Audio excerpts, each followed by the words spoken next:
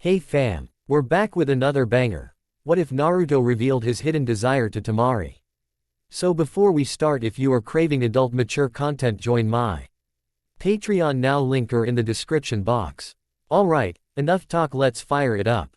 Naruto, all of 6 years young, sat on his lonely swing, by himself, again. His white shirt covered in dirt and small blood stains. Scratches and marks covered his pants and shirt. He had a small bandage across his lower chin, 3 whisker marks across each cheek that symbolize what he had contained. His sun-kissed blonde hair covered his lowered face as he stared down at the dirt and bark ground. He could hear the happy murmurs and congratulations being called out in the air. Naruto felt the jealousy peak at the sweet sounds of love and care being called to the other children. Naruto was staring at the ground, not daring to look at the newly graduated genin a few years ahead of himself being congratulated with hugs and kisses on their successes from happy parents. Don't look up, don't look up, don't look up.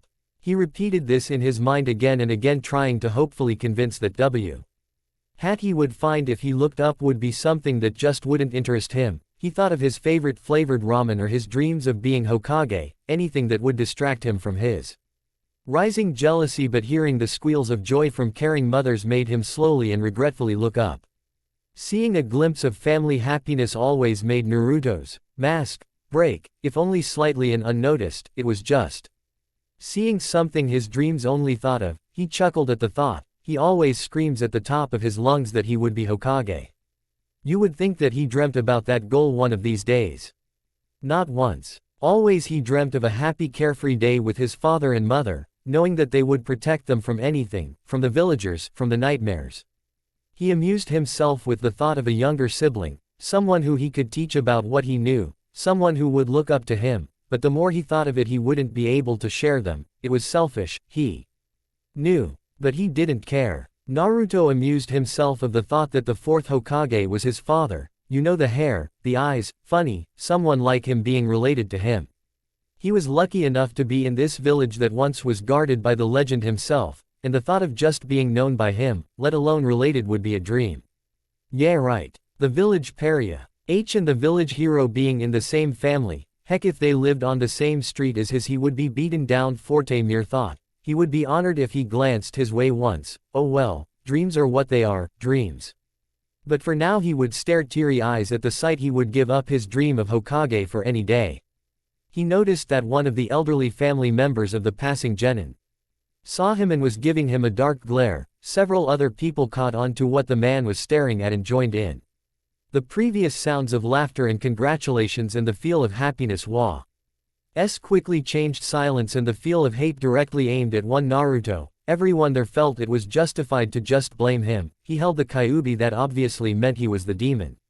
While Ryon was there, their children noticed the silence and saw that most of them were staring at that loudmouth dead last. Some of them even joined into the glares their family sent Naruto, thinking best of their parents' wisdom. Naruto felt the familiar feel of rejection and loneliness. He should have known better, to look up like that thinking he could join in their happiness. Stupid, just stupid. Naruto continued his staring contest with the ground, while hanging on his lonely swing, still feeling their stares, almost stinging his back. If he looked hard enough, he might have seen his sensei smiling evilly. Seeing all that just unfolded in front of him, a plan formed in his mind. The more he thought of it, the more it seemed to work. It was just too easy. Several hours later, the sun was setting, almost ending this dreadful day.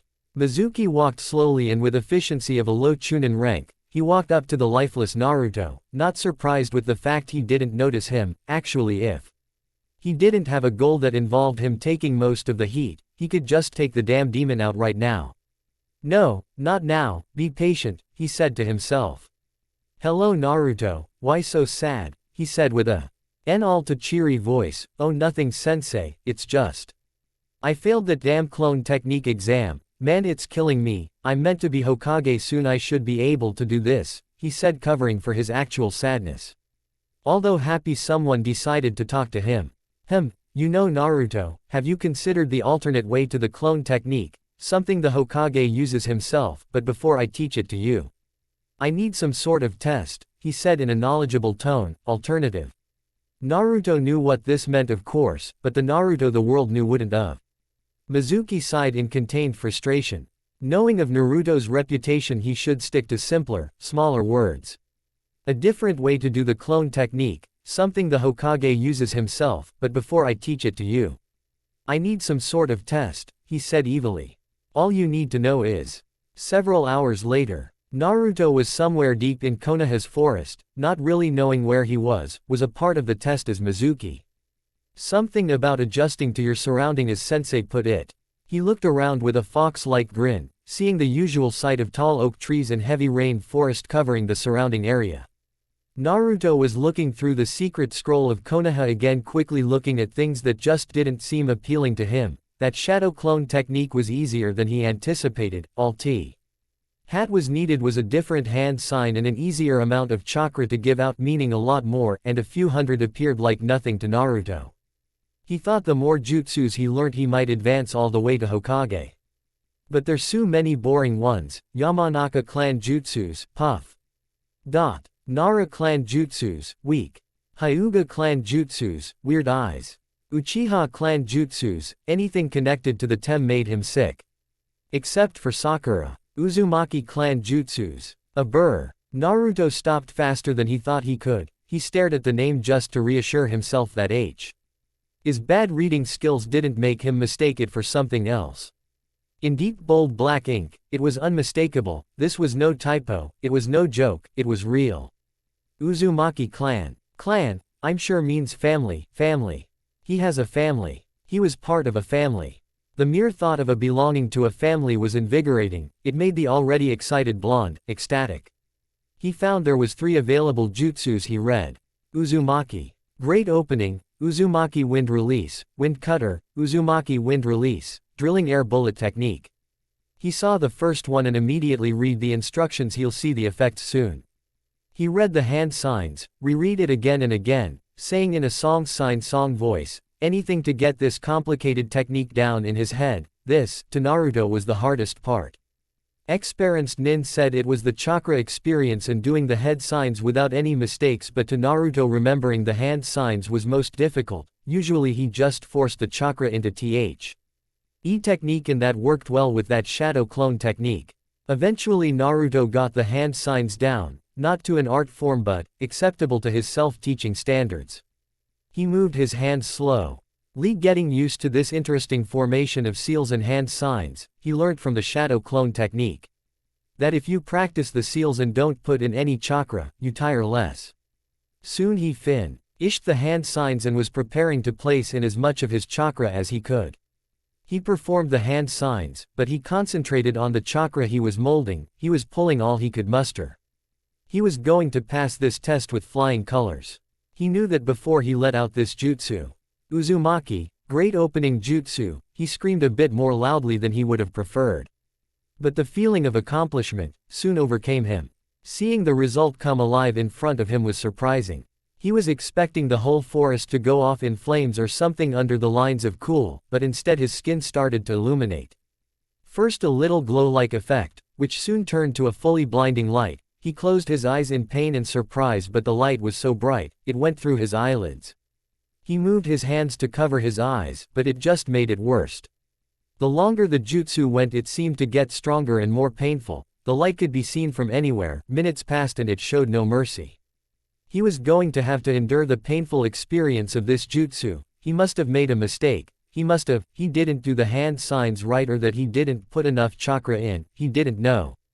But he desperately needed to. He wanted to get this down for his family's honor. Realizing he was out of chakra, he fell face first in the now bare dirt patch, in a surrounding forest of full soft grass. His luck. Couldn't even get that one jutsu down. His own clan technique. He was no Hokage. He didn't deserve his family name. With Hokage, he never felt so old before. He was staring out to the city, hoping and praying for Naruto's quick return, praying for him to be unharmed, knowing full well the intentions of most of his shinobi if they saw him outside the village walls.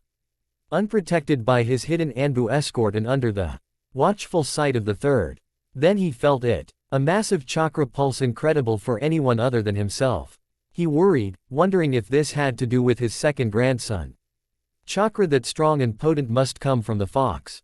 The sight of that light brought a feeling of astonishment. He knew he had chakra pools of an Anbu, but this, incredible. He then realized the effects this would have on others. He showed the reason to being a cage-level ninja and ran with chakra-enhanced legs. With Mizuki, he was worried that the light would attract someone, but he needed this. To get stronger he needed the feeling of being a superior to all. He would kill that brat too. He had no use for him. If anything, if he got caught, he would be just released if the masses found out he murdered the fox. The thought of the powerful scroll soon to be in his hands made him shiver in excitement, something about being the stronger, more superior ninja always excited him, and then he has this scroll with so many forbidden techniques. His thoughts drifted back to the light. He would have to hurry. He was strong, but an Anbu could put him in his place any day. He could always kill the brat and offer him his peace sakes. He smirked. This brat was useful even when he was soon to be dead. Naruto. Naruto, Mizuki called out softly. Sensei, I passed. ID did a very thing you saw id, he said weakly, being drained from his chakra, coughing up fits, but by pure willpower alone, he was awake, trying desperately to ignore the screaming of pain from his muscles. Naruto, do you want to know why everyone hates you? Mizuki said slowly, trying to get ready to memorize the facial expressions he was about to see, knowing full well they'll be memorable ones. Naruto wasn't expecting this question. This question had been stuck in his mind since as far back as he could remember. His muscles screamed at Naruto to close his eyes and take a small rest, but Naruto had to know, he had to. Sensei, he said, trying to say words that could explain how much he wanted to know. He rose to his feet, straining and groaning on his way. He limped 4 feet closer to Mizuki. He fell over and was on his knees and hands, looking up with tears rolling down his eyes. This was the first time he had cried in over 3. Please, he said in a whisper. Mizuki didn't answer, loving the way he was sniveling at his feet, begging. Please, he said, shouting. He tries to get up again but fell to his face, crying desperately, wanting to know why he wouldn't answer him. Mizuki couldn't play around anymore. He wanted, no needed to see the look of horror and shock displayed across his face. You hold the demon Kyuubi no Yoko, the killer of thousands. Mizuki was right. The look of horror and realization displayed across his face was memorable, but he wanted more. That's why no one loves you, that's why everyone ignores you, that's why they call you demon. You killed your own parents. You called thousands of families, children, women, innocent civilians, you killed them all, he said. To him it felt like he was just twisting the kunai deeper, opening the wound wider. And he relished in the feeling. Mizuki went for his large weapon. Naruto's body went stiff, his arms to his side, his back on the grass, staring at the beautiful night, not bothering to move. He felt nothing. He wouldn't ask for mercy. Not bothering to ask for a quick death. He deserved a slow, painful death. He was a demon, and a demon deserves no less. Mizuki had his fun. He unhooked his Gion T shuriken and got in a throwing position. Let me finish you, demon, he said, smirking. Naruto didn't move when he heard him say this. He didn't move when he heard the shuriken fly loose in the air. The only thing he noticed was that he broke his first ever nindo. Never cry. Mizuki saw that death was near for the demon, until a simple kunai stopped it in its tracks. He saw the third Hokage seat. Feeling the killing intention made him feel like he needed to end this. He reached around, trying to end his life. The third threw a kunai, aimed for his jugular. He wanted him to bleed. When the third removed the key and Mizuki started to think rationally, realizing he didn't want to die, he tried to avoid the kunai, but he was too late. Mizuki fell to the ground a meter away from the secret scroll. Blood flowing freely from his open neck, but he needed his power. He crawled with all his might and reached for the scroll, but he died before touching the scroll. The third moved to Naruto's side. From a distance he could hear mumbling. The closer he got, the more he could understand, and the sadder he got. That's why, everyone hates me, he said with a sad expression on his face. He moved to his side. He was going to comfort him, but his now life-filled eyes were dead. It startled and scared him. He picked him up with the tears falling down his cheeks. Somewhere unknown, the elderly man felt a stinging pain coming from his tattoo. He stared at the color and concentrated on how it felt, the deep orange glow that did not fade but glowed. He didn't know how or it was happening, but the tattoo only reacts to one thing. Boy, he screamed out. A young servant came to his call. Yes, Kenji-sama, he asked politely, with a bowed head, nothing but respect for a person such as him. Send for the council. A meeting in 10 minutes, anyone late will be severely punished, he damned his unreliable and aging council. This was important. Very important. This was his grandson. 1 month later, a man showing his age proudly with his long white hair reaching to his far back, long goatee, deep green eyes and tanned wrinkled skin, an arm-long samurai kanata, and wearing a white and blue version of the Hokage uniform, without the hat. Kenji Uzumaki, one of the greatest Uzumakis since their birth in Whirlpool Country centuries ago. Konoha always thought they were the best, being the largest country. Having the most bloodlines, winning the most wars, complete arrogance. Whirlpool was a small country, so they assume we were weak in numbers, we have very few blood lines, so they assume we have no great ninja. Oh, how wrong they are, my friend. He respected Sarutobi the most, but as of now, only as a ninja and a ninja only. He personally fought the Sannin and wasn't that impressed. He wasn't impressed by the fact that they took on Hanzo by themselves. He wasn't that strong. A Kage yes, but a legend like Kenji or Hiruzen, definitely not. Only that Jiraiya stood out to him. Sure that Pale One was gifted, and that Tsunade was definitely the most gifted healer he has ever seen, and as soon as his diplomats heard of her suggestion of a healer in every squad, they were the first to take on this new procedure. It was just something about those sage powers that made him a force to be reckoned with. But their teamwork was impressive, nothing compared to that Ino Cho Shika team. He found them mostly underrated being compared to the Sannin.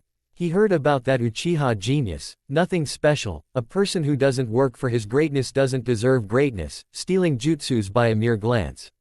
The thought sickens him. The one person that he respected as a person and a ninja, was the legendary White Fang Tsukumo Hatake. He believed in comrades before the mission. A nindo he took to his unfortunate suicide, damn that village, forcing him into depression. And then there was the fourth Hokage. He always opposed his daughter's relationship with that Minato fellow. He was a pleasant man. And a decent fighter. Sure, he could have easily taken him in his prime, but he was in his late 50s during their friendly spar. He just couldn't get over the fact he was from that country. He led it to a respectable level, if only for a small time, but still their attitude never changed after being so close to death's door. They still thought Whirlpool was weaker than themselves. That arrogant village. He wouldn't admit this to anyone, but he saw him as one of the greatest fighters he ever fought, and that is a compliment. He found him on the level of Sarutobi Hatake. He didn't have the chakra control and diverse range of justice like Sarutobi, or the athleticism and creativity of Tsukumo, but he had one thing over them all: speed. That bloodline of his was spectacular. He had to forget all about his few good times here at Konoha. He knew the truth and where his best friend loyalties are. This country was a corrupt one. This will be his last visit to his soon-ending life. Remembering his first meeting with the bastard, at the alleyway, on his way to his first Chunin exam. He remembers the years of bonding and friendship they shared, being the best man at their weddings. Going together to his daughter's wedding, they were great friends. Ruined by the fox, he remembered he never lied to him and he said the same to him. And to go as far as to lie about Naruto right to his face. To his own family, that just angered him to the core. He was nearing the main gates, his personal bodyguards of 65 men each suppressing their chakra dangerously effectively. He knew that he wasn't going to pull anything right now, but the way he saw that Hokage Mountain made him feel anger at unspeakable levels, hoping at least they would be able to hold him back. On that mountain was a childhood friend that lied to him about his grandson's well-being, and right next to him was a man who said he could protect his kin from anything. He signaled for the men to get into 4 lines. They moved without question, moving silently, always holding on to their katanas, ready for anything to happen. They were soon stopped by Anbu, best count 60, all armed to the teeth.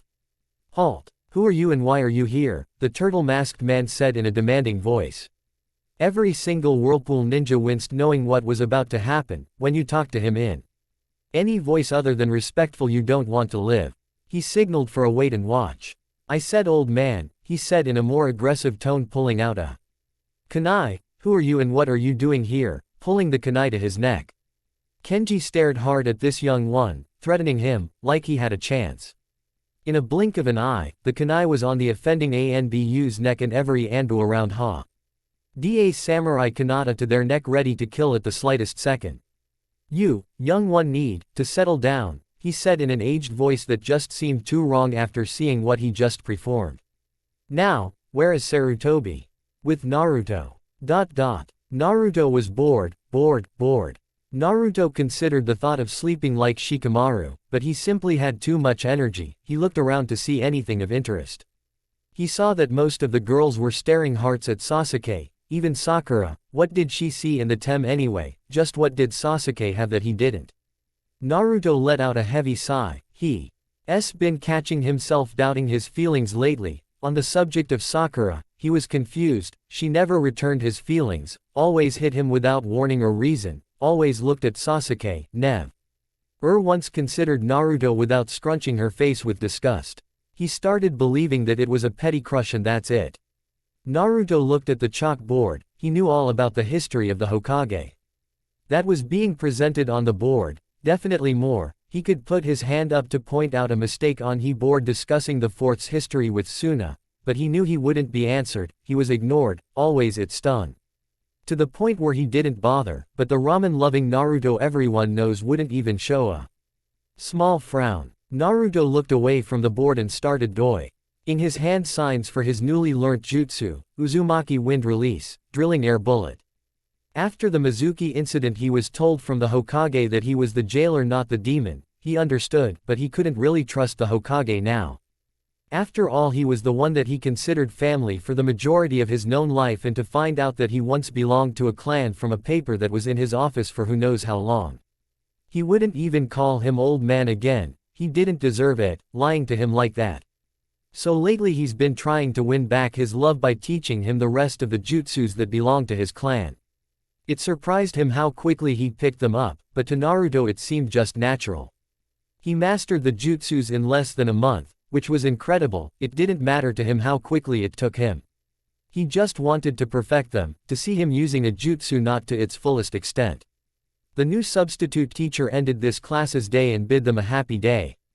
Naruto moved last, trying to ignore the heavy glare that was sent his way by the new teacher. He moved through the hallways fairly quickly and sat on his lonely swing, and sat there for a while, trying not to look up and failing again.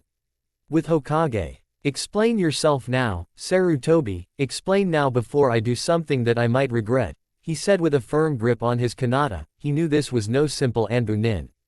This was his former childhood friend and rival, the professor, but both he and Hiruzen knew that they were equally matched. All throughout their known lives of each other they were equally matched. It was always their goal to outdo the other, but neither could make that leap. Please Kenji, don't do this. You deserve every right to be angry right now, but first you need to calm down.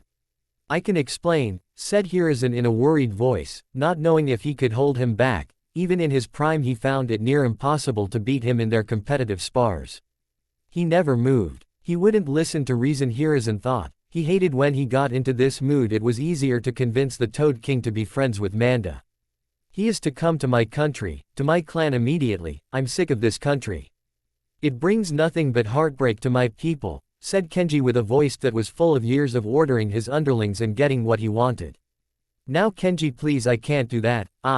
First you tell me that my daughter had disappeared after her birth, and then you tell me that my grandchild had died in the middle of the sealing process, and I have to find out 7 years later that he lived through my seal, and you dare even consider denying me, he said, cutting off the third, fury growing in each of his words, and a small sweat grew in the back of the Hokage's neck.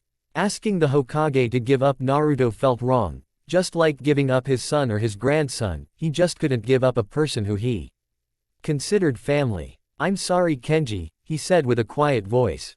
Looking further away from Kenji, knowing what would happen, it would be like giving up my own family. I just can't betray Minato's wish, he said, finally looking directly into his eyes. Seeing the betrayed, hurt look made him budge slightly.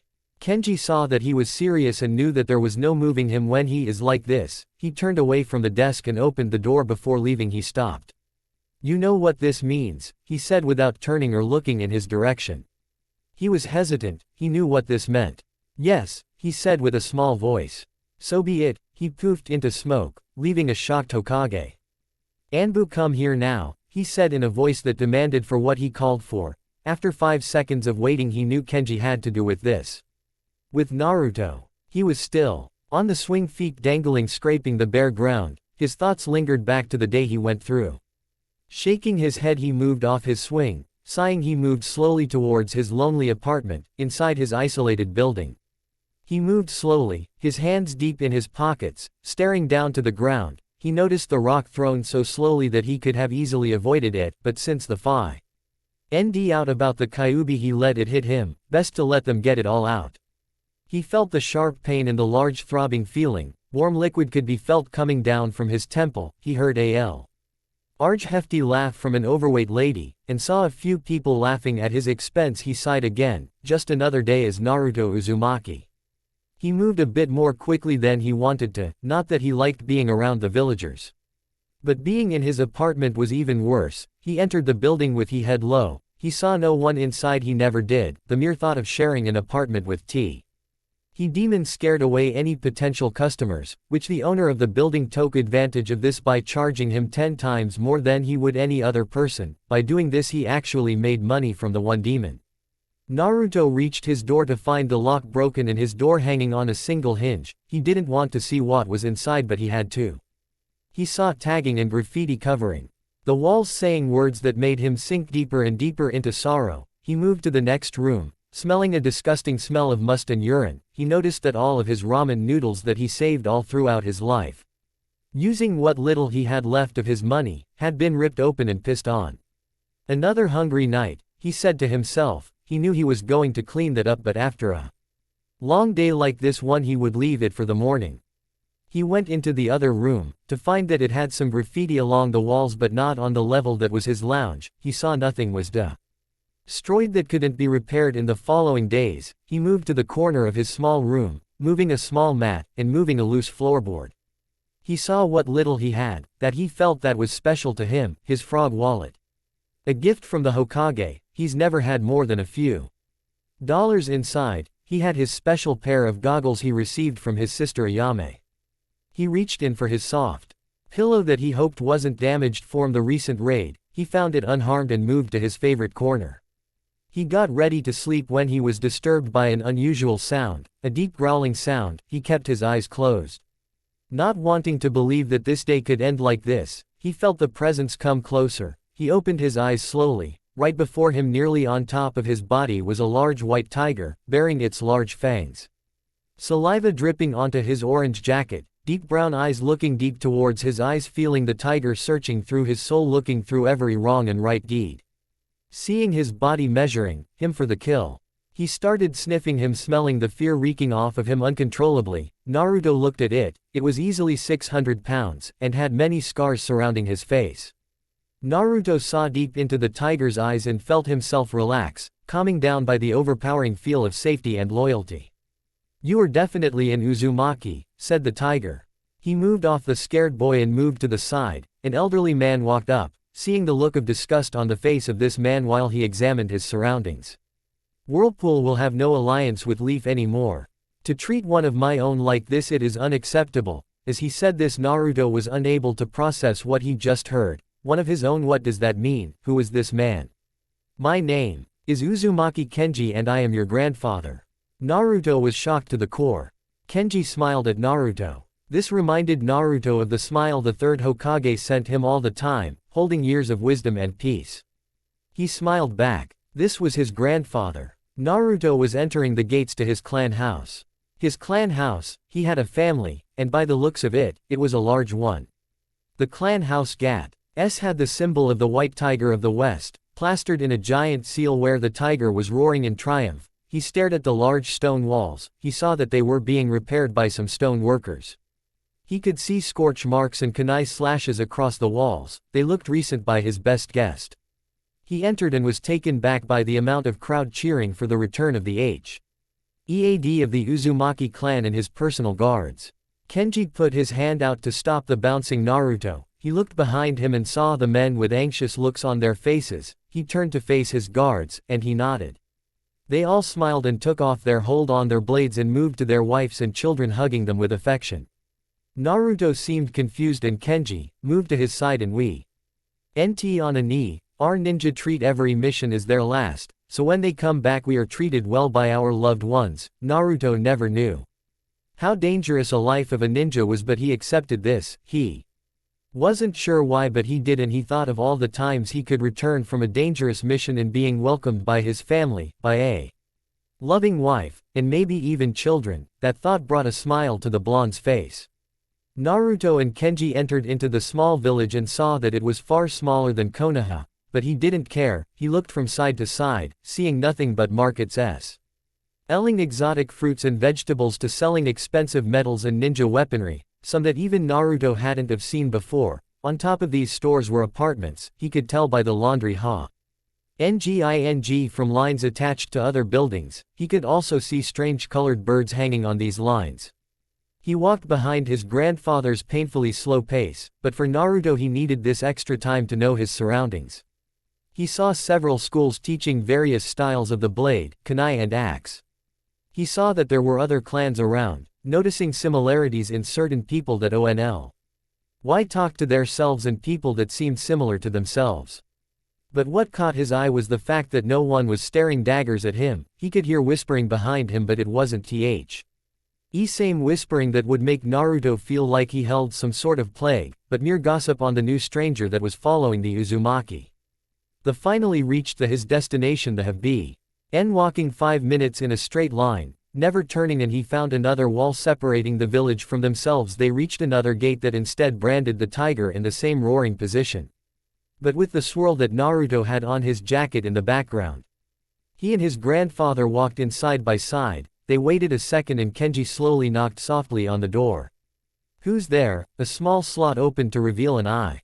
Kenji didn't even speak. The eye saw who he spoke to. "Oh, sorry sir. Open the gates," he said in an apologetic tone, then to the familiar loud voice.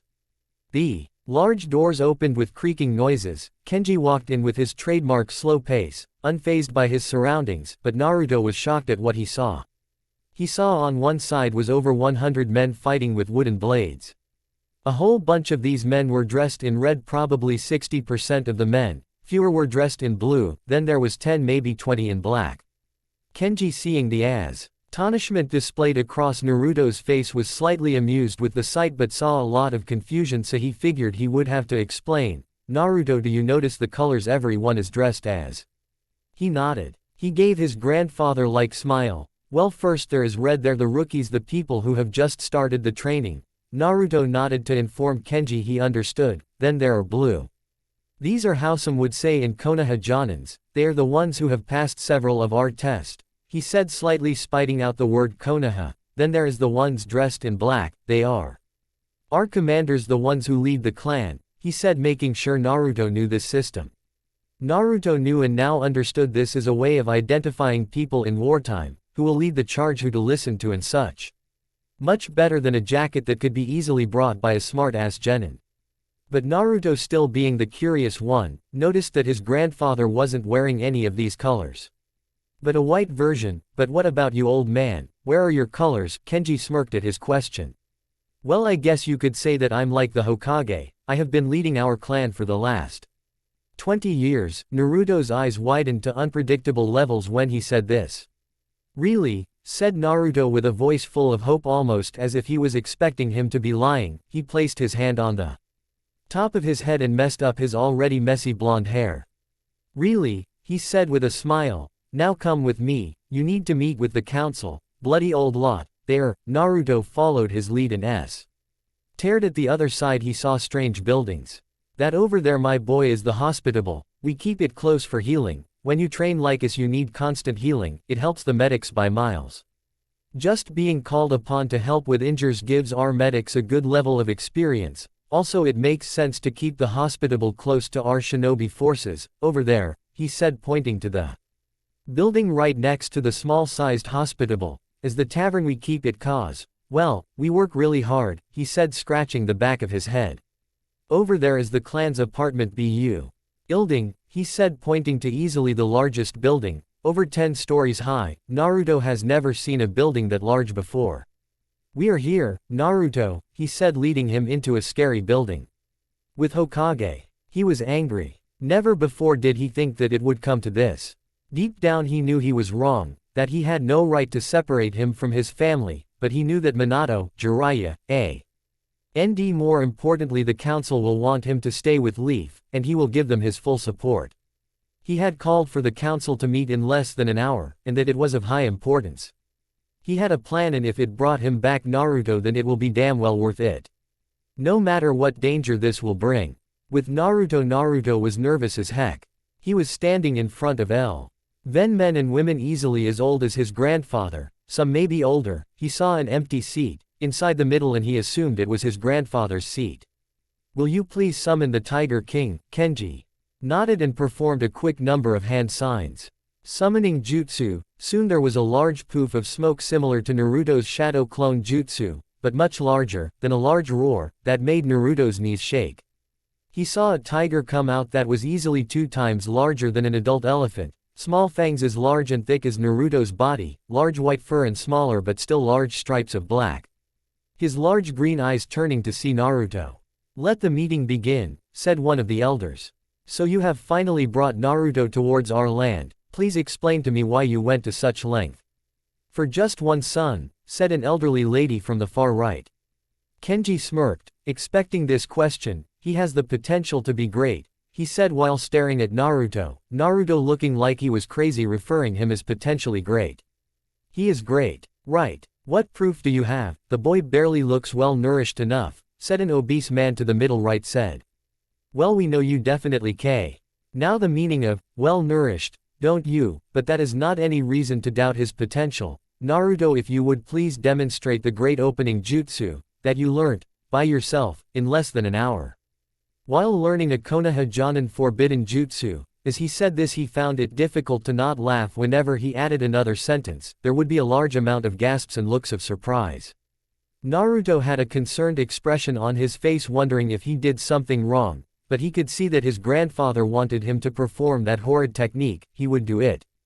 But he wouldn't like it. He sighed. Learning a jutsu like this was just troublesome. He placed his hands together and moved with speed impressive for a 7-year-old. Chakra was visible at this point, which made some council members rise from their seats. Then the light formed. The same light as before, just as painful as before, but he wouldn't cry out in pain as he did before. He would hold it. He would show his grandfather that he was worthy to be an Uzumaki, to be a ninja. He would show his potential. With Sarutobi. "I know all of you don't care for him, but he is a member of Konoha. For people to just come in and steal our soon-to-be genin is unacceptable," he said, banging his hand on the table at the last part, shocking the council members. "We can understand your anger, Hokage, but we find that using an ambush squad for something as small as this citizen would be a waste of personnel and resources," said Homura with a small glint. Sarutobi knew why he was against Naruto. He lost his pregnant wife to the Nine Tails. He was against Naruto from day one. "I agree with Homura, using an entire squad of Anbu to pick up one child, now I can understand why. With his special problem, but it is better to leave him to his own devices. He left on his own accord, he left willingly." Kaharu pleaded her case and some of the council saw reason to her words. Danzo on the other hand was seething. The chance of having the perfect weapon was upon us when the fox was sealed into Naruto. Never before was there a perfect ninja, a perfect tool, but to Danzo there as a chance that it could be achieved with Naruto, the first perfect ninja. The thought made goosebumps all over his body, and then he goes and denies him access to him. He could handle that. He could influence his teachers and make him suffer more, then led him to his safe arms for guidance and teaching, but now he was with his damn grandfather. Kenji Uzumaki. Danzo hated this man through every fiber of his being. He was as strong or if not stronger than Sarutobi, but most of all he was a leader, a trainer, and no matter how much hated saying this, he was the best at both of those categories. He nauseous to make Jonin level ninjas in less than what it takes for our system to make a Chunin, and worst of all he couldn't get any information on their teaching styles, how their system ranked, nothing. And now they stole his Jinchuriki and he knew that he couldn't get him back without force. "I believe in what the Hokage says. For a diplomat to come here and in less than an hour steal a child, a soon-to-be genin no less. We must send a diplomat and demand that he be returned. It's only Whirlpool," said Danzo, hoping to convince this seemingly clueless council. The Nara clan leader stood, Danzo and the Hokage concern raised. Everyone in the village knew that the Nara clan was famous for their low energy, angry woman, a trademark word, but most of all their brilliance, their on-the-spot strategies. If it wasn't for their low levels of chakra and low commitment to being ninja, they would be the most sought-out ninja. But what wasn't known was that for a clan leader to be decided was a test of leadership and most of all intelligence. So when a Nara spoke, you expected whatever he said was to be of the utmost logical and maybe a few of those trademark words. But when a Nara clan leader spoke during a council meeting of an issue of the utmost of importance, you know that their decision is most likely the most reasonable or logical, as the Aburame would say. I find no reason for our entire village to go to war over a small incident that involves a child being taken. Granted, I know that this is highly offensive to just come in and kidnap one of our own, but the boy is an orphan. I have seen a reaction like this since the kidnapping of Hyuga Hinata, and we all know the reasons for that. The Hokage cursed his intelligence and the Naras. When the Naras spoke like this, the Yamenkas, Aburame and Akamichi usually followed. That was over half the ninja clans. Danzo was about to slam his usable arm on the table, but the third beat him to it. So are you saying that just because Naruto is an orphan and holds the nine-tailed fox, that his kidnapping is some sort of blessing? He said, shouting the last few words. No one dare spoke at this time. Everyone knew about his close relationship with the demon boy. The fact that he dare look at the boy made confusion to the average villager and shinobi. More intelligent ones thought he was simply honoring the fourth's wish. The Hokage's reason was simple. He just wasn't the demon. Plain and simple. He gave out a heavy sigh, knew where this meeting was leading to. Hokage, we your advisors are concerned that you are letting your feelings get in the way of deciding something that could in the end harm us as a village, said Kaharu defensively, hoping not to offend the angered Kage. He let out a sigh he was holding on to. He knew it would come to this. He just wished that they would have listened to him in the first place. Raven, an Anbu member, came out with a file in his hands. He handed the file to him without signal or order. Danzo looked suspiciously towards this. Something was going to happen. He didn't expect something like this. So be it. He held a small file. It had about 5 or so pages. He threw it towards the middle of the large desk. Several council members went to grab the documents. Inside those documents is the fourth's will, his marriage certificate to Kushina Uzumaki, signed by Mijiraya and Kakashi, death certificate signed by the council, and his confirmed birth certificate to R. Namikaze Uzumaki Naruto. With Naruto was outside the elder's room pressing both his index fingers together. Wondering if he had done something wrong, he remembered seeing the surprised looks the elders gave him. He almost a millisecond away from giving his foxy smile and pointing a thumbs up, but something about being by his grandfather had slowed down the blonde. Being around his grandfather felt new. Being by family has brought him a strange feeling of warmth and safety that was only GHT by his earlier relationship with the Hokage. He loved this feeling. There was shouting in his room. He could make out his name. Demon, honor, Kushina. There was silence, and from the creaking door came his grandfather, with an angry look on his face. Naruto must have done something. Come Naruto now, he said in an almost shout. Towards Naruto he moved, hoping for a small punishment for whatever he had mistakenly done. Kenji noticed the hesitance and fear coming off of his young grandson. Realizing he had yelled, he had instantly regretted it, but this would seem interesting. After years alone and now for only a few days being by a family and being yelled at by a loved one, he needed to see how he would react. They traveled to the far end of where the men were training. Naruto was watching these men in fascination, seeing how gracefully the move was breathtaking. Kenji held 2 wooden blades. He threw one to Naruto, who missed the wooden blade and let it drop to his head. Hey, what was that for? Said Naruto while rubbing his head. We have a lot of work to do, he said, more to himself, shaking his head. Naruto hit himself mentally, making a bad first impression like that. He held the sword straight with as much strength as he could. It was very light, but he knew that the real thing would be heavy. Kenji saw the determination in his eye, almost saying, test me. He loved that look. It reminded him of his daughter. His daughter. He knew that his mother would eventually enter the picture, but that was a bridge to cross when they came upon it. Now first he needed to teach this boy discipline. He needed this boy to be strong, to be quick. As he watched, he called out for a fighter, a gifted one. Haru, he called out, not knowing where he was but knowing he was there. Master Uzumaki, called Haru from a distance. He ran with speed. He wore the red uniform for beginners, had brown hair that went to the back of his neck and had strange gray eyes. He went on one knee and had his face lowered to the ground. Yes, Master Uzumaki, what can I do for you? He said, slightly panting. I need you to help me initiate this new candidate for Uzumaki training, he sighed, while moving his body to present his grandson. Of course, sir, but don't you think he's a bit old to begin training this newcomer? He said with hesitation in his voice. Yes, he didn't start when he is 4 like the rest of your year, but you will come to learn that he is a genius in the making, said Kenji with a grandfather smile to both shocked-looking boys. Learning that he was a genius made himself skeptical about this newcomer. The look of him made him doubt that he was anything but an idiot. That large orange-white jacket must be some ruse to fool anyone into believing him smart. Well, Haru had just figured him out.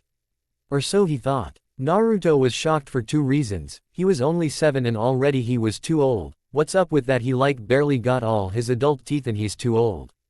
And then his strange grandfather goes off and calls him a genius, a genius. Whenever he heard that expression he always assumed it was directed at the Sasuke, but his grandfather calls him one. He was the dead last, the Dobi. The demon kid. How was he some genius? He originally thought it would be cool to be called a genius. He was wrong. It didn't feel cool, more like wrong. It felt wrong, it seemed wrong. It was just wrong. Now here is a basic form, it's called the Orange Tiger, said Kenji, demonstrating with his 2 feet separated and his head high, his arms above his chest holding the sword with both hands in the middle of his body. This allows you a good sense of movement and feel, a great balance of offense and defense, he said while showing him strikes and parries. Naruto had a basic knowledge of what he had to do, but he was still worried. He looked over towards his grandfather. He gave him a smile. He felt some of his confidence return and placed all his strength into his form. Begin. Seeing that neither of them moved, they waited. Haru watched with a smirk, knowing this was all a ploy. Seeing Naruto nervous was a sight. He felt the need to begin, so he ran towards his foe. When he ran, he lost all memory of parries and strikes as he threw a clumsy strike which Haru met with equal strength and a surprised look. He twisted his enemy's sword and threw it a few meters away. Naruto cursed himself. And Haru took this opportunity and landed a strong blow to his stomach. Naruto felt immense pain. He barely heard a halt as he went to his knees and coughed blood. Everyone, including his grandfather, thought that it was too much for a new young candidate. Naruto lifted himself up again, went for his blade and got into his form again. Remember to keep your eyes up and move your arms faster to parry, suggested his grandfather. Naruto nodded, feeling sick and winded after that blow. Begin, said his grandfather. Naruto ran straight ahead with no hesitation. He went for a strike less clumsy and more accurate, but Haru met his strike and moved to slash at his stomach again. Naruto moved quickly, blocking the strike but incidentally leaving his left shoulder open. He dropped his sword again, grabbing his left shoulder and hearing a halt. He breathed in and out slowly, helping the pain, a small bit of blood from where he was hit. He picked up his blade that was next to his leg. He raised himself with help from his arm and got into the Orange Tiger form. Naruto, remember to use more parries, met offense with defensive, not offense with offense, said Kenji. Naruto nodded again. Kenji looked towards Haru. He nodded. Begin. Naruto launched again, throwing a mid-section cut that almost met. Until Haru moved away, Haru swiped with his blade towards Naruto's neck. He ducked. Naruto did a uppercut move with his sword, but Haru moved back. A small crowd had gathered, mainly blue-uniformed men taking a break from their spar, all impressed with the newcomer's quick learning and fast thinking. Some were taking small bets on how long it would take him till he loses to the obviously more experienced fighter. For the next 4 hours Naruto was beaten down by his opponent, yet he would rise again, always surprising the slowly growing crowd, cheering and booing at Naruto to stay down so to make their winnings. Naruto pulled his body up, his entire body ached. Every muscle screamed and burned. The injuries of Haru's blows were slowly pulling Naruto from subconscious. He was seeing black spots appear here and there in his vision, and with the Kyuubi taking away near all his chakra. Naruto was running on pure will and adrenaline. he knew he was learning more from this one session than his entire life. Naruto was on his last leg, this was his last. Haru had never been so tired. He has never fought so long, yet whenever he saw this Naruto rise after defeat, he felt the need to match him to show that he could be a genius as well. He hadn't taken that many hits. But the stamina this one had was amazing, truly breathtaking. He felt that he was on his last rope and readied himself for the final match. This boy is truly a genius, thought Haru, only a few hours into this style, yet he had the main basics of Orange Tiger, truly amazing. This boy was very surprising. Kenji saw the look in the eyes of both of these boys seeing their effort rise. Seeing this, he could see the look he had when he first met Sarutobi, when Uchiha met Senji, when Hyuga met Sato. He could see a legendary rivalry rise and start today. He knew that each of these boys could easily make cage level. They had the commitment, heritage, and most importantly an important trait, a hard worker. Only a person who would work to be the best would ever replace him as clan leader. He saw that these boys could do it. He heard silence from this large crowd that gathered over the hours. He saw that the sun was setting. He could feel the air going cold, chilly, almost as if the gods felt the tension that was this somewhat friendly opening spar. He spoke with a clear voice, after checking that both were ready. Begin. Both moved with speed they never reached before, both holding their swords with perfect forms.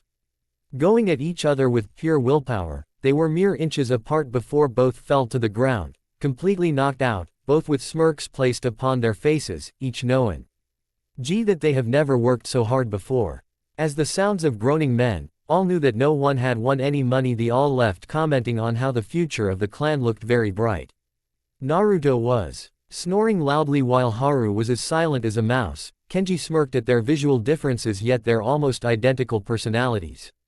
He chuckled to himself silently while picking up both boys and taking them to the hospital. The future was bright indeed. With Hokage, he needed a drink. Never before had he needed a drink. 20 years sober, and yet this one issue has brought so much grief and chaos that he just needed a strong sake. When he revealed Naruto's heritage, he hoped that the council would keep it secret. Only 3 days later had the news traveled so far that Iwa had found out and has announced war with Whirlpool, demanding that they give Naruto over. He hadn't hoped for open war again, but if they lose enough battles they could possibly turn to Konoha for protection. Only then will his plans fold out. He heard from his border patrols that Tsunade was coming to Leaf. Hiruzen was confused with this but concerned nonetheless. He sighed, rubbing the temples on the side of his head while sitting on his comfortable chair. He moved his hat off the table and started on his paperwork. He stared at the paperwork as hard as he could. In his imagination it was starting to slowly burn. He heard the familiar sound of a shunshin and he was welcomed with the sight of an unharmed messy pile of paperwork. He looked over the mountain called Mount Paperwork to see an angry Jiraiya staring daggers at the third. He sighed. Never before had he needed a drink of sake like now. Sarutobi-sensei, please tell me what has happened with Naruto. I want the truth. I can't believe what I am hearing from my spy network, he said with his unusually serious voice. He had him taken Jiraiya, not even an hour after talking to me, right under my nose, said the Hokage. Do you know what you have started? Hiruzen, he said with his voice raised. Iwa is calling for his blood. They're asking for alliances with Sound and Kumo. Do you know what could happen? Said Jiraiya with his voice raising. Sarutobi knew what could happen. A great shinobi war, started over your selfish reasons, he said, regaining control over his self. He turned his back to his former sensei. I'm going to Whirlpool. I'm going to train that boy. Not to be great like I did his father, he said with his back to the third and his head slightly turned, but because of your selfish reasons, but to make him strong enough to protect himself. He started walking off. I'm turning my back to this horrible village, a small shell of its former self, he said, leaving knowing he wouldn't see his former father figure for hopefully a long time. Outside of the Uzumaki clan house, she walked towards the large gate, knowing she could easily destroy this small piece of wood but knowing she had to be quiet. She wore only black, keeping herself quiet and unnoticed. She moved from building to building knowing this city like the back of her hand. She got over the wall easily, too easy she thought to herself. She moved to the hospital. Avoiding the night shift guards and nurses constantly checking the sick and injured, she moved with quickness, only leaving a small flash of red being left whenever she passed. She made it to the room, opening the door. Not to alert the occupants, who were heavily knocked out after their fight of their life, but the guards who were meant to be watching over them. She remembered seeing her son for the first time. A warmth like never before engulfed her uncontrollably. She remembered every detail of her newborn, a small patch of blonde hair in her facial. Details she could notice even at this early age. Then his eyes opened, revealing the eyes of her husband. She was a mother and she couldn't have been happier not remembering the situation that was about to happen.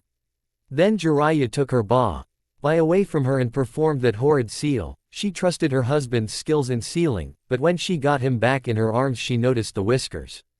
She knew it wasn't a problem, he wasn't the demon. Then her baby went up in chakra, a tail sprouting made of full chakra. She screamed and left her son crying from the loss of the warmth of her mother. She held a small knife made of jade, the only material that could kill a demon. She will free her baby's soul.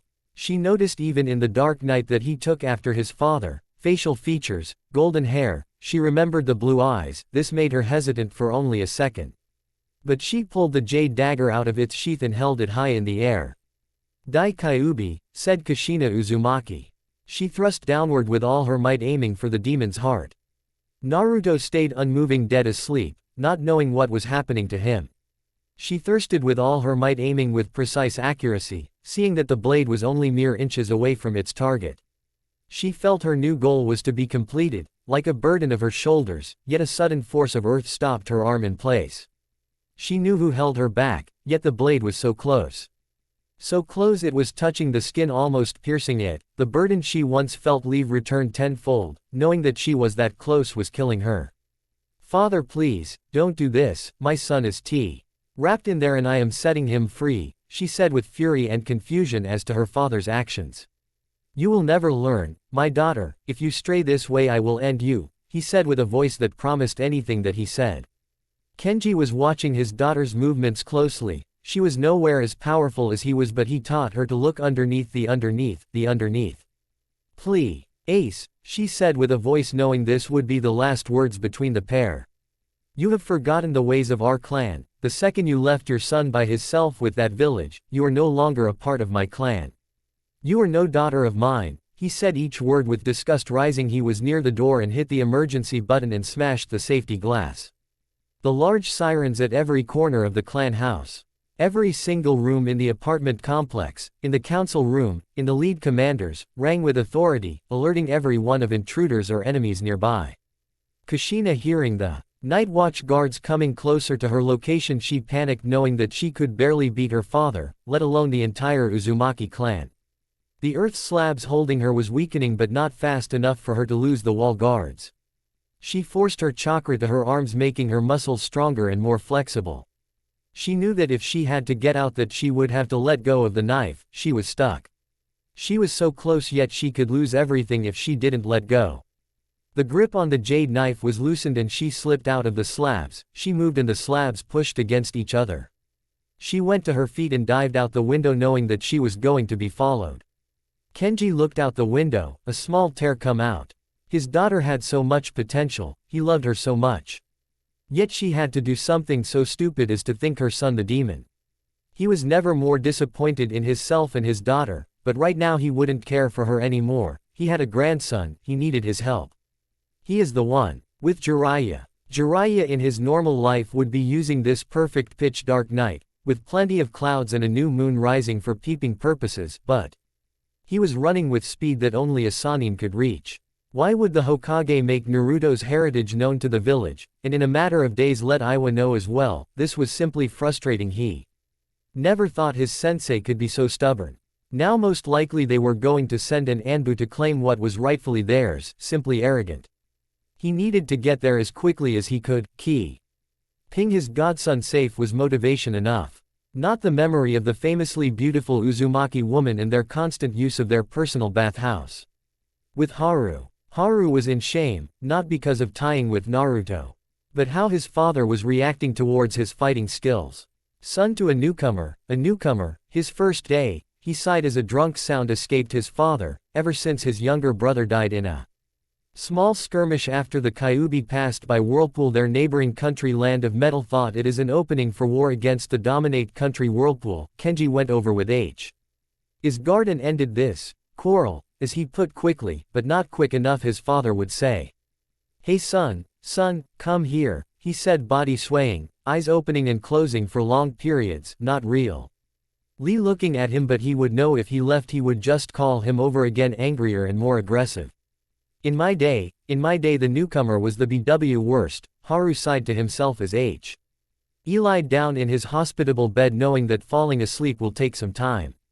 1 month later. Kenji was amazed at Naruto's progress, just positively amazed. His grandson was a surprising one. He was only a month into his first year's training and he was excelling at his sword and ninjutsu techniques, and the Haru boy has improved by leaps and bounds. Their instructors have concerns over their heavy rivalry, saying that they are constantly sparring, arguing, challenging the other. It was confusing the instructors, but Kenji saw how they reacted to the other.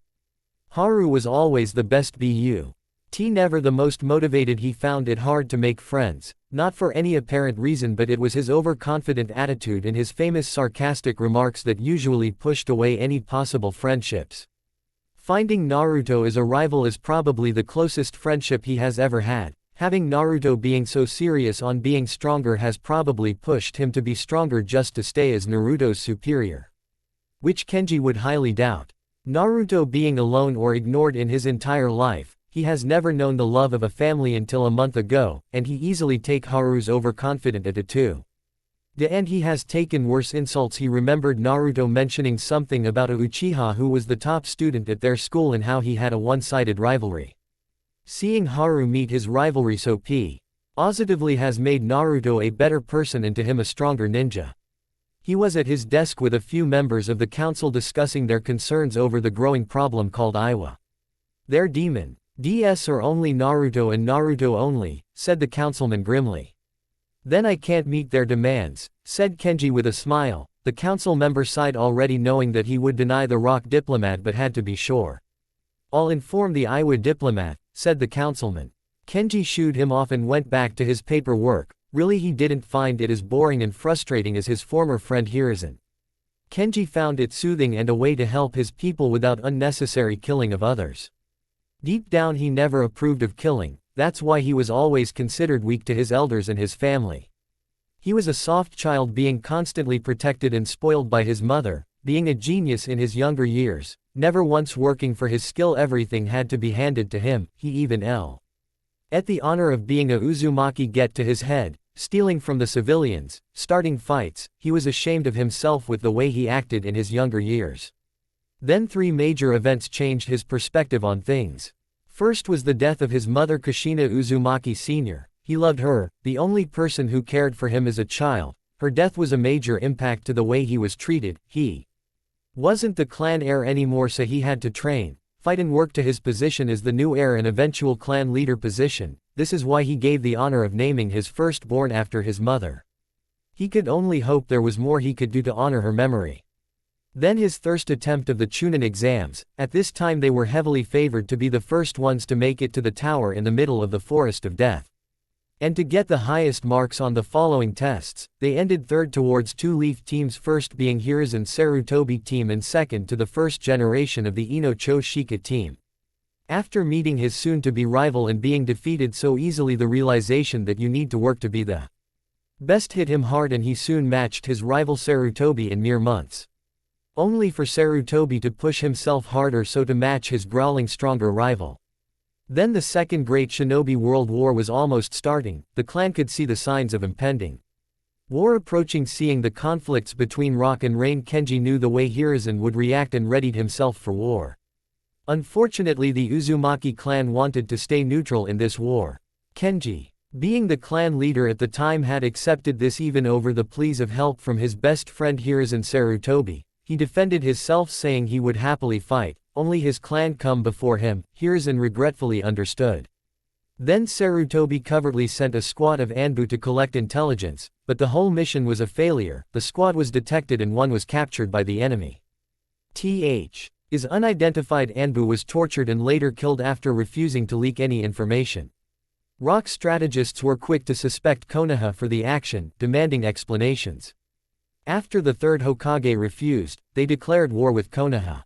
Suna, an ally of Konoha, was quick to mobilize their military forces and declared war on Iwa, claiming that they kidnapped the third Kazekage who had disappeared a year earlier.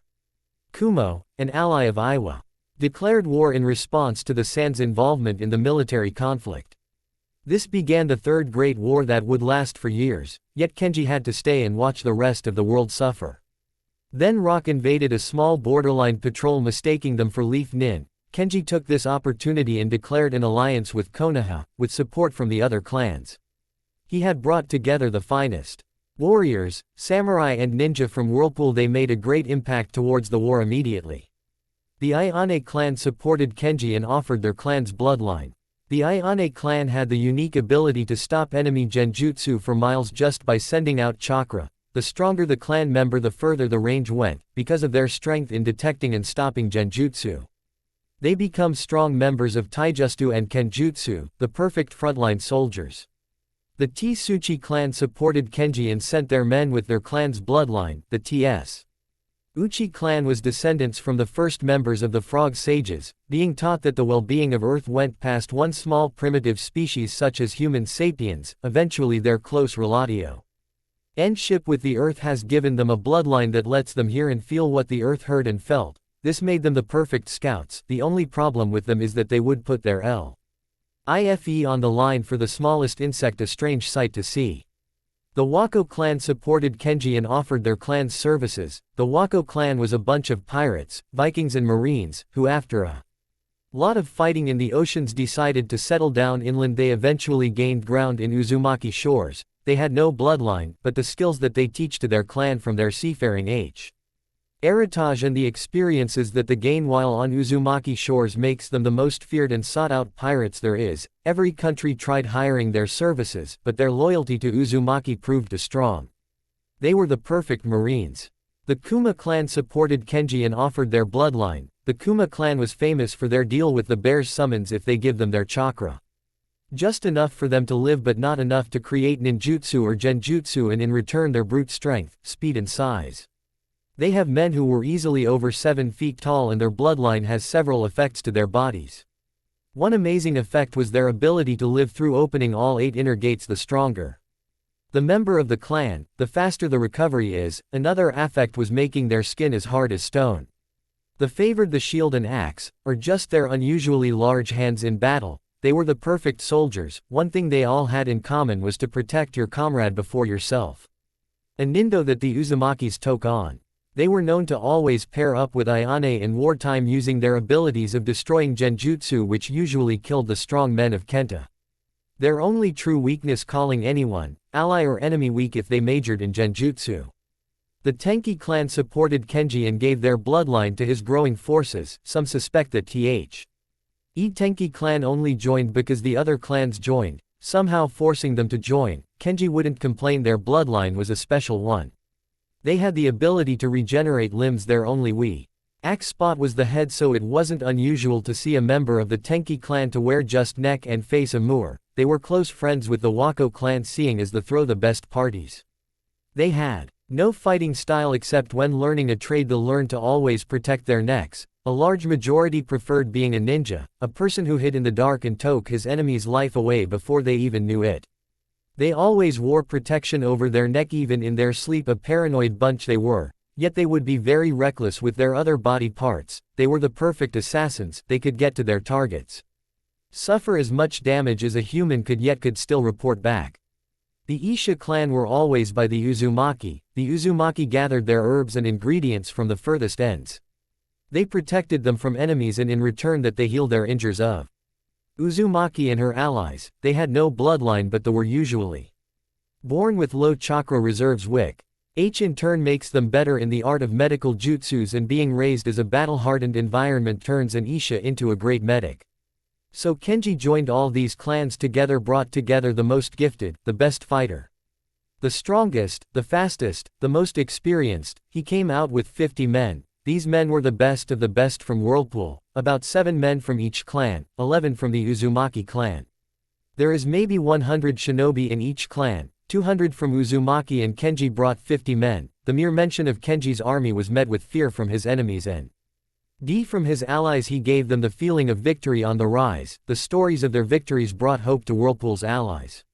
He arrived in Konoha welcomed like champions from the villagers, Inly cause of the large amount of bloodlines in this small group of Whirlpool nins or the fact that they were a silver lining in this growingly dark cloud of a war. Kenji frowned at the actions of Konoha.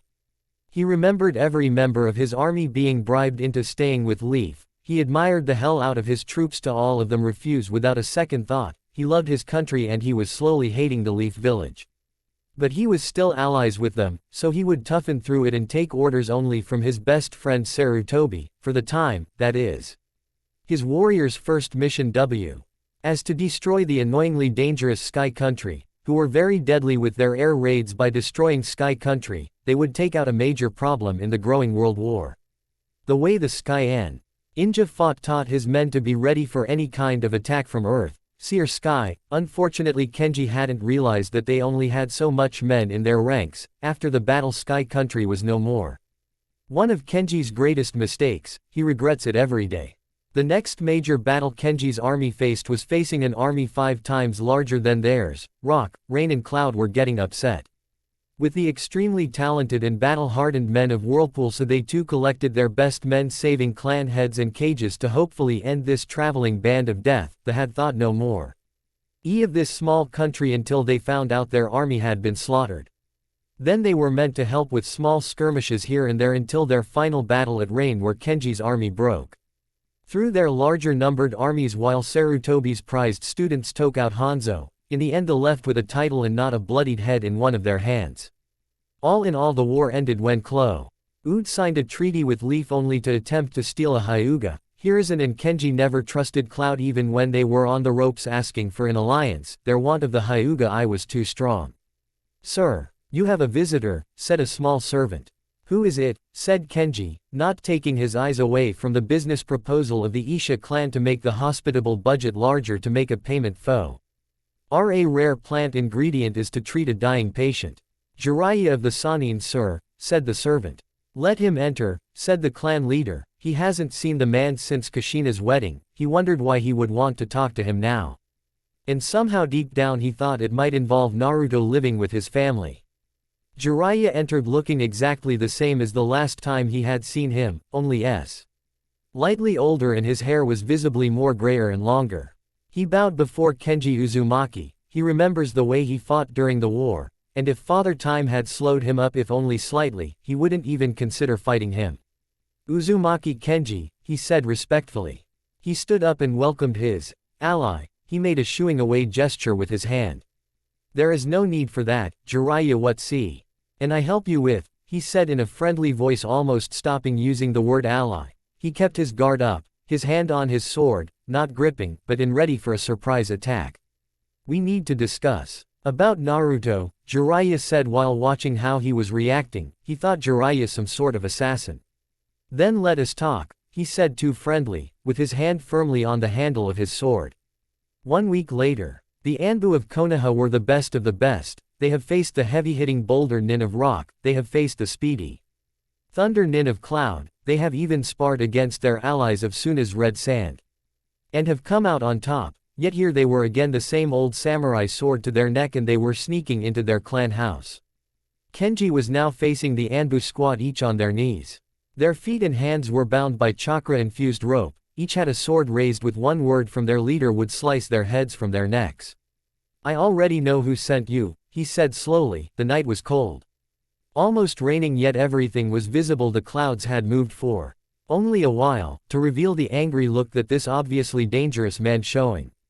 "I Alred. Why know why you were sent here for," he said. It was now raining, growing harder and faster, almost pouring down. Everything and everyone was still visible as the clouds had moved, yet the full moon was shining down on this small clan village.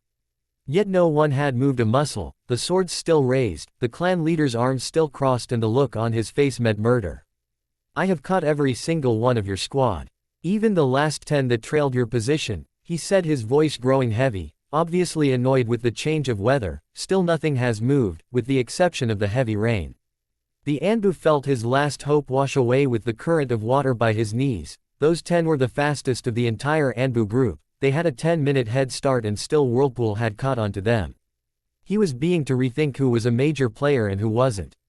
If it's a war Konoha wants, it a war he will get. He raised his arm to signify the end of these annoying Anbu operatives.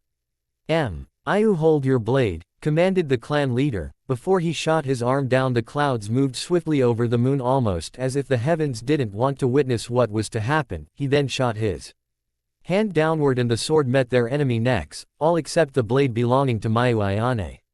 They all went out without a sound uttered. The men holding their swords in a downward slice moved our swords to clean the dark blood and place them in their personal sheaths.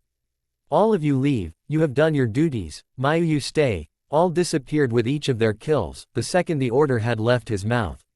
Now all that remained was the Ayane girl and the surviving Anbu. Mayu, I need you to send a message to Konoha. He handed the girl a scroll that was hidden in his sleeve. He handed it to her. She raised her arms to receive the message and kept her head low, showing respect towards the country leader. Yes sir, and this man here, she said respectfully, keeping her eyes low. Let him loose. He knows he can't reach his mission goal, and he is professional enough to not let a grudge get a hold of him, aren't you? He said, talking to the Anbu operative. He didn't answer, but he really didn't care for an answer, knowing what has heard and saw will soon be in the hands of his former best friend in a document saying how his best Anbu lost to Whirlpool. With Jiraiya. Jiraiya was watching the murder of 20 Anbu operatives through the water-stained glass. He was extremely happy to not watch the murder clearly through the darkness, but still the knowledge of their deaths lingered in his mind. The preservation of his new student was now becoming more important than he thought he would. His peeping has decreased, not drastically, but still has decreased, not because of his growing affection for this lovable boy, but because of his arrival has convinced the owners of the public baths to hire the Ayane clan to keep a member present at all times to destroy the strong genjutsu the pervert uses to peep. But the kid has shown some promise. He is learning on a rate that is matching his father when he was teaching him, yet his fiery attitude and his quick learning of kenjutsu is teaching the boy to be more disciplined. He knew he wouldn't be able to teach an undisciplined child, it was too much work. The boy was loud, stubborn, learning from square one at a far too old age, hasn't learnt the basics.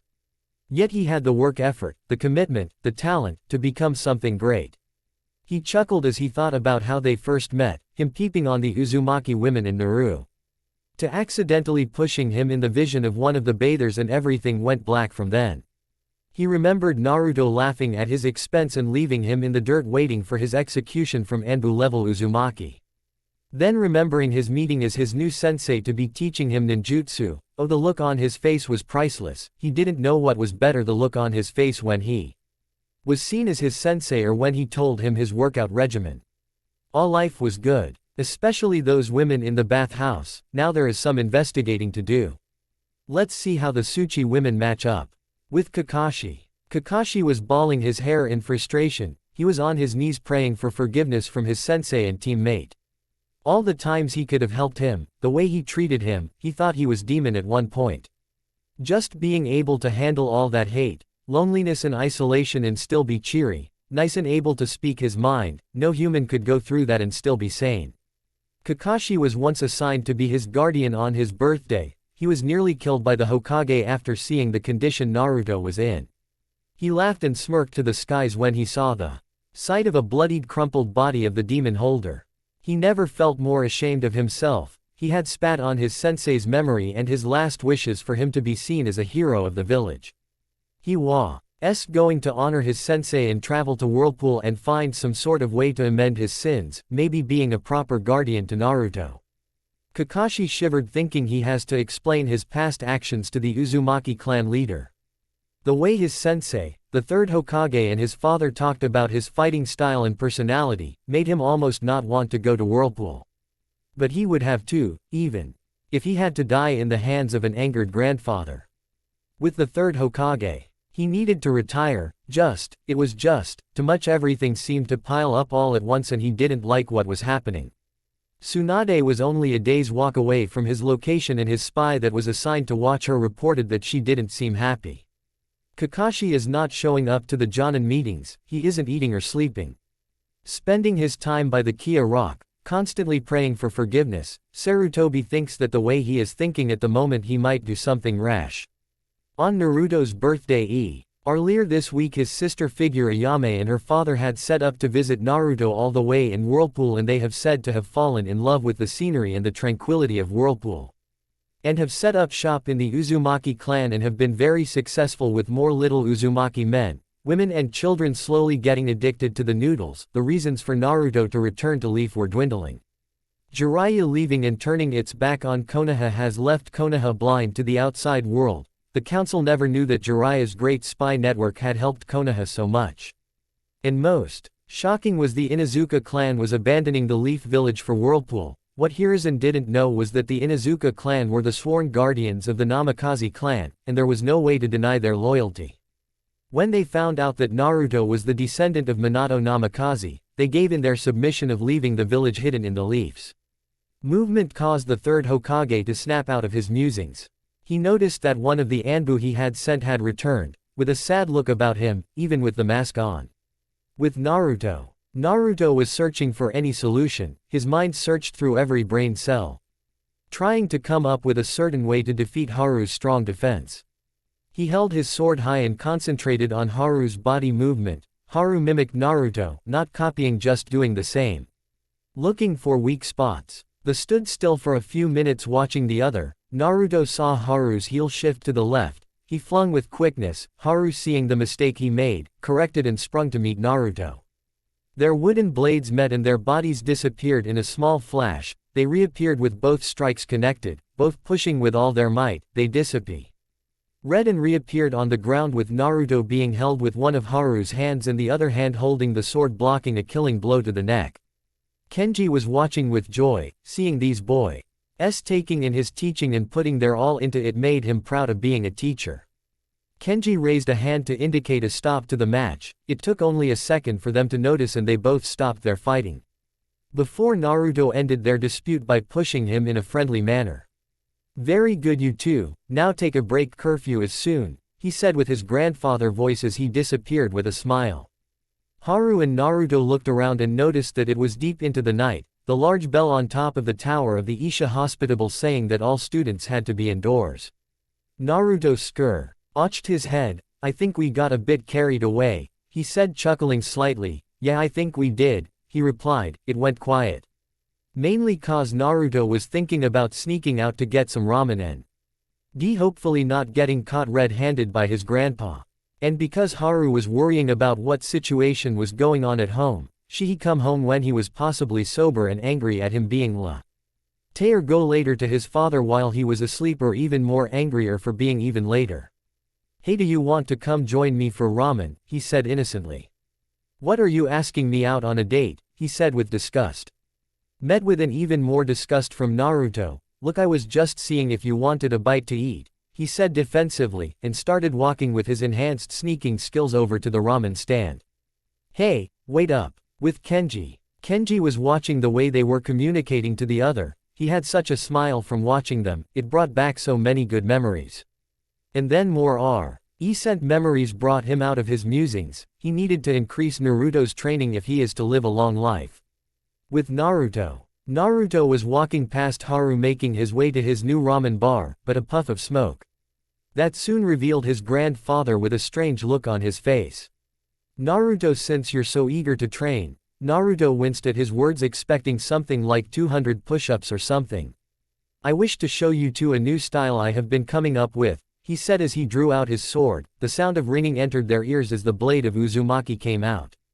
The sword was true Leah Beauty. The blade of the sword was about arm's length and had a large piece of fabric hanging down with written signatures of past clan leaders, and there was over 25 names. "It is very dangerous. Risky, yet if done right," he said as he pulled the fabric and wrapped it around his arm, tightened it, and got into a strange form. "It will be extremely deadly to any living thing. Let me give you an example. Haru, send an offensive jutsu towards me." Haru, confused, but took this as an order and he did what he was told. He went through a series of hand signs and unleashed a devastating jutsu aiming at his sensei with intent to kill. Fire release, great fireball release. Two fireballs the size of a basketball went for its target with great speed and accuracy. Kenji was impressed that an EIG-8-year-old was able to have that much chakra but thought less of it. He pulled the blade up and slashed with authority, slashing the first fireball in half. He then spun, letting loose his chakra, and his blade met the next fireball, spun with the fireball's momentum, and sent the ball to the sky. He laughed at the expressions they were giving him after seeing what he had just done.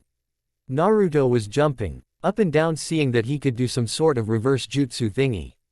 Haru had his mouth wide open, amazed at what he saw. He analyzed that the clan had let his chakra flow through the sword to separate and negate the foreign jutsu, and he saw that his chakra attracted the foreign chakra, and when he pulled it in a direction and let his chakra go, so it would still travel towards a new direction. These Uzumaki were something special. He looked over to his rival's expression. Maybe not all Uzumakis. Kenji then went to his students' wooden swords, deciding that they would do for now. He threw them over and they both caught their swords with one hand. Naruto happy over showing his grandpa his improved hand-eye. Let the lessons begin, with the Tsuchikage. The second Tsuchikage was reading a mission scroll. Inside was the details concerning the assassination of Namikaze Naruto. He would personally go on this mission. He wanted to test his troops against this legendary, Kenji's army. He shive read, thinking about the rewards the Uzumaki have in their possession if they came out in victory. He was about to leave to alert his Anbu of the new mission when he heard tapping on the window. He approached carefully, his guard up ready for anything. He opened the windows and saw a large messenger hawk. He took the scroll out of its large holster and placed the scroll on his desk. From the village of sound, he said to himself. He started reading the scroll. The more he read, the larger the evil grin grew upon his face. He could feel himself get excited by the mere glance at what the plans revealed. Orochimaru, you cunning snake. He started scribbling down a reply to the Sannin. He placed it in the holster and the hawk left without a trace. For the next 10 minutes, the second Tsuchikage laughed evilly into the night. 5 years later, Naruto was watching his grandfather closely, seeing the way he would move to see any weaknesses, but yet his form was perfect. He strayed away fro holding the blade high and leapt to his grandfather's position. Kenji was concentrating hard. His grandson is truly a genius. He could only dream of what could have happened if he didn't take him away from his village. He looked into his eyes. Even from this far distance he could see the determination. He saw his stance change and sighed in frustration of his grandson's stamina. He held his blah to hide to block Naruto's downward slash. He went to grab his neck. He caught hold, but Naruto spun. Using the momentum, he spun his blade towards his neck. Kenji ducked and dived to the side, being missed by mere inches. He backed out to give himself more room. He placed his hands together and sped through hand signs, not as fast as he used to. Naruto analyses, just father time catching up with his poor grandfather. Fire release, great fireball jutsu, he screamed as he blasted the jutsu at Naruto. Naruto saw this coming a mile away. He breathed slowly and gripped his sword harder. He held his sword and with amazing speed sliced through with little effort. He was about to return the jutsu with his own, but he was stopped by his grandfather.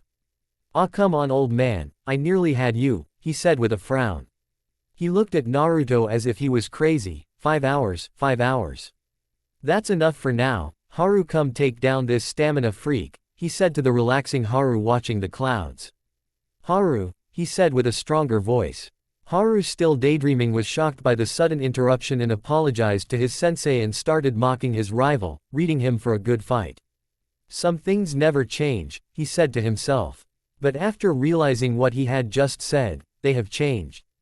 He remembered saving him 5 years ago. The memory of the conditions he lived in made him angry to this day, but seeing him grow up so fast into a man.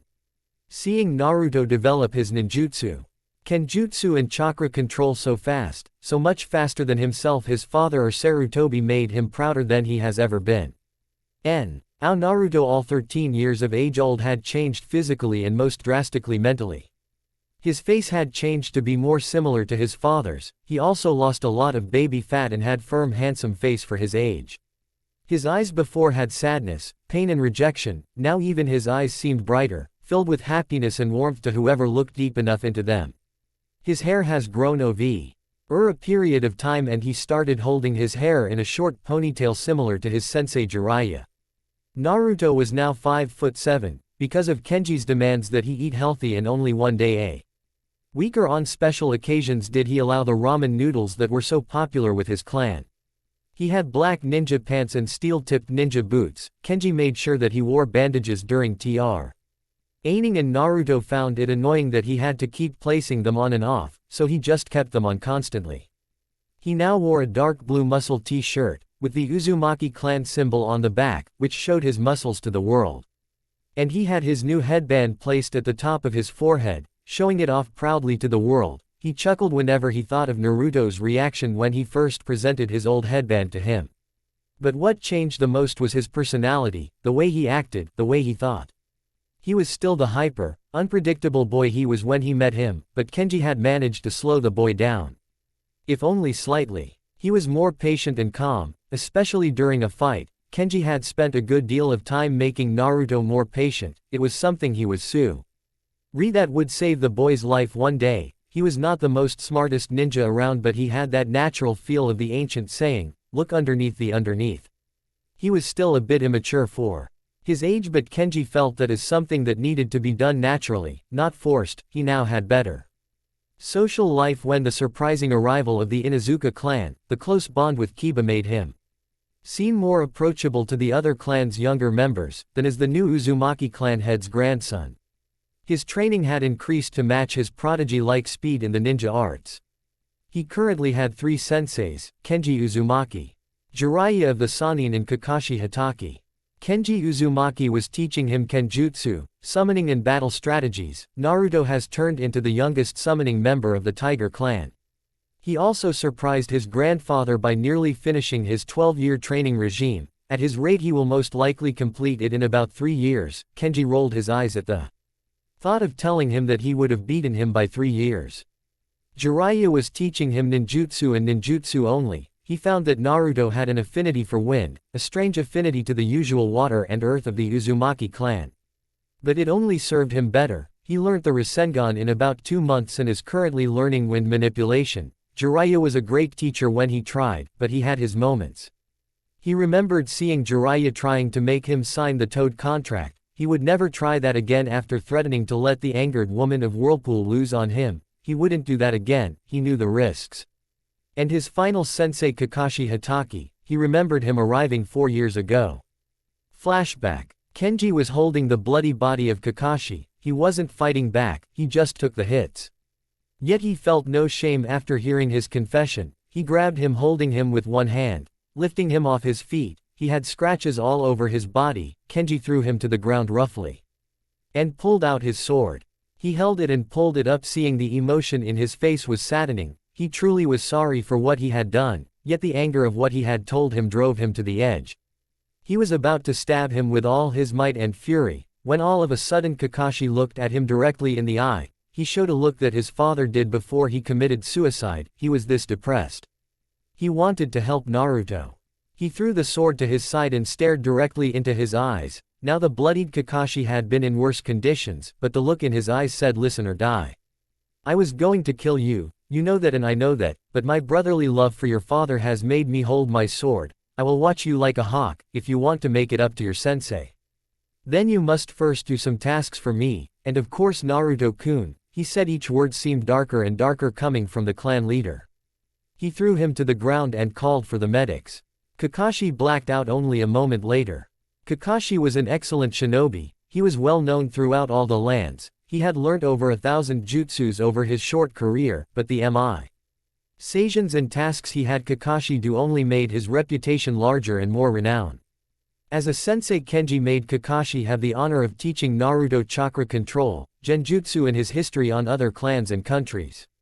All Naruto's most difficult and frustrating subjects. He was so difficult to teach that Naruto had forced Kakashi to place his famous orange book down and give him his full attention. Haru had increased his training regime as well, seeing how much stronger he was getting and how Haru's stubborn nature made him push himself even harder to meet Naruto's training, almost matching Naruto's. Where Naruto had his training pure Uzumaki Kenjutsu based, Haru had a versatile ninjutsu, genjutsu, kenjutsu style.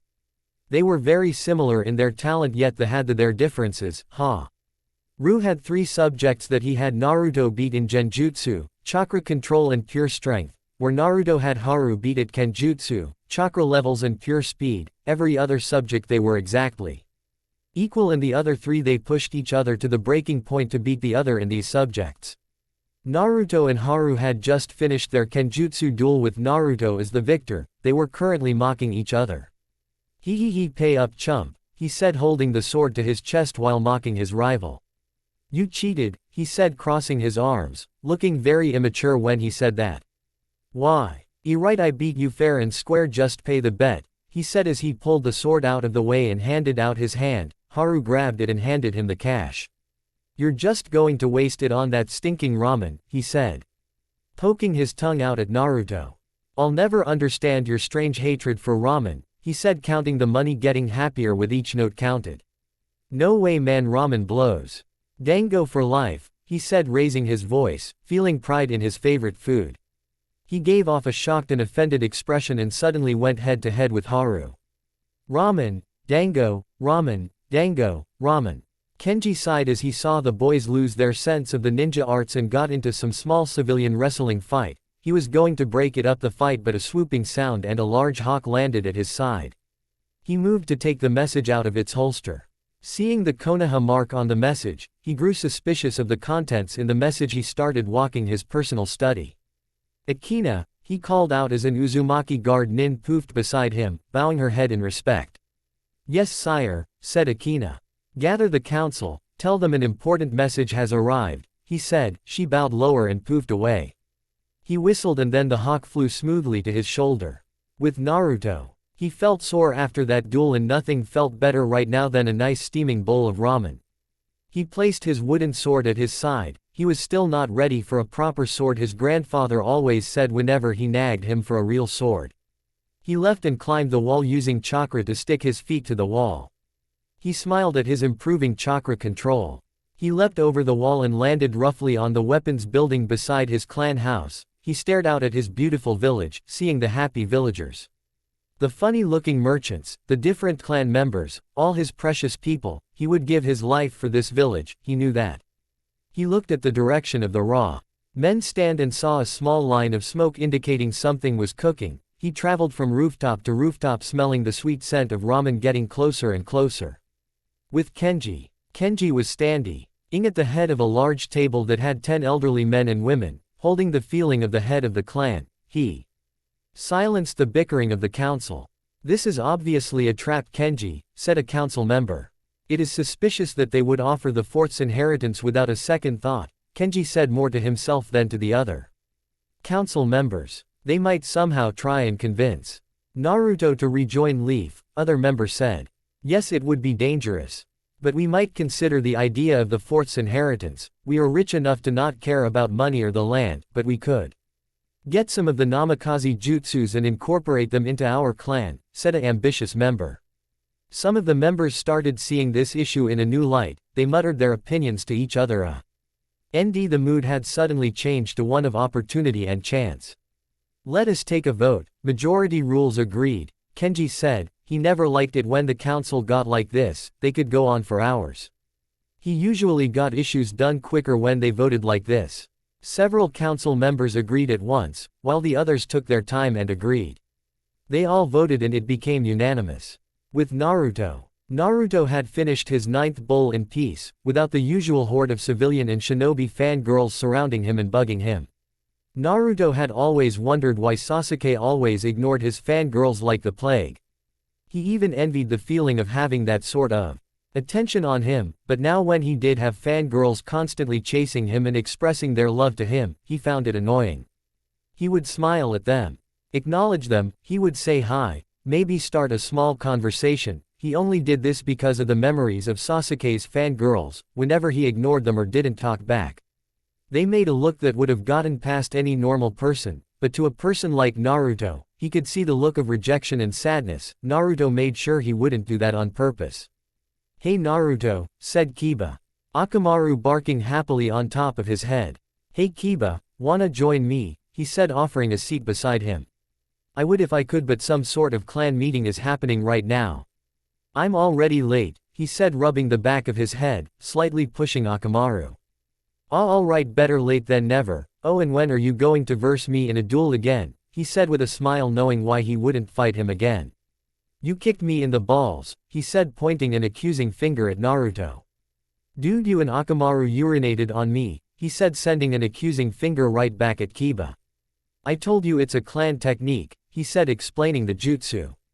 I still can't wear that t-shirt because of you and your dog, he said in an angered voice. Huh, Whiskers, maybe some of your fangirls will abandon you and join the Kiba club, he said proudly. Take as many as you want, dog breath, he said, both teens glaring at the other. They continued their glare for a long period, then they denly started laughing, shaking hands, and bid the other goodbye for the day. Kiba still never understood Naruto's relation with his fangirls. Having girls wanting to make out with you whenever you want, it sounded cool. Naruto just sighed and went back to his next miso, until he heard the sequels and excited noises of his admirers. Naruto-kun, you're here, did you miss me? A small red-headed, a civilian if he remembered correctly. He was searching in his mind to remember her name. Ah, yes I did, RMMI, he said, trying not to offend her. Amy's silly, she said, giggling, as obviously enjoying the alone time with her crush. So what do you like in a girl the most? She said, blinking a lot, flirting heavily. Even with the amount of flirting he received on a daily basis. Naruto never really built a way of returning a flirt, he was kind of thick when it came to girls. He said, blushing slightly, never before thinking of that subject. Oh Naruto-kun, screamed 10 more girls at the blonde. The Amy girl suddenly showed a darker side to the gentle girl he saw earlier. Back off, he's mine, we were destined to be, she said with pride in her voice. The other girls started bickering and it all escalated into a small poof cloud with small glimpses of the fight.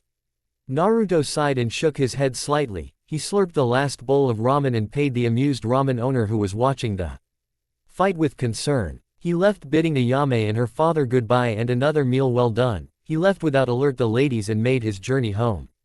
Naruto was traveling from rooftop to rooftop, making sure he wasn't late for his hated genjutsu lessons with Kakashi-sensei, and when he started getting closer to his clan house he started to remember what Amy said.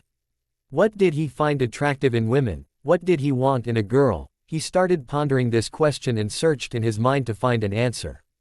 He felt that kunoichi was the way to go. He was convinced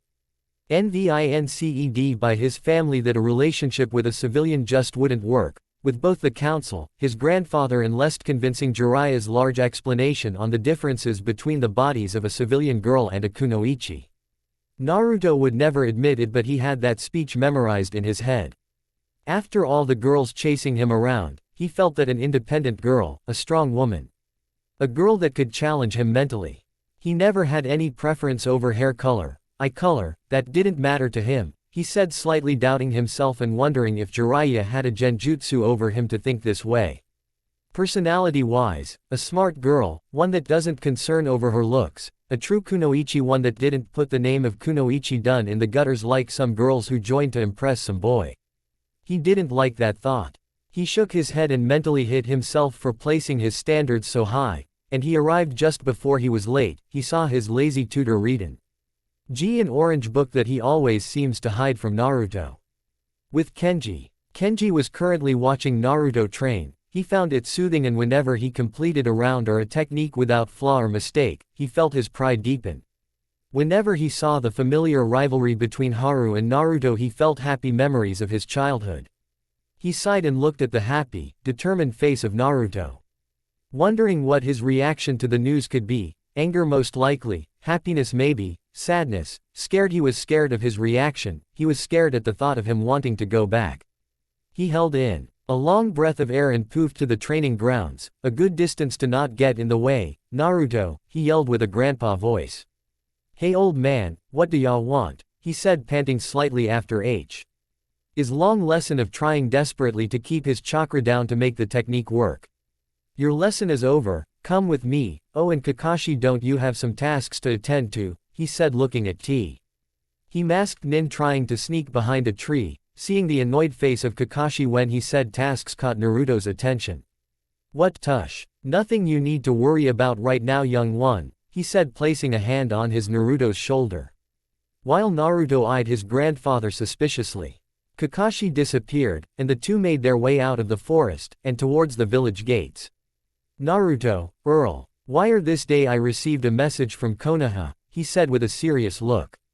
Naruto returned the serious look the second he heard Konoha. With the second Tsuchikage. He had just received two messages. One from Orochimaru and another from a spy assigned to watch the whirlpool gates. The spy had 20 Jonin ninja with him and were ordered to attack on sight, but the message received said he had 3 nin accompanying him. Sharingan Kakashi, ranked high A in nearly every bingo book, famous for his efforts in the Third Shinobi War and copying over 1,000 jutsus, with a fight with caution, high Jonin. Jiraiya of the Sannin, ranked S, in almost every bingo book, has the largest amount of money on his head between the four as he deflowered an extremely rich landowner's daughter. He had a fight with caution, never alone. Mid-cage level. And finally Kenji Uzumaki of Whirlpool, ranking an amazing SS only matched by Sarutobi Hiruzen the 3rd Hokage and Minato Namikaze the 4th Hokage, he was in almost all bingo books. Famous for his heroics in the Third Shinobi War and his mastery over the sword, he had do not engage, flee on sight, high cage level. The Tsuchikage nodded at the obvious choice his soldiers made, knowing they wouldn't have had a chance with these 3 guarding over him. He reread the orders from Orochimaru, he would never say it was orders mind you, more like recommendations. And made his way to his open balcony holding a large flag with the Konoha symbol. He was now staring down at over 1,000 ninja and many more civilians, ranging from a recently graduate Ed Genin and civilians to hard experienced Jonin, all staring at their leader with curiosity of the village meeting. We are Iwa, we are rock, the mighty unmovable stone, he said loudly for all to hear the pride in his voice. Hearing the cheers from the large crowd, we Iwa were humiliated by the prowess of the Golden Flash, Minato Namikaze and the forces of Konoha and Whirlpool, he said earning boos and hisses from the villagers. Well, we shall redeem ourselves on this day. I announce war on Leaf and on the son of our hated enemy Minato Namikaze, Naruto. Namikaze, he said loud enough for all to hear. Then even louder as the civilians and the ninjas cheered with enthusiasm, believing in their rightful place as the dominant village. Their leader just smiled and nodded as he burnt the flag with a jutsu, further increasing the cheers coming from the villagers. Not seeing the chuckling sound Nin dubbed, the sound 4, seeing their master's plan go together so beautifully. With Naruto, he wasn't looking forward to the arrival at his former village, to put it simply, he was dreading it, could be another way of saying it. Do we have to? He said moaning out the last word in his sentence in boredom. None of his fellow travelers answered. Naruto knew he was pushing them but felt the urge to say it one last. Old man, Cyclops, Arrow Sennin, he said catching their attention with his favorite nicknames. He took in a long deep breath and said 4 words that would be imprinted on his tombstone. Do we have to? He said with his back to them, he felt the killer intent and slow. Lee creaked his head to the side seeing the angered looks of his 3 senseis. He never knew he could run that fast. Come here Gaki. With the 3rd Hokage. He was currently signing off Team Yamato W. Ho had just returned from a grueling training with their team captain. Come on, we have to catch the cat again, said Yamato in his usual calm voice, holding a small bag of walnuts, taking one at a time.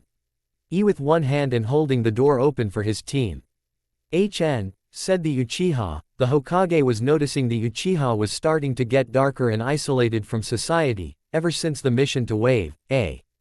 ND the surprising report that it was an A-ranked mission. Luckily Yamato resisted the urge of excitement in the field and returned his genin safely.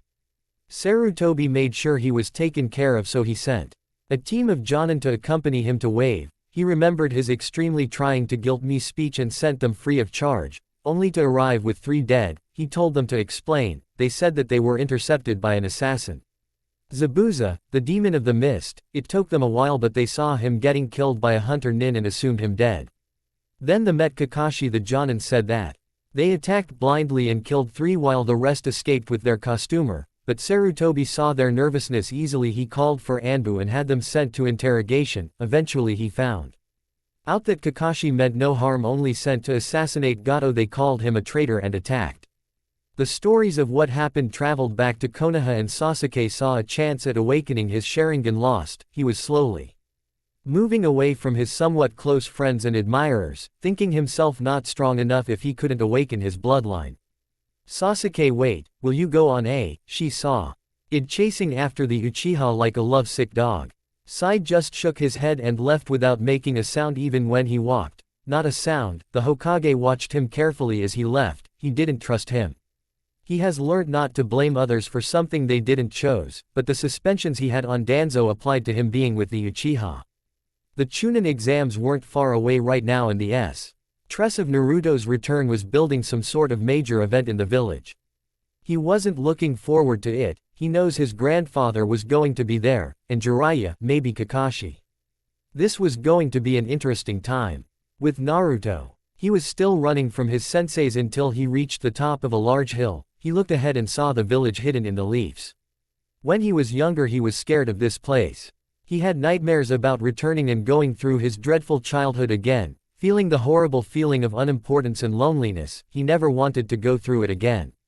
He felt a warm hand on his shoulder and looked up to see his grandfather giving him a warm smile. He looked over to his other side and saw Kakashi giving him his famous eye smile, and Jiraiya giving him a thumbs up. He held in a deep breath and yelled as loud as he could. Get ready Konoha, Naruto Uzumaki is back. With Orochimaru. He had just received a reply from Iwa. He smiled illy as his plan was all fitting together. Suna, sound, and now Iwa. Cuckoo. He licked his lips in anticipation. One last step in his ultimate plan. If Kenji Uzumaki was there then he was a wildcard. And with Kakashi and Jiraiya standing by him it would be complicated. Right now he needed a bit more to help. Kumo was the answer. The third Hokage was watching the afternoon sun pass the clouds as he thought of his times as Hokage. His happy times in his innocent genin years, teaching the young soon-to-be Sannin, his fond memories of Kenji, his heartbreak on Orochimaru's defection. He gave out a deep sigh. He needed to retire. But with Jiraiya gone he felt that he had no obvious choice. Another choice was Kakashi but he had left as well. Now the only choices were Tsunade, Danzo and Konohamaru. Are we disturbing you? Said a familiar voice. He turned around to see three familiar faces. Jiraiya sitting on the sofa, staring daggers at the Hokage, Kakashi casually leaning against a wall his face covered by his orange book. And Kenji Uzumaki facing him with a stern look on his face.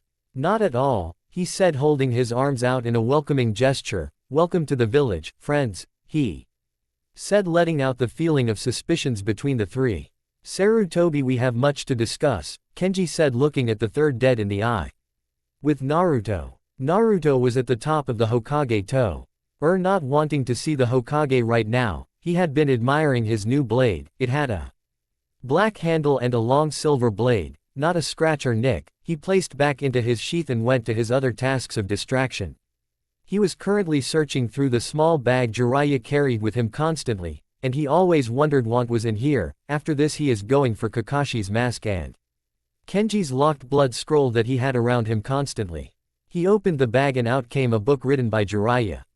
The story of a gutsy ninja, he said to himself. The title got him intrigued and he started reading the story. He was caught in the story and felt that his current location wasn't the best spot. He jumped off the tower and went searching for a quiet spot. He looked everywhere desperately trying to find an alone spot. He was being constantly followed by Konoha women, pleading their love to him.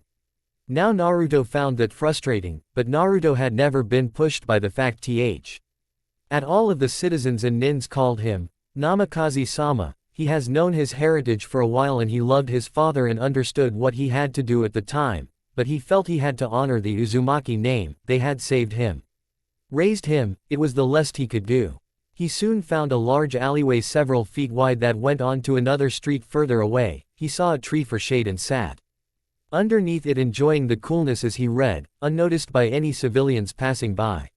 He slowly started reading the book, mentally congratulating himself for a quiet location, yet a small part of felt like something was going to happen.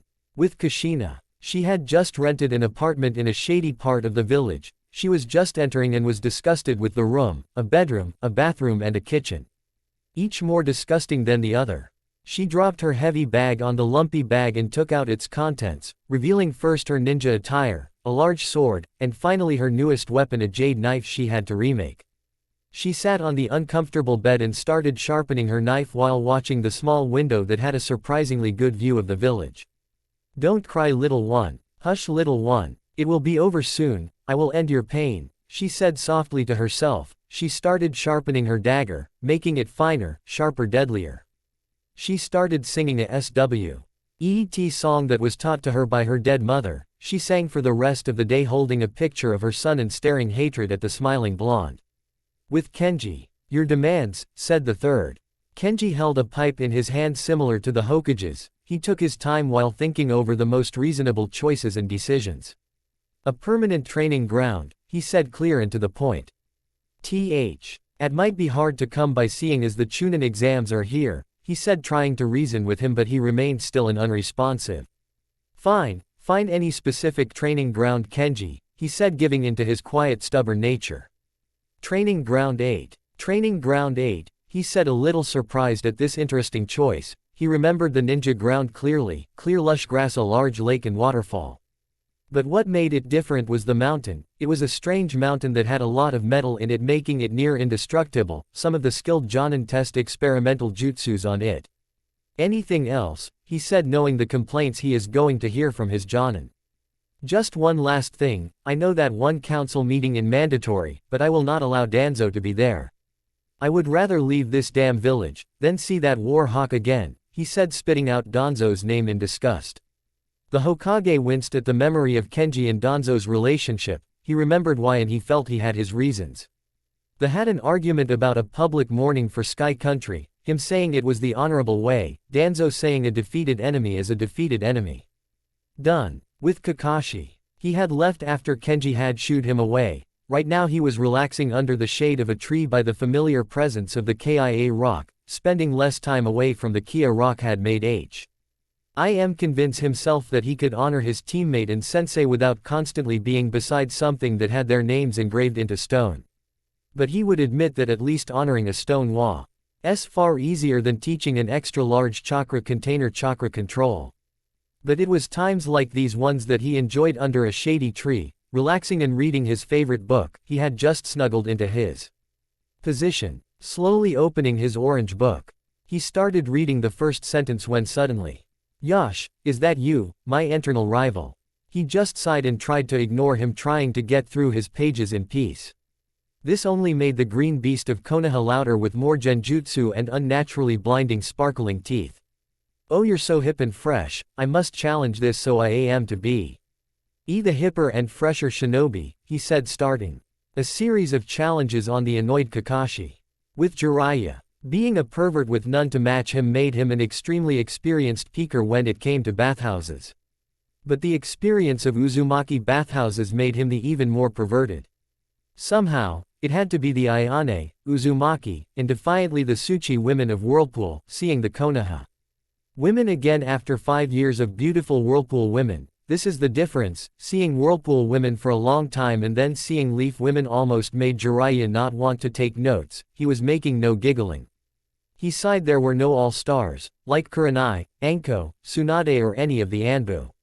He sighed and left for the first time without being chased by angry women. He sighed again, realizing what he had just done. It was like a little part of him had died. With Naruto. Naruto had his nose deep in the book trying to look past Jiraiya's bad grammar, but overall he found an enjoyable read. He heard shouting from children and thought nothing of it, until he heard a sad cry. Naruto looked up and noticed a sad pink-haired girl with a young boy with a large scarf, being held up by a strange-looking boy that was around Naruto's age. He looked at his book and back at the situation happening not so far away. He growled and placed his book in a safe pocket. I should teach little punks like you a lesson, he said, pulling back his arm about to strike the kid. Naruto pulled in fast and held the punch, holding the hand, squeezing to the point of making his knuckles slightly crack. What the heck are you doing? He said, holding his arm in pain, letting go of the boy and holding his forearm in pain. I hate bullies, he said, tightening the grip. With Temari. Temari was a complex one, to put it simply. She had her family. A cage for a father, a mother who had been sacrificed to trap a demon and who had cursed her younger brother's existence. Her younger brother Konkuro had an obsession on puppets and puppet-related subjects, and of course the youngest of her family, Gaara, Gaara held inside him the one-tailed demon, and when she was younger she had feared him, if only slightly, but managed to look past it. Until her crazed uncle started looking after him, day after day, constantly being watched and protected, she was worried for her brother's safety but again thought better of the issue. Until he had tried to kill Gaara, everything was fine, undisturbed. Peaceful, but what her foolish uncle had done had pushed him over the edge. The second she had heard of it she tried to hug him. Not even 4 feet far and the sand had stopped her in her tracks. It scared her, the look in his eyes. It wasn't evil or killing intent, but a look that said, "I have given up." They haven't been close since. She avoided eye contact at all costs to the point where she can't remember his eye color. She tried not to talk that much around him. She tried not to spar with him, fearing inging out the side of him that made her have nightmares about some demon coming and killing her without a thought. She was walking beside her younger brother, Kankuro, staying silent, a comfortable lens that reminded her of her relationship with the outside world. She had to show a strong, confident woman outside, when really she doubted herself at most times. She was lonely, she was smart enough to know that she was in need of companionship or some sort of closer relationship with one of her family. Out of her musings she noticed an attractive blonde boy a bit younger than herself, but nothing of him as they pasted by quickly. She noticed that a small boy had bumped into her brother by mistake and knew that her brother would overreact at this action. "Hey you little punk. Not a SPILT." Second later the boy from before held Kankuro's hand and she heard slightly cracking from the pressure he was giving off. "I hate bullies," he said, showing off his remarkable strength. Kankuro experiencing it firsthand was in brink pain. "I should teach little punks like you a lesson," he said, mocking Kankuro by repeating what he had said earlier. He threw him away, Kankuro landing at the side of the alleyway, holding his arm in pain. Naruto turned around and faced the crying boy. "You okay, kid?" he said, bowing slightly to see if the kid was fine. "Why yeah, I'm fine," he said in a shaky voice. Returning to a strong, confident voice. "Get out of here and watch where you're going, okay?" pulling him up and letting him go. He watched as he left and saw that Sakura was watching Naruto with a curious look. He smiled at this and waved at her. "Hey Sakura, long time no see huh?" he said as he thought about what she had just witnessed. He scratched the back of his head, remembering the foolish crush he once had on her. "Naruto," she said a bit more loudly than she wanted. "Hey punk, come here," said the painted boy who had a strange bandaged human-shaped thing out, looking ready for a fight. Naruto said nothing but got into a ready position and held his hand on his new blade ready for its first run. Temari behind her brother was doubting herself again and went over the possible strategies to take on this boy. Her mind went through strategy after strategy, finding the most plausible action. She held onto her fan ready for anything. "Kankuro, Temari, stop before I kill you," a voice said coming out of the tree. Naruto noticed the two had froze at the sound and wondered who this was. A red-headed boy with a tattoo on his forehead saying, "Love," holding a large gorge on his back. He looked deeply into Naruto's eyes. Coming closer. Both of his siblings saying completely still, only moving out of their brother's way. He stopped 4 feet away from Naruto and stared into Naruto, trying to scare him. Naruto edged closer. The sand started blocking his path, but for some reason the Kyuubi's chakra was eating away at Gaara's sand, burning it slightly, leaving small fragments of glass behind. Naruto was mere inches away from Gaara. While Gaara was trying to move away from this mysterious boy who had somehow gotten past his impenetrable defense. Naruto noticed the defensive nature of the boy and moved back, with a smile. He didn't want to frighten the younger boy, but to Naruto he found something familiar, something approachable about him, as if he knew him before. Naruto turned his back to the three, thinking that he should keep an eye on those three, but before he had left he heard one of them call him. "What is your name?" said Gaara, making Temari and Kankuro look at their younger sibling with confusion. Why was he so important? "Uzumaki. Naruto Uzumaki," he said as he left a confused Kankuro, a intrigued Gaara with his massive bloodlust contained, and Temari, who unlike the rest of her uneducated family knew somewhat of the famous Uzumaki clan. There was something about this boy, the strange way he had destroyed Gaara's sand, the look of confidence as he held her, not she would admit it, strong brother at bay with one hand, but most of all the way he had looked at Gaara without fear. People who had not even knew of Gaara's reputation couldn't look at him the way Naruto did. The showboat of courage and strength was something that she didn't want to admit it, but she found herself extremely attracted to it. She found that bravery was a thing she looked in for a man. After all, the young men of her city had always fled from the thought of the Kazekage daughter or the homicidal demon carrying younger brother, not to mention the fact that she could outsmart or outfight any male of her age group made the boys seem scared of her presence, almost as if you were around her it would bring her family along. She blushed when she felt herself unconsciously considered this Naruto as boyfriend material. She mentally told herself that she practically knew only his name. She could be a complete idiot, a moron, gay or already taken. She mentally told herself to not think that way. Yet there was something interesting about him. She needed to do some research on this Uzumaki. With Sasuke. Sasuke has been following this Gaara character for over an hour now. I didn't know why, but deep down he felt his first competitor. And his Uchiha genes were demanding he was to be defeated at his hands, have him saying that he was the dominant one, that the Uchiha were the greatest. But then he saw the raw power and control that this blonde had. Uzumaki Naruto. He had heard of this name before, but nothing came to mind as he thought deep and hard on the issue. He forgot about the red-headed Sunanin and started following this Naruto. He smiled evilly while hiding in the branches of a tree. He could feel the potential of this fight. The Sharingan felt close, in his reach. He has to just wait for the perfect time. With Kakashi. He had just finished an exhausting race around Konoha, beating the green beast by mere inches. The missions that Kenji had assigned him was the extra amount that he needed to just stay awake after a challenge from Guy. Kakashi noticed Naruto approaching. "Hey Naruto," he said as aloof as he could.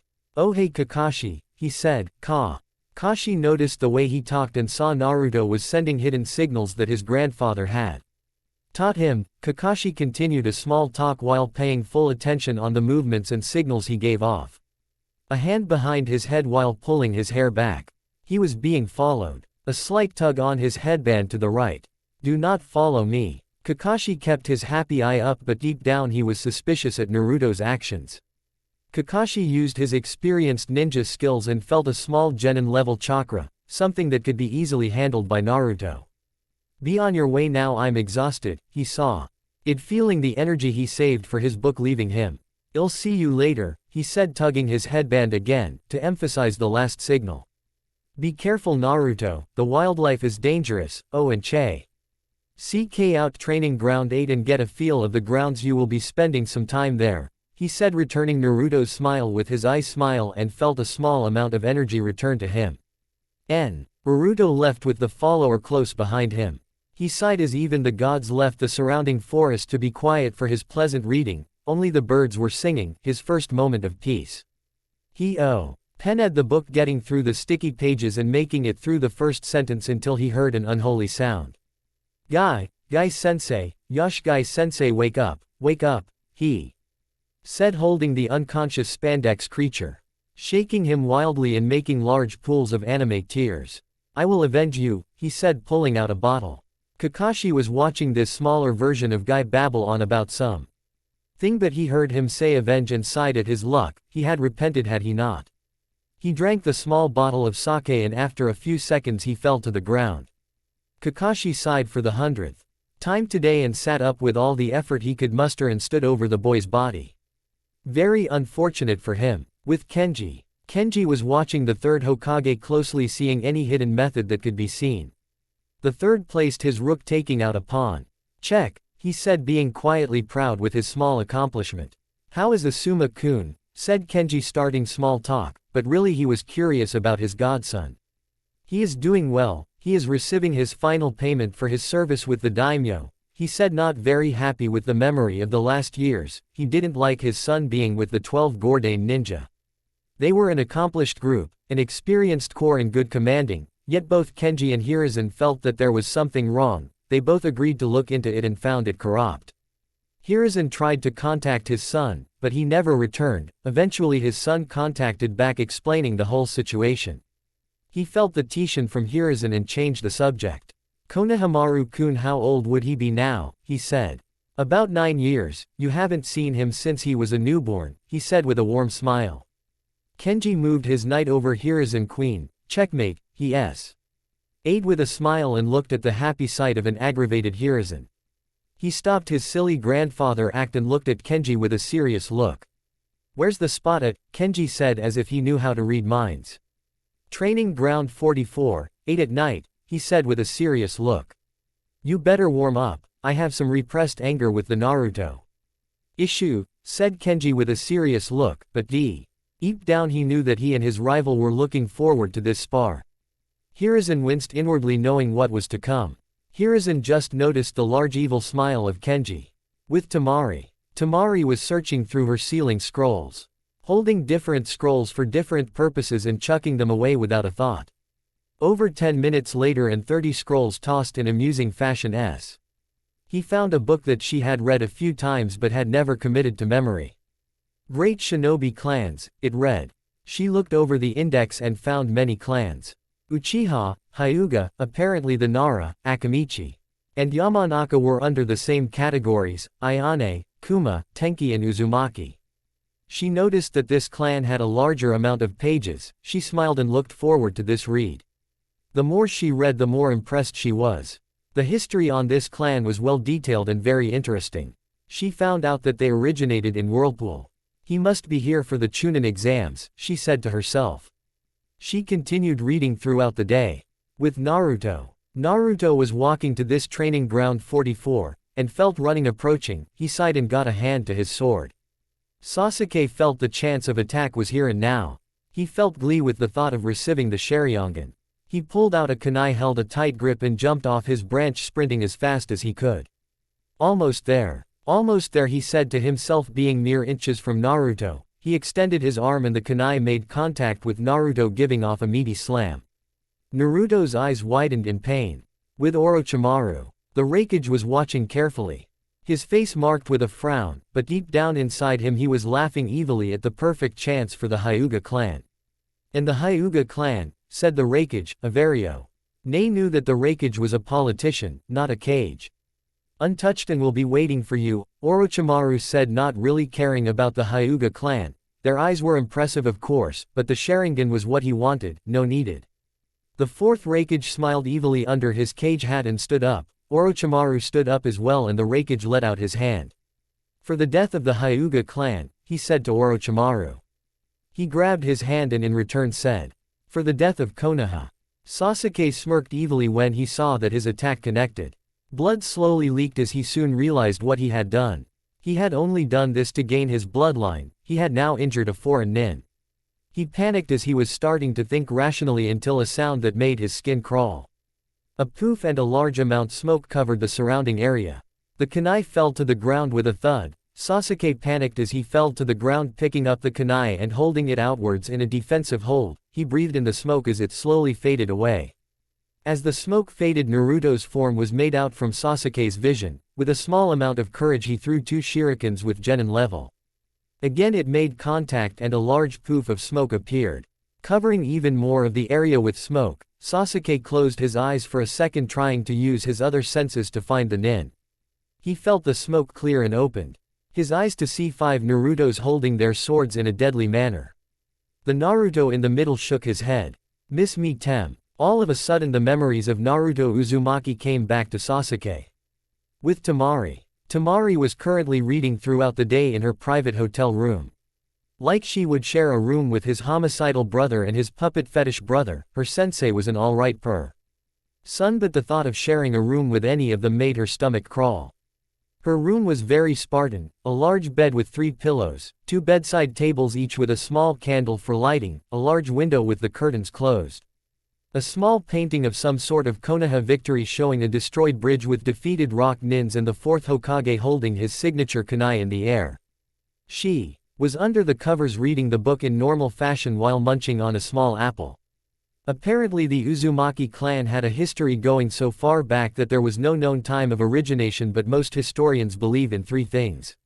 First was that they were originated in Whirlpool, that is the most commonly known fact on the clan. Second was that their first clan leader was a woman. At this time this was a first. All had agreed to this, but her name was lost to the ages. Rumors had it that the Uzumaki clan had her name, but for some reason they held the name to the clan, to the death in most cases. One legend was made that she was the Lord Almighty Kami herself. Third and finally was that they were one of the first clans to take in samurai from foreign countries from the east, while the other more well-known or successful clans took in the more experienced and skilled samurai that denied all the others, never even considering the other less experienced samurai or more importantly female samurai. The female samurai were highly offended at the way they were treated by the daimyo of the other countries or clans, but the Uzumaki treated them with respect and honor, because of their different views on females. The female samurai were nowhere as athletic as the male samurai, but they had a philosophy of skill and evasion. Uzumaki was the first to make an actual style through the teaching of the smarter female samurai. Eventually through the later years, the population bloomed and their fighting style varied and evolved, turning it into a fearsome defensive style using the opponent's momentum and offense against themselves and turning them into a killed enemy. Over the years more and more people gathered to the Uzumaki clan, first starting a small town off the large Uzumaki clan lands, and it soon over the decades turned into a large city. The thought of having a large samurai army was found very attractive to an ordinary citizen, who looked at their peaceful yet strong village. And looked at the dark world of clans killing each other, civil war happening at any successful village, starvation, depression. To anyone, the Uzumaki clan was a bright light in a darkening world. The stronger the Uzumaki clan became, the more dangerous it seemed to its neighboring clans and greedy clans who have heard of their vast riches and valuables. Over the next century, the Uzumaki clan went through dark times. Going through skirmish after skirmish, large battle of samurai armies ranging to the thousands. Over the years the fighting had decreased over time until it reached a huge mark of the First Shinobi War. Luckily or unluckily as some would put it, the hardened warriors of the Uzumaki clan from the many battles from the neighboring tribes and clans. The war was tragic and disastrous to all involved. But most importantly of all was the large involvement of a new more deadly samurai, called shinobi ninja. The way they fought was in the shadows, stabbing a man in the back, killing civilians, women and children without remorse. The Uzumaki clan hated this. To fight without honor is not the way to fight. The clan dismissed the idea the second it was found to be a more efficient means of killing. Kushina Sr. was the head to the clan at the time, and although she believed in honor in fighting, she was intrigued in this new jutsu system. Over a long period of debating and political negotiation, the jutsu system was in place and the Uzumaki clan had never been any stronger. After Konoha was born by bringing the Senji and Uchiha clans together, along with several smaller clans, they formed the first ninja village. Now the Uzumaki clan might consider themselves the first ninja village, but Konoha had pointed out that it was a clan village, not a ninja village where there was more than one clan. So the Uzumaki clan opened their doors to any foreign clan that wanted protection from a strong clan and plenty of jobs and income from the rich city. First clan that arrived was the Tsuchi clan. The Uzumaki clan had already enjoyed the company and friendliness of the Tsuchi and happily welcomed the clan with open arms. The conditions were that every firstborn was to be a full-time samurai.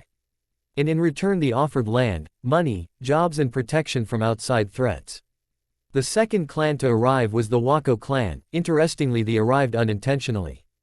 They hoped for peaceful lands and were pulled away from their travels by whirlpools, well famous whirlpools. They traveled through the heavy fresh water of Whirlpool and met the Uzumaki clan. He clan found their seamanship well needed as Whirlpool navy was often considered weak, but bringing in the Wako clan proved very efficient. The conditions for Wako obedience to Whirlpool was that he dedicated their lives to protecting the seas and rivers from enemies. In return they received land, a place for their boats and all the sake they could drink. On a small side note, the Uzumaki clan may have brought in the Wako clans for their famous partying skills alone, whether they were infamous sea pirates, navy and Vikings. Soon the Ayane and Tenki clans joined, making Whirlpool a serious threat to any past enemies. Whirlpool had now gotten too strong for any of the smaller villages. The Kuma clan was once a former clan to Iwa and then Konoha, but had suddenly moved to Whirlpool begging for admission to join their ranks. The leader at the time had told the Uzumaki clan that he personally hated war when his clan loved it, but he had found that if his clan was with the strongest village, That it was less likely that the clan members would die in some meaningless skirmish between some unknown Kaki village trying to make a name for itself. Whirlpool had understood Kuma's reasons and let them in with a warm welcoming. Their eagerness for war was unsettling with most of the peaceful clans and civilians, yet they got on without much complaining. Finally, and arguably one of the most important keys to Whirlpool's success was the recruitment of the Isha clan into Whirlpool. The Isha clan was expected to go to Suna or Iwa, who had plenty of money ready for the Isha clan to use on their hospitable or medical devices. Instead, Whirlpool convinced Isha that if they joined Whirlpool, that their rarest medical herbs with the help of some Isha members. To the Isha clan they found this a very generous offer and took on Whirlpool. The Isha clan found that joining Whirlpool was to be an extremely successful decision for both sides. In return, the Uzumaki clan and Whirlpool had received top-notch medical help from arguably the best medical hospitable in the Shinobi nations. Only missing the best medic Tsunade could only make this hospitable any better. Soon came the rising of the next great Uzumaki. Kushina had a son who she named Kenji after her brother who died from a deadly disease. After he turned 17 he mastered the Uzumaki style, a record to the average age of mastery of 30. He was considered a genius since he was 8, and when he met Hiruzen, another genius from a distant land who soon became a close friend and future Hokage for the hidden village in the Leafs. Veer the next few decades, two more great shinobi wars accrued where Whirlpool and Uzumaki joined in rather shortly, but their joining of Konoha and the two powerhouses of Kenji's army and the rising DLY force of Minato Namikaze ended the war with minimal casualties on their sides and total destruction and death on their enemy forces. Soon Kenji married and the Uzumaki clan and Whirlpool have ushered in an era of peace. Their population doubled, their income increased, and yet their reputation remained as a small city with a large samurai population. The Uzumaki clan head Kushina Sr. had died of natural causes and her son was named clan head by their council. Soon the legendary Kenji's army was formed to be an actual special ops group used for only S-ranked missions and dangerous war skirmishes. Soon the Uzumaki clan was expecting greatness from the future. Kenji's daughter Kushina was not a genius like her father but an incredible fighter nonetheless, was pregnant with the fourth Hokage. Considered one of the best shinobi ever, the thought of Uzumaki blood mixed with the fourth Hokage was an exciting subject for the clan. Temari read on and felt that she had a small amount of excitement inside her. This Naruto was pretty much a groomed cage to be. She had to find him and challenge him to a duel of some sort. She got off the bed and opened the curtains, seeing what time it was. The sun was setting with clouds covering a portion of the sky. She liked the sight and noticed how long she was reading the Uzumaki clan. She made a promise to herself to see this land of Whirlpool. But as for now, she wanted to see this Naruto. With Jiraiya. Jiraiya was currently reading The Will of Minato Namikaze. He had received it after returning to his apartment in Konoha. It was sent to his address on Naruto's 12th birthday.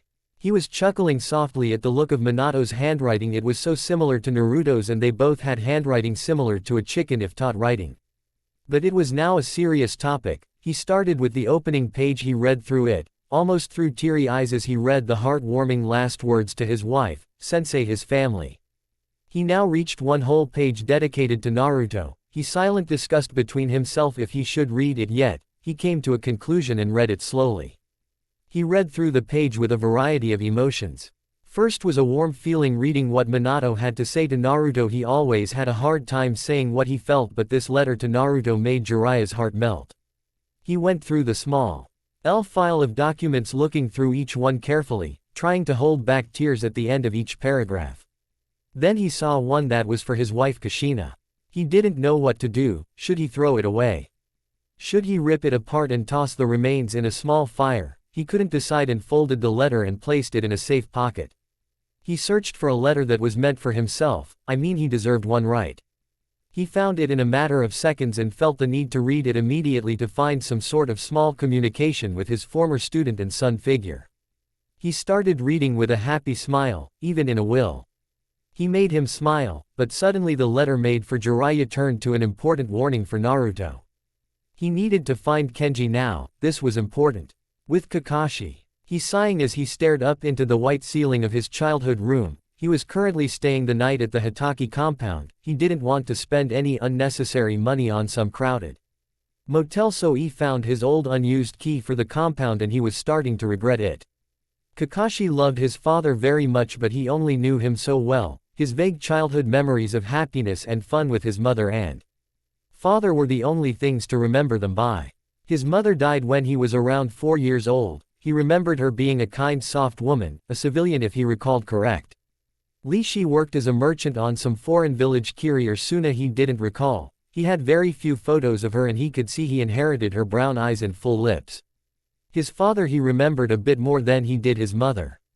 He was a very kind and loyal to his friends and allies. He was a loving father and husband and a deadly and feared shinobi.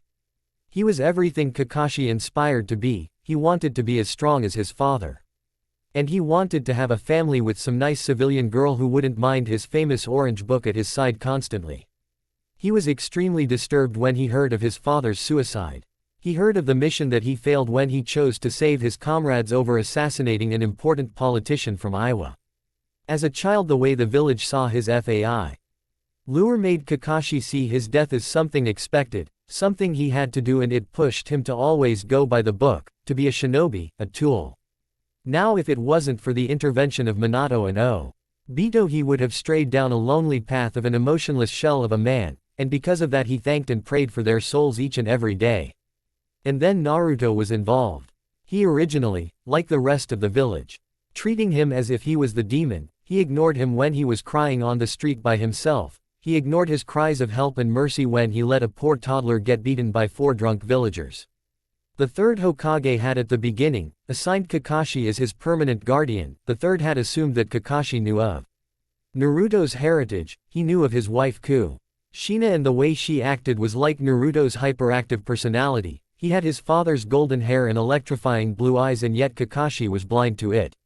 He hated the demon. He took away one of the few precious people he had left in this world, so he blamed it on Naruto. He looked past the similarities of his sensei and his wife and only saw the Kyuubi. Then he left with his grandfather to Whirlpool. To Kakashi at the time he found this as a relief. He would never see the boy again, and the painful memories of the battle with the Kyuubi would leave with him. Kakashi even remembered joining in on some of the villagers' celebrations in the common pubs. Then the village gathering happened. The Hokage explained to the villagers from his tower Naruto's heritage to the 4th Hokage. Silence reigned throughout the village. The young classmates of Naruto were shocked at the dead last being the son of their idol, the teachers of Naruto who have over the years of Naruto's academic and ninja a related career have sabotaged and demoralized his every test and chance of becoming a success. Even announcing this across the tavern after having a few were shocked at this. Some of the elderly Jonin and Chunin who have known the 4th even had their life saved by him remembered all the times they saw the child by himself, crying or just standing by himself holding back tears, doing anything for attention. They all remembered those times, the times where they could have given out a helping hand, just a small pat on the back, a small dose of attention. They all could have done something, yet they didn't. The civilians were simple-minded, having hated him for so long and then realizing that he was the son of the hero of the Third War. This was confusing to the average civilian. A smarter civilian would have seen the error in his ways, yet now only a few villagers now appreciated and honored the 4th's wish, but the overall majority suffered for the losses of their loved ones so long and have their simple scapegoat that everyone hated being turned into this son of the 4th. They looked past both Naruto and his heritage and still saw the demon that killed so many. But Kakashi suffered the worst. He hated him with all his might, yet he did nothing to deserve it. He ignored his cries of help for what? To help his own subconscious in thinking that he was killing the demon, when it was an innocent child with no say in how he was treated. Kakashi remembered all the times he could have stopped some of his pain. If anything, he could have at least had a conversation with him. He could have done something, but no, he didn't. Kakashi made a promise to himself that day. He would find Naruto and protect him with life. That was a promise he was determined to keep. He left with none of his possessions. Other than a photo of his mother and father staring down at a baby Kakashi, he didn't bring his famous Ika Ika book. Kakashi before he left was trying to decide if he should bring his father's sacred white chakra sword.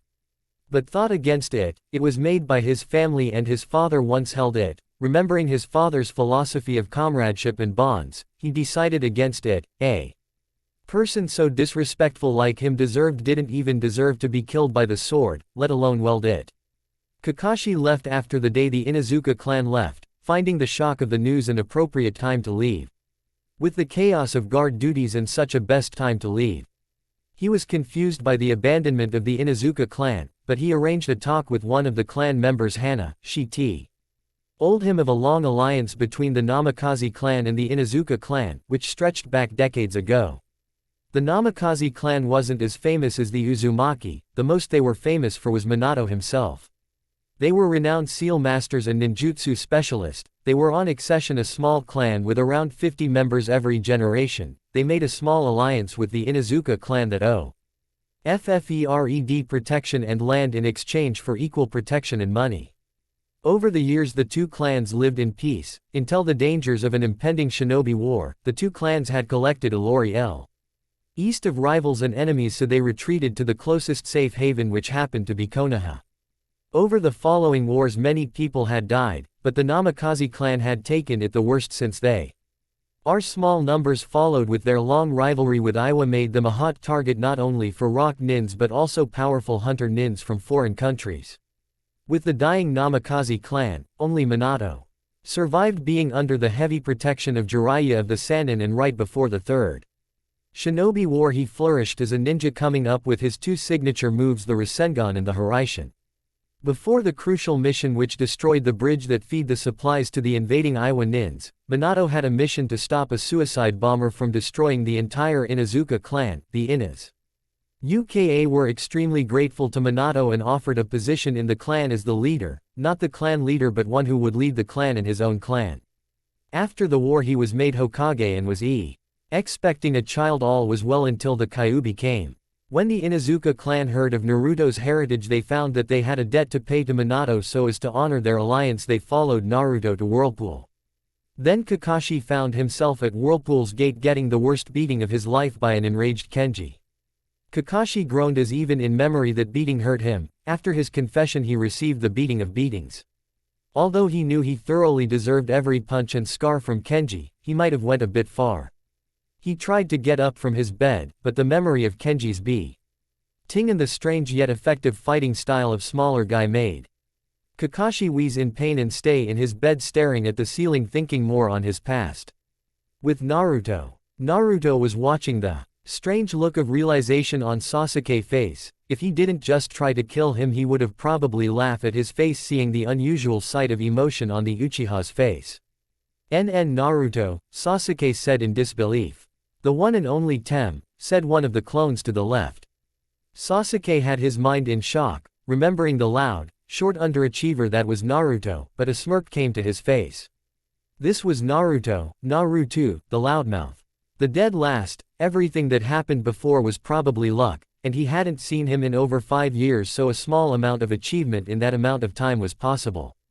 Naruto got a concerned look on his face. He saw this sudden look of confidence on his face and grew concerned. He put all his effort in feeling the surroundings. There was nothing as far as he could feel, so reinforcements wasn't coming.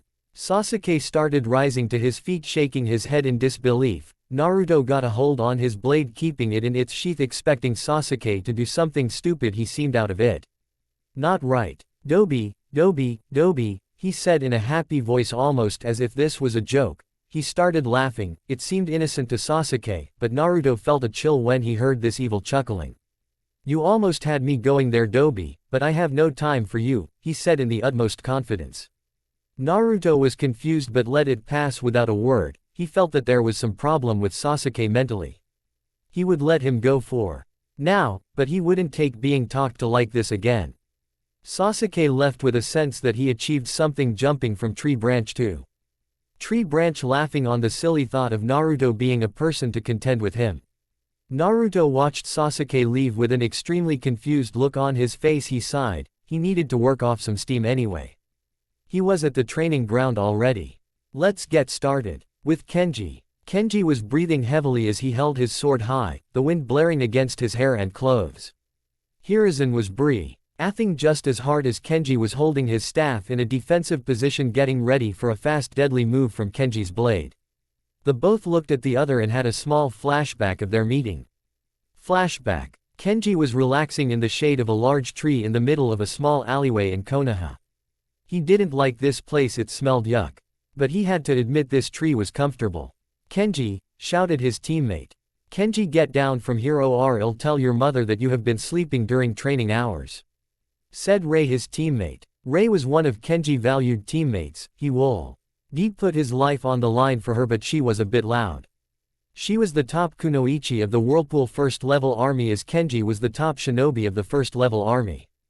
The Whirlpool Army was all he samurai and ninja of Whirlpool of each and every clan. There was 5 levels to the army. The first level was the youngest members of the clan, the second you were born into a clan or want to be in the professional killing business, you are considered first level, or in shinobi terms, genin. These genin are sorted into squads of 4 and to be in the most effective in not killing but surviving. The first level army is assembled in emergencies or invasions where they have to protect citizens and assemble them to the shelters. They are the largest of Whirlpool's armies, ranging to around 2,000. The second level army is made of 2 graduates from each genin squads and is traditionally chunin level. They are made into teams of 5 and they choose the leader within their ranks. When an invasion occurs, the second level army is assigned to protect the hospitable, the granary and the strongest wall, the southern wall. The second level army is around 1,000 large. The third level RMY is made of the 2 strongest of each team, and is considered Jonin level in shinobi terms. These teams are made not to be most effective to survive but to kill. When assembled, the third are assigned to protect the eastern wall, the weakest of the 2 walls, and the front gates. The amount of third level army is around 500 men strong. The fourth level, or as it has been dubbed, Kenji's army, or the strongest of each clan. Ranging from deadly mercenary to clan leaders, in shinobi terms they are ranked special shinobi to cage level nin. While they are assembled, they do not defend Whirlpool. No first to third level are symbolized as the shield of Whirlpool, the protectors of its cities. Kenji's army is special. When Whirlpool is invaded, they do not defend but they attack. They are symbolized as the sword of Whirlpool. The white tiger of Uzumaki. They have never lost a battle and only a few have died. The fourth army had the perfect amount of offense and defense. Everyone respect the other and everyone wanted Whirlpool to go through another era of peace and prosperity. This was a requirement. There was no room in the fourth army for bloodlusting maniacs. That was one of the reasons for their massive success rate. They had a calmness about them. They didn't want war, yet they had the power to start war and end it. They had 100 men, 1 commander, 4 generals and 10 captains. The 10 captains were the men who were battle-hardened and were known to be 2 specialists, genjutsu, ninjutsu, taijutsu and kenjutsu. The top of the army, they were the strongest fighters. The 4 generals did not make their position from their strength, rather their strategic minds, the smartest of the smartest. And last was the commander of the 4th army. The commander was not chosen for his strength in battle or his intelligence in battle strategies. It was the commander's wisdom and ability to lead his fellow man into a deadly battle. This position was voted by the 100 men, and then the commander had to choose the captains and generals. Because of the 4th army level of talent, organization and discipline, it made them the most deadly army of the shinobi nations. Kenji always dreamed about being the leader of the 4th. He didn't like the idea of being a general, all that thinking and junk.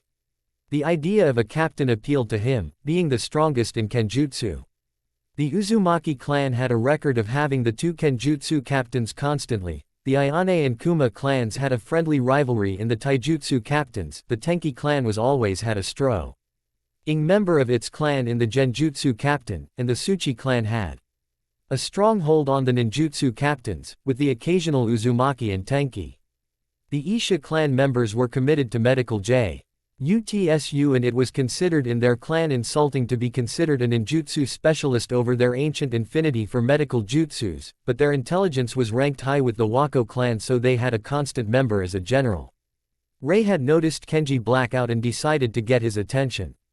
In an anime fashion, she magically pulled out a speakerphone and held it to the dazed Kenji. "Wake up, you baka," she screamed into his ear. Kenji reacted accordingly and was pushed with the force of the sound waves into a trio of Konoha genin. "Watch where you're going, punk," said the small genin. "Ya sorry," said Kenji, picking himself off the 3 and pushing the dust off himself. "Better be, punk," said the small genin again. Kenji always treated a person he didn't know with respect, but this wasn't a stranger anymore. "What did you say?" screamed Kenji at the boy. Kenji got a closer look at the boy. He was about the same height, but instead of the long young red hair of Kenji, he had short brown hair. He was wearing a red muscle shirt with a black Konoha symbol on the back and black ninja pants with some sandals. He didn't look that intimidating. But Kenji missed the large bow staff on his back as he unsheathed it. "Are you talking to me, shrimp?" said Hiruzen with a cocky voice. Kenji unsheathed his sword and held it, matching the other boy's weapon. Hiruzen's teammates were starting to get worried. "Shrimp, huh? I am as tall as you," he screamed. "Oh yeah," said Hiruzen, getting annoyed with someone in his age group making fun of his height. It was a sensitive issue with him. Both of the boys sprung at each other with the intent to kill. Flash forward. Kenji and Hiruzen stared at each other for another moment until they both started laughing at the silly way they acted during their childhood. They both sat down from exhaustion, having enough of the other beating down on the other. "I still don't forgive you, you know," said Kenji with a firm voice. I know, said Hiruzen, knowing that already. "I have to go now. An old man needs to rest his arthritis for another time," said Kenji with a smile and offered a hand to Hiruzen. Hiruzen reached for the arm and was pulled up. While this was happening, a few bones popped. "You're right about that arthritis, Kenji," he said as both cages laughed. With Orochimaru. Orochimaru watched from a distance as he saw Kenji arrive at his hotel room. Deep down he was scared. Not even the third or the fourth ever scared him, but this man, he had an essence about him. It was the essence that he wanted all to feel when he was around. It was a combination of fear and respect. He slithered into the hotel room, his neck stretching to unlikely lengths. The head stretched past the bedroom door and he saw the deep asleep Uzumaki Kenji. "A.S." word emerged from his mouth as he readied to stab the clan leader. He plunged the sword deep into Kenji's chest. A poof of smoke surprised Orochimaru as the smoke obscured his vision, and a sharp burn. Pain in his neck as Kenji sliced his neck from his body. Kenji was not surprised when the body turned into mud. He readied his sword for the famous trickery of Orochimaru of the Sannin. The Sannin face appeared in a wall of the motel. "Kenji-kun, I have come here with a proposal," said Orochimaru.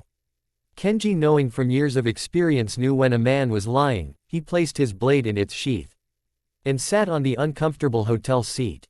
"I'm listening," said a calm Kenji, who had his mind open for a reasonable proposal. Temari was searching for this Naruto in the training grounds. To her it only made sense for a foreign nin to train at these hours, late at night and early in the morning, less time being distracted by domestic nin and villagers. It was a smart thing to do, but first she had to find him. She concentrated her senses to find a chakra signature that was familiar to Naruto's. She felt the urge to meet this boy and challenge him, not harm or kill, but to see how she fared against a person of such a prestigious clan. She didn't assume that this boy was strong just from being from a powerful clan. She found that thinking that would be just stereotypical. It was the way he stared at Gaara with no fear. And even for Gaara that was a scary sight, the way he had reacted, an unfamiliar sight to both Gaara and Temari. She felt a powerful chakra source that was similar to Naruto's, and she made her way as fast as she could, moving from tree branch to tree branch. She felt that a seeing eye distance was as far from the nin of his level as he could sense, even from the far distance. She could see him draw his sword and place his hands together, forming seals that made a large poof of smoke covering the grassy field with around 300 copies. Temari narrowed her eyes at this method of training. It was interesting and a definitely effective training regime for taijutsu, but very risky and chakra draining. But suddenly several jutsus were fired at Naruto.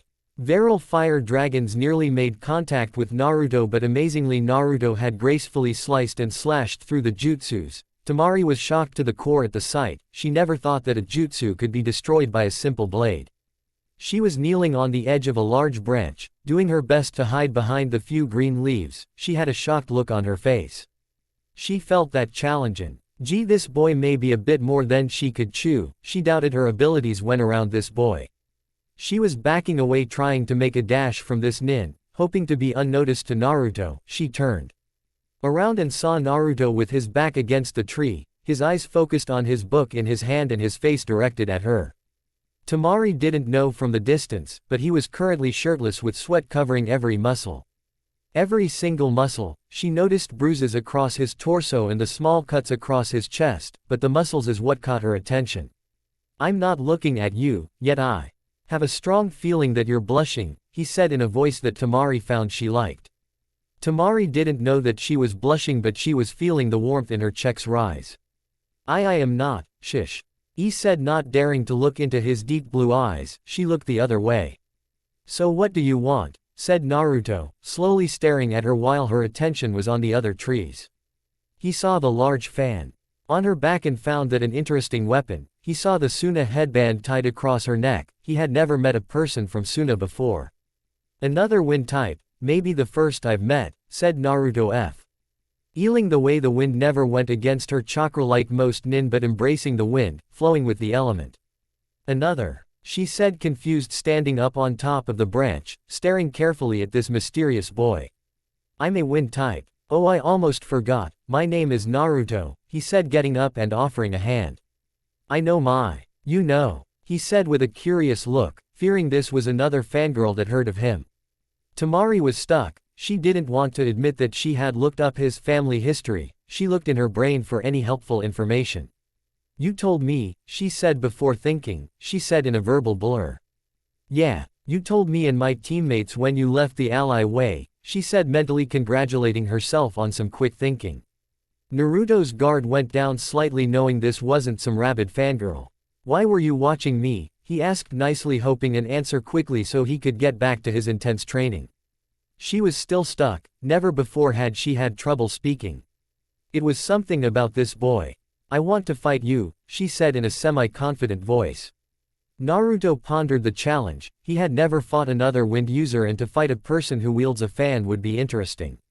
Are you sure? He said with a smile. I'm sure, she said with a raised chin, full confidence and staring down the impressed Naruto. Naruto stared down and gave out a small chuckle. Let's go, he said, raising his head, throwing a kunai at her dead in the chest. She flipped and avoided landing deep down on the ground, unsheathing her fan from her back, ready for a good fight. With Sakura. Sakura was slowly walking down a crowded market street. She had a faraway look on her face. Those who knew her might have thought she was thinking of the Uchiha, when in fact it was the blonde whirlpool nin from yesterday. Sakura had been in a confused state ever since meeting Naruto for the first time in 5 years. He's a loudmouth, short, ugly, ramen-loving. Oh, who was she trying to deny? She has been daydreaming over the blonde ever since meeting him, but it wasn't the fact that he was handsome as hell. Again, who was she denying? He was handsome as hell. But it was the fact that she had said no to him all those years ago. Of course they were only 7, but she remembered the way she had rejected him without feeling. She remembered his only friend being a frog that he named Gamma. She was so out of it that she pasted her arch-rival's flower shop, ignoring her shouts for her attention. Ino just huffed and went back to her plans of getting Sasuke and making him admit his love for her. She sighed in love, struck as she accidentally dropped a pot plant, smashing into the ground, waking her from her dreamland. Oh, sorry daddy, she said, looking at her father with an apologetic look. Inoichi just shook his head in disapproval, seeing the familiar look of daydreaming from his daughter. He would never approve of a relationship of his daughter and that Uchiha. Sure, he was from a precious clan and all that bull. He just felt that there was something wrong with the boy, something off. She needed to look underneath his looks and find someone. He wouldn't mind anyone in particular. But he had always pushed to the Nara boy, and he did enjoy Choji's company. Inoichi heard that Kenji-sama had returned to Konoha for some unknown reason. He really wanted to meet with Kenji-sama again. He outdrank the Ino-Cho Shika squad and nearly outate the mighty Shuza, but above all was the great ninja skills he showcased during the Third Great Shinobi War, and he admired him in the Third Hokage. He patterned his fighting style over theirs, obviously not an exact, but he was a feared fighter in his prime. He smiled at his times when he was a young ambitious jonin, killing enemy nins with style. Drinking with his friends, sleeping with beauties from other foreign lands. Now look at him. He was running a flower shop with his daughter. Worrying about her love life. He sighed. A small slimmer of him almost wished for an invasion of some sorts. Yeah, right, like that would happen. With Sasuke. Sasuke was meditating by a small candle in a dark room. It was Sai. That only in the utmost of a clear mind could a Uchiha receive his full potential. If a Yamanaka would look into his mind at any point of his life, it would be anything other than clear. He breathed in and out, deeply trying desperately to clear his mind of insecurities and the need of his older brother's death from his own hands. He thought on today's events to clear his mind on this boring daily event. His thoughts lingered to two people: Naruto Uzumaki and Gaara. Naruto had grown strong, true, but in reality he was no match to the great Uchiha bloodline. Uzumaki Puff, who knew of this pathetic clan, they had no bloodline. He barely heard of the clan. And Gaara, there was something about him, something that just reminds him about Itachi. He felt the killing intent, he saw the way his teammates reacted to him. They feared him. And that is what attracted Sasuke to make this Suna nin a sort of stepping stone, to measure himself against this nin and overall to reach his goal. He breathed in and out more roughly. Soon Itachi, soon. With Kenji. Kenji was currently in the Hokage's office having a tea and both holding a large pipes, smoke covering the room. So how are you Genin Tae? AMS this year, Kenji said out of interest. This year's batch is an interesting lot. There was 3 teams that seemed to have potential, a few clan heirs in each team if I'm right. Also the surviving Uchiha, Sasuke. The top rookie is among them, he said trying to impress his rival, with the achievements of Konoha's youngest and brightest. Top rookie my ass, he said with a snort. He shows a lot of promise Kenji, he said sitting up straighter. He didn't personally like the boy but he wouldn't deny the facts he also had Konoha's honor at stake. Naruto could take him on with ease. In fact I know another student of mine, Ayane Haru. You may have heard of the clan, he could take this Uchiha on, he said with a smile seeing the shocked face of Hiruzen. Now be fair Kenji-kun, I know that he has impressive chakra levels. But his control and taijutsu can't be up to par, and his genjutsu would be near non-existent, he said. He loved Naruto like a second grandson but he would never deny a person for what he deserves. Even if it was Sasuke. True his genjutsu is non-existent with his own chakra levels and mixed with the Kyuubi has made that a thorn in his side for a while, he said acknowledging what the professor had right. And his taijutsu is in my opinion ranked as a drunken bar fighter, he said pushing Hiruzen up more and more. His control is extremely bad, seemingly the older he gets more his chakra coils get larger and his work on his control seems like there is no improvement, said Kenji pushing him that much further up. But these are his weaknesses, in his strengths I could see him as a kenjutsu specialist or ninjutsu perhaps, he said, gaining a confused look from Hiruzen. His kenjutsu has been his focus since his arrival, we have been trying to even him out, make him an all-around threat. But he has the attraction to kenjutsu that only a Uzumaki has. He trains constantly, he has made such progress he would master the style, at this rate when he turns 16, he said with a smile. Again from the shocked expression on Hiruzen's face. He has an affinity for wind and you already know that it is an offensive affinity, he has an extremely large amount of chakra which you already know.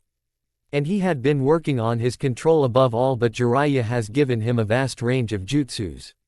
A vast range, he said perplexed. Only a few, but for his age and the way he masters it, it is simply amazing.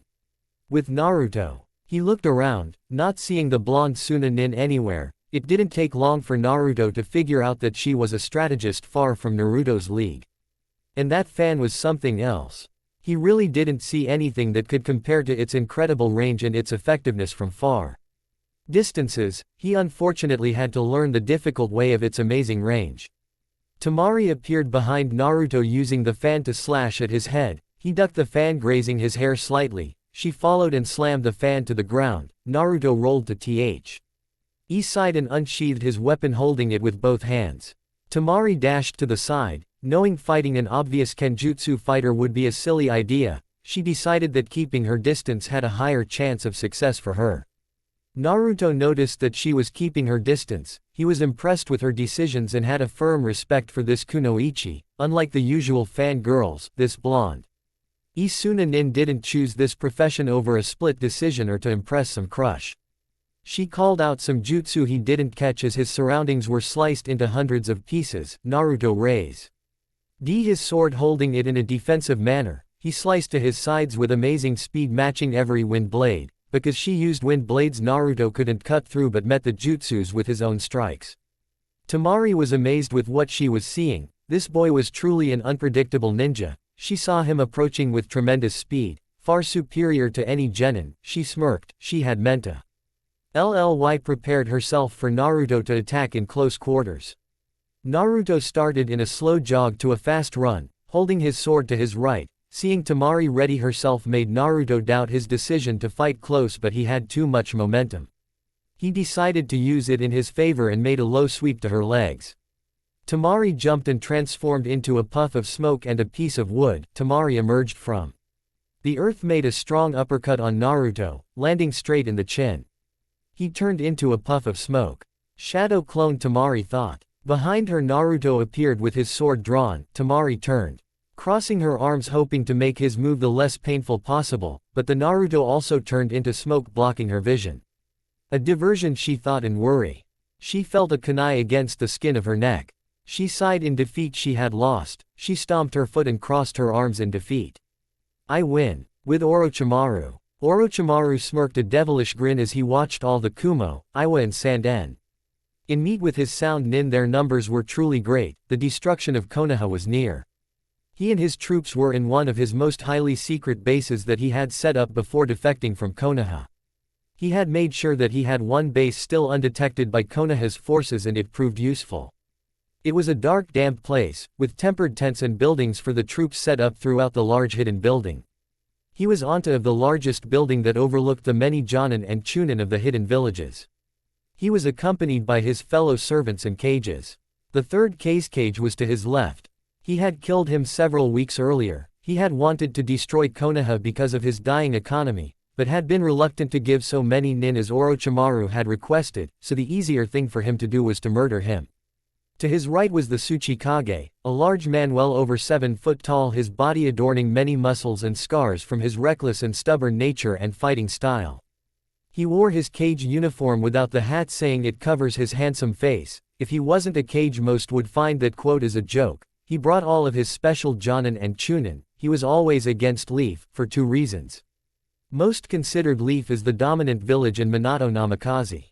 When Orochimaru offered the chance at Leaf, the held back no one, so Orochimaru had no reason to kill a valuable ally like he did with the cage.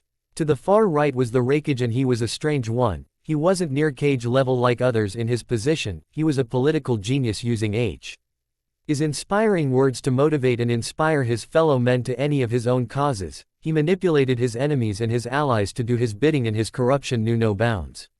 He knew that if any Ebelius men found out that he had denied Orochimaru at the chance of destroying Leaf and possibly stealing the Hyuga eyes, that there would most likely be a civil war similar to that of the village hidden in the mist. Orochimaru, said a loud, clear voice that sounded familiar. The Raikage turned and smirked with a lychee smile, admiring this red-headed figure. So was the Tsuchikage, who had an arrogant look adorning his face as if he had claimed her already. Kushina Uzumaki, Orochimaru announced, not even surprised in the least. Orochimaru just chuckled a small evil laugh, knowing his goals were so clear, so close. He was getting goosebumps. With Naruto. After the spar, the two had talked for hours on end, neither not noticing that time had passed so easily with each other. They both enjoyed each other's company. Temari found that Naruto was an interesting man, while Naruto had a strange respect for her.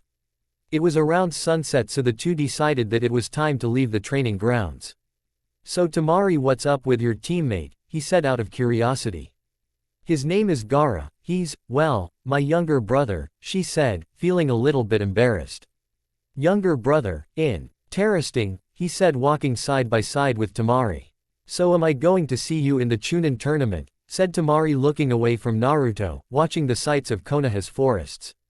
Sorry, I'm not an actual genin actually. Really, in Whirlpool we have another system that is different to that of the hidden villages, he said. Temari looked disappointed at this. The both reached the point where they had to part ways. The two stopped and looking at each other. So I'll see you later then, said Naruto. Temari looked disappointed again until. Do you want to meet tomorrow for some training sessions? There are some things that I can teach you, he said. Temari brightened. Shish, like you are so greater than I am, she said with her usual voice. I must be humble to my peers, he said with closed eyes, as Temari gently hit him on the head. Tomorrow at 3, she said with a smile. Tomorrow at 3 it is, he said, leaving in the opposite direction with a smile on his face. With Kenji. Kenji watched from atop of a building. Seeing the two brought happy memories of his relationship with Ray-chan. He could see the strength in this Suna-nin and felt happy that he was at least making friends from other countries. He had many friends in Suna mainly because it was an ally of Konoha and Whirlpool. He knew that the Uzumaki men were attracted to strong women, and this Temari had potential, he would watch over him just in case, but he defiantly approved. He had been wondering if he should just simply leave without all this trouble. Orochimaru had offered to give in his daughter to him last night, in exchange for a simple alliance. Kenji had considered this, but he knew not to trust a snake. Something was going to happen, something big, it was in the air. War. With Yamato. Each of the Jonin senseis were currently in the large Hokage's office, each being asked if they wanted their genin teams to take the next step and take the Chunin exams. Each of the rookie Jonin senseis had recommended for their teams to take the Chunin exams, but Yamato had other thoughts about his team.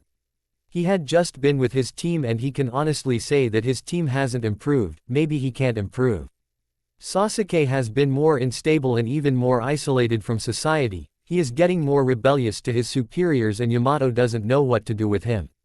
Sakura, who had most likely improved the most individually, was completely clueless this lesson. She had this faraway look on her face. She had potential but no motivation, she was only loyal to the Uchiha boy and Yamato had no experience with relationships and such, so he had no clue with what to do. Sai was an interesting one, he was extremely talented yet he was the dead last, he knew something was up with him. Yamato sighed in frustration, he didn't realize that each of the rookie teams had been recommended for the Chunin exams. He knows that if denies his team that the council will just force him to make him accept, he sighed again, all eyes were on him. Team 7, I recommend them for the Chunin exams. Hiruzen sighed as well, knowing that Yamato was forced into a corner with his team. So be it, he handed each Jonin sensei 3 pamphlets for each genin. You know what to do, and they all left in a flash. With Temari. Temari had a large smile on her face. She was looking forward to her future spars with Naruto, she really enjoyed her time with him. He was a smart for his age, she found that she was 2 years his senior. He was a warm person and over Temari's years she had never met a person, who she considered warm and apart from her early memories of childhood innocence with Gaara and Kankuro, she had very few times to happily remember. Kankuro noticed the brightened nature of Temari and was curious. What are you so happy about? Said Kankuro with a somewhat rude way. None of your business, she said, poking her tongue at Kankuro. He just responded by poking his tongue back. He left to his room mumbling something about rude sisters and homicidal brothers. Gaara entered slowly from the front entrance and Temari froze, not daring to look at Gaara, almost as if she looked at him, his sand would swallow her whole. Gaara saw his sister by the kitchen and looked the other way. His mother didn't demand the blood of Temari, but the day would happen, his mother lived for it and he loved his mother. Tamar. I saw her younger brother make his way to his room and she sighed a breath of relief as he left with no problem or verbal threat to her existence. Temari went to her personal room in the hotel and made her way to the bathroom. She saw the size of the bath and gave out a huff in frustration. She drew a warm bath and thought about her next spar with Naruto. 1 week later, Temari and her team watch. As the obvious rookie teams of Konoha had arrived, she saw how her teammates were reacting to the many nins surrounding them. Kankuro had a strong hold on the bandages that held the body coffin. He was expecting something to happen, and even if they knew that they were the attackers. And Gaara was of course seeing each Chunin hopeful, seeing which one his mother wanted most. Temari looked at her brother with worry. She may have always been scared of him, but he was her brother and she would always love him. She noticed the Uchiha symbol being worn by a boy. He must be the Uchiha massacre's only survivor. He saw that he had a fresh bruise on his face. A sliver-haired man calling himself Kabuto went and met with the rookies. He claimed having information on any nin of any country. This caught her attention. But when the Uchiha had asked these certain names, it had her full attention. Rock Lee of Konoha, 110D rank missions, 30C rank and 1B rank mission. He has extremely high taijutsu and his ninjutsu and genjutsu is unknown. he has no background, said Kabuto impressed with his stats. Gaara of Suna, said Sasuke demanding results from this strange leaf nin. Gaara of Suna, he said flipping through his deck of cards. Here we go, Gaara, Genin, 84D rank, 65C rank, 12B rank and 1A rank, Heinen Jutsu and nothing on his Taijutsu and a medium Genjutsu. Not too much on his background, other than he is a Kage's son and has never been injured on a mission, he said very impressed with this Gaara, he could be a possible recruit for Orochimaru's forces. Sasuke was impressed with these two, even if he had lost to that thing covered in spandex, he wouldn't lose again, his ancestors demanded it, but suddenly a thought came to mind. Naruto. Naruto Uzumaki. Whirlpool, said Sasuke. Kabuto had heard this name before but nothing came, he focused his chakra into the deck and he pulled out a card. Here we go, Naruto Uzumaki, he said as his eyes widened.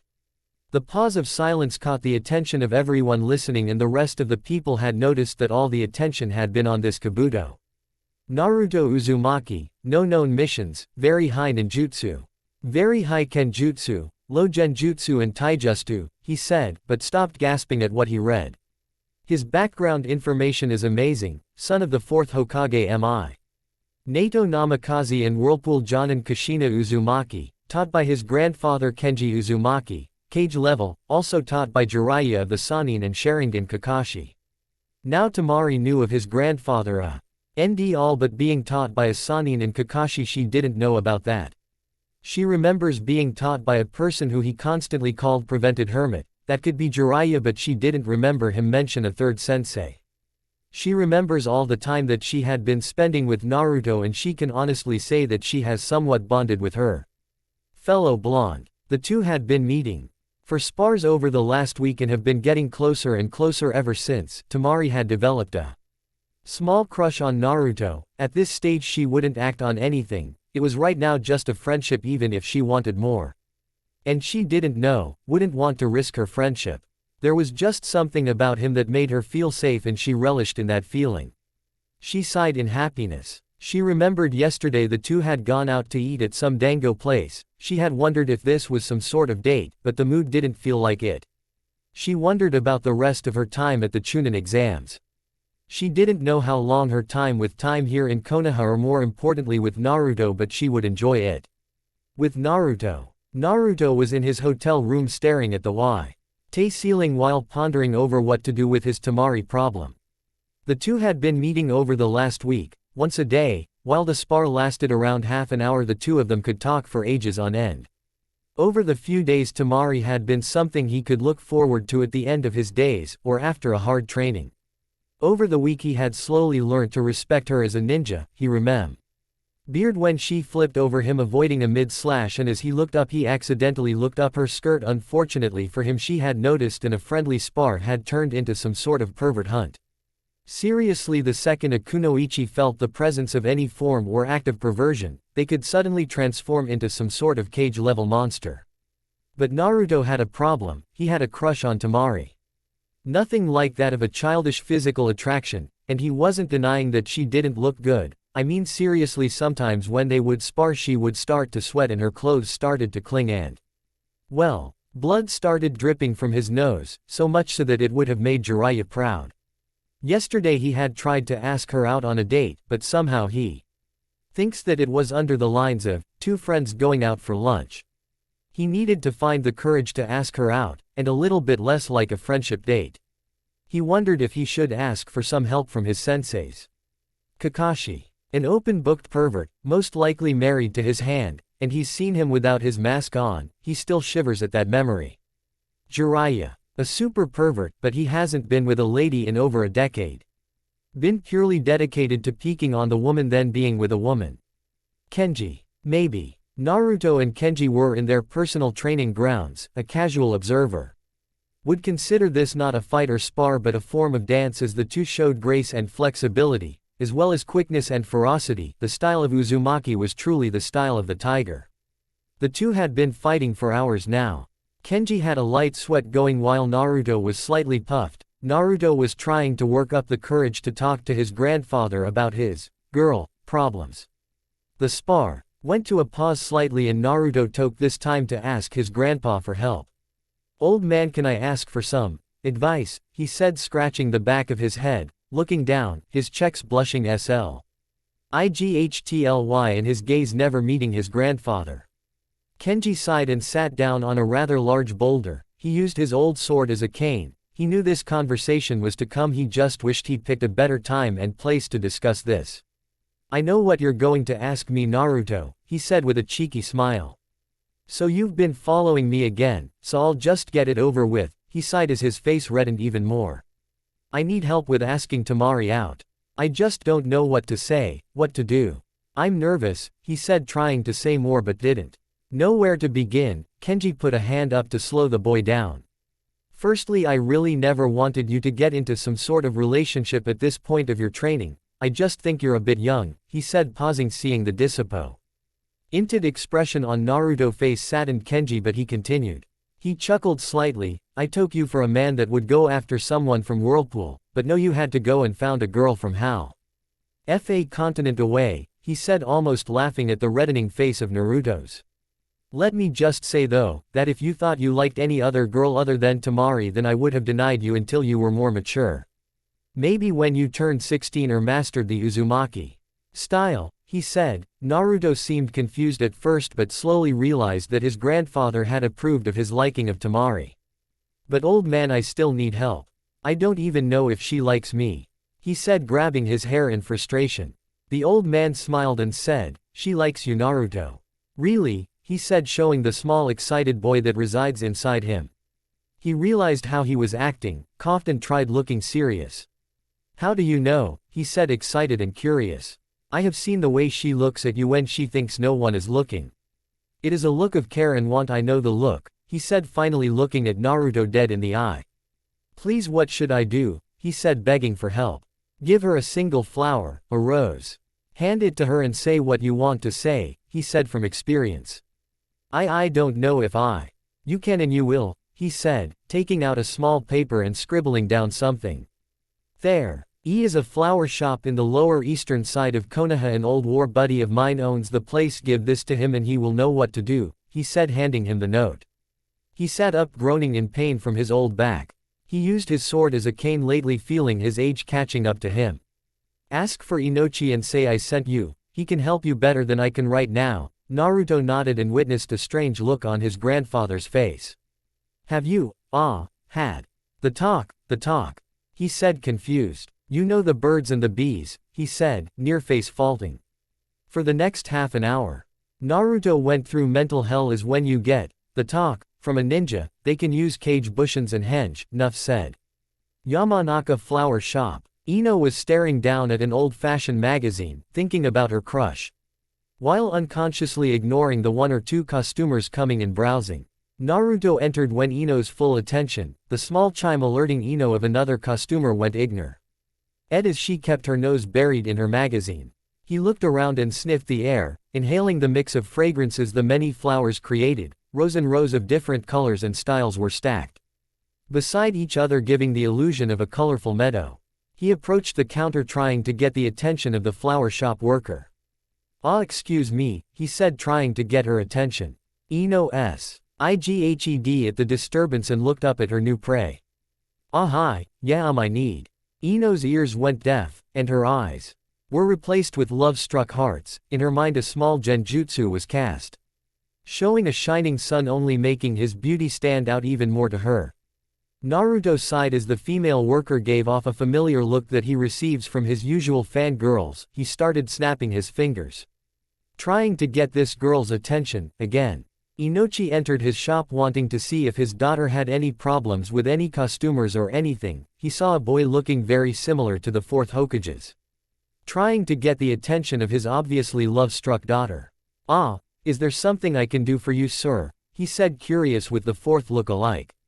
Yes, sir, I'm looking for an Inochi. I have a message fro Kenji Uzumaki, he said with respect.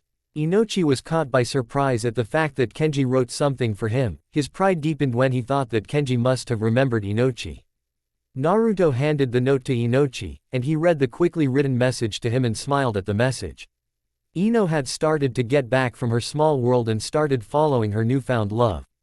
She saw her father reading a note he gave him and started chuckling. She went past the counter and moved closer to the two. She started sorting flowers into different combinations and styles, making no difference. Just really wanting to hear what they were saying. So a little bit of young love he said with a smile. Seeing the reaction from his daughter got him worried, if only slightly. I mean, she only met him 2 minutes ago. Ah yeah, so do you think that you could help me out here? He said in a slightly begging tone. Anything for the honorable grandson of Kenji-sama, he said with a bow. He gestured for him to follow and Naruto followed him to the back of the store, with Ino at his back, her appreciating everything she saw. Inoichi showed him through his priva. Garden and led him through while stopping his daughter. She pouted while trying to watch Naruto trying to still get past her father. Sorry sweetie, but I think we have some costumers, he said pointing to a few old ladies staring at some daffodils. But, she said trying to think a way for her to get closer to this god. Inoichi just gave his daughter an affirmative look, and she sulked her way back to the counter. Mumbling things about evil fathers. Inoichi closed the door behind himself and went beside Naruto, who was admiring the many diverse flowers among the small back room. So what are you after? Inoichi asked. With kindness and respect. I really don't know, Naruto said, confused with what Temari would want. What does she look like? He asked, trying to figure out something T would make a better pick to help out Naruto. Beautiful sandy blonde hair, he said, smiling, looking out to dreamland. Dark green eyes, he said, slightly blushing at how he was describing her to some stranger. Inoichi smiled at this youth's love. It wasn't something like his daughter's, simply a physical attraction. He could see the depth of this crush. It was something else, and he needed something more though. Very good. But there has to be a something more. There are many flowers that would suit what you said. Where is she from? The name is foreign. No, Inoichi said, thinking more on the subject. She is a Suna nin, he said with a smile. A smile rose from Inoichi's face. This information defiantly helped. He moved to the far corner, seeing a small batch of flowers from Suna. Quote, there are only 4 types of flowers from Suna, excepting cactuses and weeds and such. He held up the flowers. To Naruto, the first 3 he saw never caught his attention, but the third. It's perfect. With Kenji. Kenji was concerned with his grandson. He knew of Orochimaru being here, and him being here alone was dangerous enough. He really wanted to give his grandson his time to at least, maybe set up some sort of pen pal thing.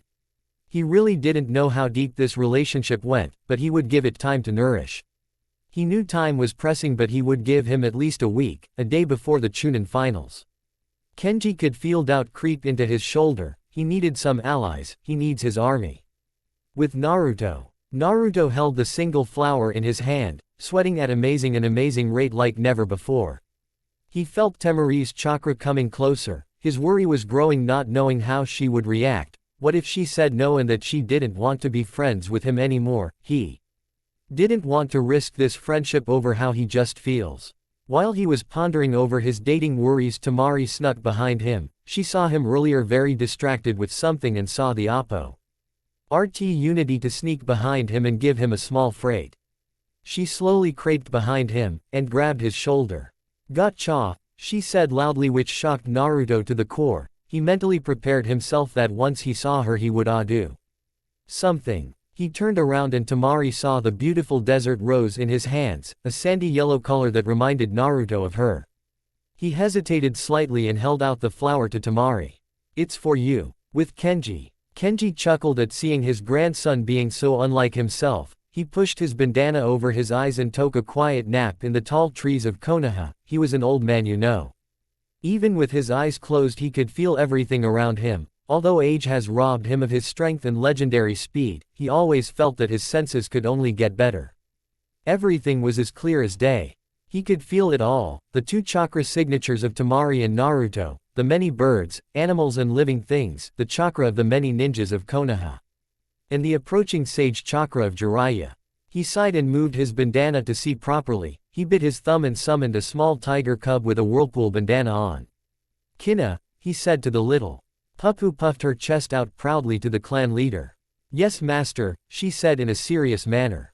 Enough of that now, he said with a smile. he reached into his pocket and brought out 2 scrolls. "Can you please send these to your mother, she will know what to do with them," he said in a grandfather tone. The tiger nodded and puffed into a ball of smoke. Kenji just felt the need to sleep, now or then ever, but he still had some loose ends that needed to be attended to. With Naruto. Naruto saw Temari staring at him strangely. Deep down inside he was begging himself to do something, say something, anything. While his mind was mush and his checks blazing red, Temari wasn't any better. Shita was blushing wildly, seeing the rare flower in his hands, the also rare look of nervousness on the face that usually held the look of confidence and calmness. Right now he was anything but Temari couldn't help but push him a bit. She pushed past her own nerves and coughed sly. TLY to see if her voice was fine. "Yes, Naruto-kun. Is that flower for me?" she said, pushing her inner shy self away. Now on a normal basis, most that knew Temari, heck anyone who glanced upon her LDC and feel the confidence that this girl held about herself, but when she was around Naruto, she was different. She thought and knew she acted different, she didn't know why, she seemed shyer. He spoke her thoughts as usual but not in the negative tone she gave to different opinions to hers. She felt different, but when she spoke this way it brought more confidence from her, it made this desired situation all the less unbearable. He tried speaking yet his head suddenly turned off. He still had the rose in a firm grip. Temari saw the tight grip and decided to push a bit further. "Such a beautiful flower," she said smiling, looking down at the flower. In Naruto's mind he said something under the lines of, "A beautiful flower for a beautiful woman," but alas his mind and his mouth did not met. She saw the stiff hold on the flower and thought of a cunning way to get her present. She stared deep into his deep ice blue eyes fighting the warmth in her cheeks. She obeyed his hand with both of hers holding with a soft hold and slowly pulled the desert rose from his strong grip. After getting the rose out, she held his hand ever so slightly. She blushed the heavy saint she ever thought she could and pulled her hands away, holding the rose close to her chest. Temari pulled the rose and sniffed it slightly. The desert rose brought an aroma that reminded her so much of home. A spark in Naruto's mind that said, "Say something," brought him to life. "Temari, could you, would you, it's, he stuttered and never could really get the message across. He never looked at her and that was starting to get her slightly annoyed. Temari gave mercy and took the reins. She saw that he still wasn't looking directly at her and had enough of this. Shy, Naruto. He looked slightly at her, only further angering Temari. "Naruto," she said in a tone that she knew he would listen to. Naruto remembers that tone, he would never forget the pain. "Meet me tonight at 6 at my hotel, you'll take me out to a fancy restaurant and we will have a good time," she said with her high and mighty voice. Naruto sighed in relief. Avenue to get ready for tonight," she said leaving Naruto in a mess. She made her way to the forest and before leaving she went back to Naruto and gave him a light kiss on the cheek. "Thank you for the rose," she said. Not daring to look him in the eyes again, she ran off calling out, "See you at 6. Naruto just stood there, completely unmoved and placed a hand on his cheek, smiling a goofy grin. Get in a relief and collapsed to the ground. Naruto Uzumaki was out of energy. It was a strange feeling, yet he was the happiest he had ever been. 6. At a fancy restaurant. Shouldn't be too hard. Right. With Temari. The second Temari had left Naruto, she turned and pressed her back against a large oak tree. She gave out a small squeal of excitement and daydreamed about the possibilities of the night, where she would be going. What she would wear, would they kiss for the first? She gave out another girly squeal. Several animals in the background ran away freighted at the sound. At 6. With Sasuke. He was searching high and low for the blonde knucklehead. How dare he hold back against him? He felt betrayed and confused. He decided that he would beat Naruto, beat him to the point that his grandfather would teach him and him only in Jiraiya and Kakashi. He smirked evilly at his own brilliance. Only a Uchiha. Only a Uchiha. With Kenji. Jiraiya had arrived at the small grounds to find a strange sight. 2 large tigers about the size of a fully grown horse and the Uzumaki clan head and Kakashi laughing their heads off in a very anime style. Jiraiya was confused at first but saw Behind one of the large white tigers was Naruto with his back on the ground, staring oddly at the sky, ignoring all the craziness around him. "What's up with him?" Jiraiya said, pointing at the odd way Naruto was acting. "He has a date with Temari," Kenji said with raised eyebrows, a heavy smile still on his face. "Temari," he said, wondering if he was thinking of the Suna blonde. "Temari," Kakashi confirmed, nodding at where he was going with this. "Ho ho, Naruto didn't know you had it in ya," he said with his pervert mode going. "Eros Sennin, don't start," Naruto pleaded, hearing the arrival of his sensei brought him out of his daydreaming. "Didn't know you had a thing for exotic women," Jiraiya said, causing Naruto to blush at the teasing. "Not he likes the blondes, remember the Akina girl from before," Kakashi pointed out, causing the blush to deepen. "Sensei," he pleaded for mercy. "Ah, the blonde bombshells, there are many things you will learn from them," Jiraiya said, daydreaming slightly. "Sensei, she is quite a looker." Naruto. "Nice job," Kakashi said with a eye smile and a thumbs up. "Grandpa, please. Now that's quite enough," he said, bringing the laughter down slightly. "He has a first date with a suitable woman that we all approve of," he said, staring out to the rest of his company. No one argued that point. "He will have a nice time, and he will act like a gentleman, and tease that," he said with his grandfather smile. "Besides, we Uzumaki men have a thing for fiery women, if you ever met your grandma, oh baby." "Old man." Laughter continued as Naruto covered his ears, trying his best to ignore his fellow senseis/perverts. Later that day, Naruto was at Temari's hotel feeling very uncomfortable, not with the date or anything but what he was wearing. His senseis had convinced him to wear something a bit more casual, a white button-up dress shirt that molded very well with Naruto's muscles and gave off a very masculine look. He kept his Anbu-style pants only in a dark gray color. Instead of having his bandana in his usual headband style, it was wrapped around his arm and a kunai holster over his thigh. His hair was loose, and if the attention that he was getting from the opposite sex, he looked pretty good. He felt a little strange doing all this, but he knew it would be worth it. He just hoped nothing went wrong at this point. With Temari. Temari had been stressing over what to wear but decided to go with a nice black dress. "Sorry, I'm a dude. That's as much detail as you're gonna get," that she brought out of the few outfits she brought from shopping earlier today. She had on a small amount of makeup that heightened her facial features and made her even more attractive. She had been wondering if she would keep her hair out or not, but decided to keep it in her classic style. She looked in the mirror and seemed very happy with what she had done with herself. She made her way out of her personal room and made her way through the lounge, hopeful. Why, without being noticed by her teammates? "Where are you going?" her sensei asked. Baki was usually a carefree individual, but he knew that time was pressed and the invasion was nearing. I have a date," she said, looking behind her, fearing Gaara was behind her. "A date?" he said, slightly confused. "Not a Konoha-nin, I hope," he said, surprised at the answer Temari gave her. "Of course not," she said sheepishly. "A citizen," he said, a little worried. The possibility of a Kage's daughter and a citizen was an odd and dangerous one.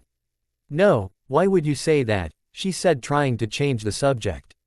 Quote, "Don't pull that on me," he said, looking at her cautiously. "All right, be on your way, but I expect a big talk with you afterwards," he said, giving her a nod. "Thank you," she said, making her way out to meet with Naruto. She felt a small creeping feeling make her way down her spine. She felt Gaara's presence near and started rushing a bit faster, making that small feeling leave as quickly as she could. She rushed down the 5 flights of stairs fairly quickly and made it past the lobby, rushing through the front door. She slammed through and accidentally ran into Naruto with full force. Naruto owned at the unexpected pain and saw Temari on top of him in a very uncomfortable position. "Hey Temari." Temari sighed at her luck and gave out a small chuckle at the casualness of Naruto. "Hey Naruto." Later on, the date continued as Naruto took Temari to some fancy restaurant from the Upper East Side. He was a little cautious on the fact that Jiraiya had recommended it, but it was a classy, respectable place. The two had talked a lot over the time they had known each other, very well over the short time they had known each other, but this date sort of thing, it sort of brought out one and another. The two confessed childhood memories, their likes and dislikes, their dreams, their team and senseis. The two never knew more about the other ever before, and yet they still wanted to know more. It was late at night. The two blondes walked side to side, not speaking, in a comfortable silence. Temari never felt so comfortable before being in his presence. But suddenly that small shiver returned. Piercing the warmth that she had felt throughout the night, she looked around trying to find her brother. Naruto saw the panicking beside him and wondered what was happening. He was about to speak his thoughts when suddenly 10 meters in front of them, a large ball of sand formed in front of the two. Temari froze, but Naruto kept his head high and his senses alert.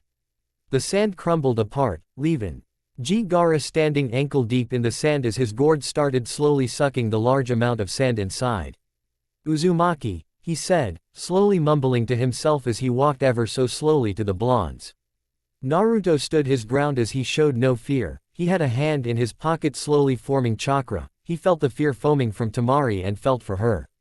He pulled her body across, slowly and gentle. Why behind him as he felt that she had no need for this. He respected her as a kunoichi, but this one was a whole other level. "Yes," he said, hoping nothing would happen that might provoke him. "My existence," he said, slowly mumbling, walking slowly towards Naruto. "Don't do it," he said, warning Gaara, who took no heed. "Mother wants something," Gaara whispered as the sand started whipping and acting as crazy as his controller. "Gaara, please," pleaded his sister, her voice filled with fear as the sand only closer to the two. Naruto pulled out a kunai and cursed himself for coming unarmed. Gaara saw the way he was protecting that pathetic sister of his. It made him feel strange. A feeling he never felt rose inside his chest. The sand rose and for 1 second all was silent. Then the sand formed into a single pillar and traveled at full force at the blonde. Naruto swore as he used wind chakra to help him defend. The sand made its way far too quickly for Naruto to handle as suddenly the sand maneuvered its way past Naruto, aiming for the heart of Temari. The date continued as Naruto took Temari to some fancy restaurant from the Upper East Side. He was a little cautious on the fact that Jiraiya had recommended it, but it was a classy, respectable place. The two had talked a lot over the time they had known each other, very well over the short time they had known each other, but this date sort of thing. It sort of brought out one and another. The two confessed childhood memories, their likes and dislikes, their dreams, their team and senseis. The two never knew more about the other ever before, and yet they still wanted to know more. It was late at night. The two blondes walked side to side, not speaking, in a comfortable silence. Temari never felt so comfortable before being in his presence. But suddenly that small shiver returned, piercing the warmth that she had felt throughout the night. She looked around trying to find her brother. Naruto saw the panicking beside him and wondered what was happening. He was about to speak his thoughts when suddenly 10 meters in front of them, a large ball of sand formed in front of the two. Temari froze, but Naruto kept his head high and his senses alert. The sand crumbled apart, leaving Gaara standing ankle deep in the sand as his gourd started slowly sucking the large amount of sand inside. "Uzumaki," he said, slowly mumbling to himself as he walked ever so slowly to the blondes. Naruto stood his ground as he showed no fear. He had a hand in his pocket slowly forming chakra. He felt the fear foaming from Temari and felt for her. He pulled her body across, slowly and gently behind him as he felt that she had no need for this. He respected her as a kunoichi, but this one was a whole other level. "Yes," he said, hoping nothing would happen that might provoke him. "My existence," he said, slowly mumbling, walking slowly towards Naruto. "Don't do it," he said, warning Gaara, who took no heed. "Mother wants something." Gaara whispered as the sand started whipping and acting as crazy as his controller. "Gaara, please," pleaded his sister, her voice filled with fear as the sand only closer to the two. Naruto pulled out a kunai and cursed himself for coming unarmed. Gaara saw the way he was protecting that pathetic sister of his. It made him feel strange. A feeling he never felt rose inside his chest. The sand rose and for 1 second all was silent. Then the sand formed into a single pillar and traveled at full force at the blonde. Naruto swore as he used wind chakra to help him defend. The sand made its way far too quickly for Naruto to handle as suddenly the sand maneuvered its way past Naruto, aiming for the heart of Temari. Time moved slowly as Naruto watched, helpless. The sand was piercing the skin as it hardened, and slowly the red sticky blood emerged out.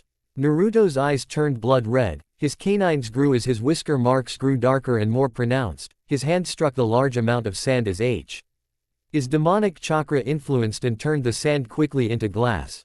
Naruto smashed the glass with a strong left hook and looked at Gaara from afar. For a split second fear could be seen deep in the eyes of Gaara. As the small shards of glass clattered on the concrete as Naruto dashed faster towards the frozen Gaara, intent to kill, his fingernails lengthened as he pulled his arm closer. How dare he attack her? Though as his blood boiled, almost all consciousness lost at seeing Gaara attack not only a relative of his own, but a precious person of Naruto's. He will pay was the last that was eared before giving into this strong otherworldly power. This power, it was amazing, he could do anything, anything. He reached speeds he thought unimaginable before, but he wouldn't place another thought to his amazing new power. He made it to Gaara, but the sand reacted quickly. He smashed a red chakra-fueled claw in the hardening sand. He smashed through the barrier as glass inked his fist. He roared in anger and smacked his claw against the building side as a large crater emerged. Naruto looked past the shards of glass and stone as it flew past him. His red silted eyes saw the fear in Gaara's as he slowly backed away. Naruto noticed how the chakra moved in the sand. His strategic mind was always been trained to see and think. Even under demonic influence he would see and think. He disappeared and reappeared behind Gaara. He tried hooking to the side of his head, but the sand moved. He growled and disappeared again. Every time he failed, he would go faster and faster. His animalist side was getting out quicker and quicker. He ignored the logical side of him to stop and moved faster and faster. Something inside of him, it wasn't the red chakra, a small part of him knew that.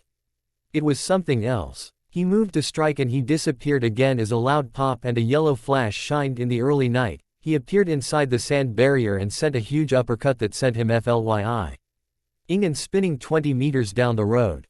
He roared in triumph and smacked his arms down on the concrete, making a large hole. He saw Gaara's wide eyes staring at him with fear and disbelief. And maybe, if only a small slimmer excitement, he would do the finishing blow. He disappeared into a yellow flash and made a beeline to the stunned Sunanin. His eyes saw movement to the side, but passed it off as some freighted animal. Suddenly his grandfather appeared with his sword drawn. He held the handle out and struck the demonic controlled in the stomach. He stopped dead in his tracks as his grandfather whispered under his breath as a large green glow appeared beneath Kenji's right hand as he pressed it against his stomach. Suddenly his eyelids felt heavy and slumber felt needed all of a sudden. His legs collapsed under himself and his grandfather caught him before a fall to the hard ground. He saw from a far distance Temari, lying down on the ground, sand and glass surrounding her, and Naruto with all his will pulled his arm painfully up and pointed towards the other blonde, and fell unconscious just before whispering, "Temari, I'm sore." Kenji sighed as he saw the other body.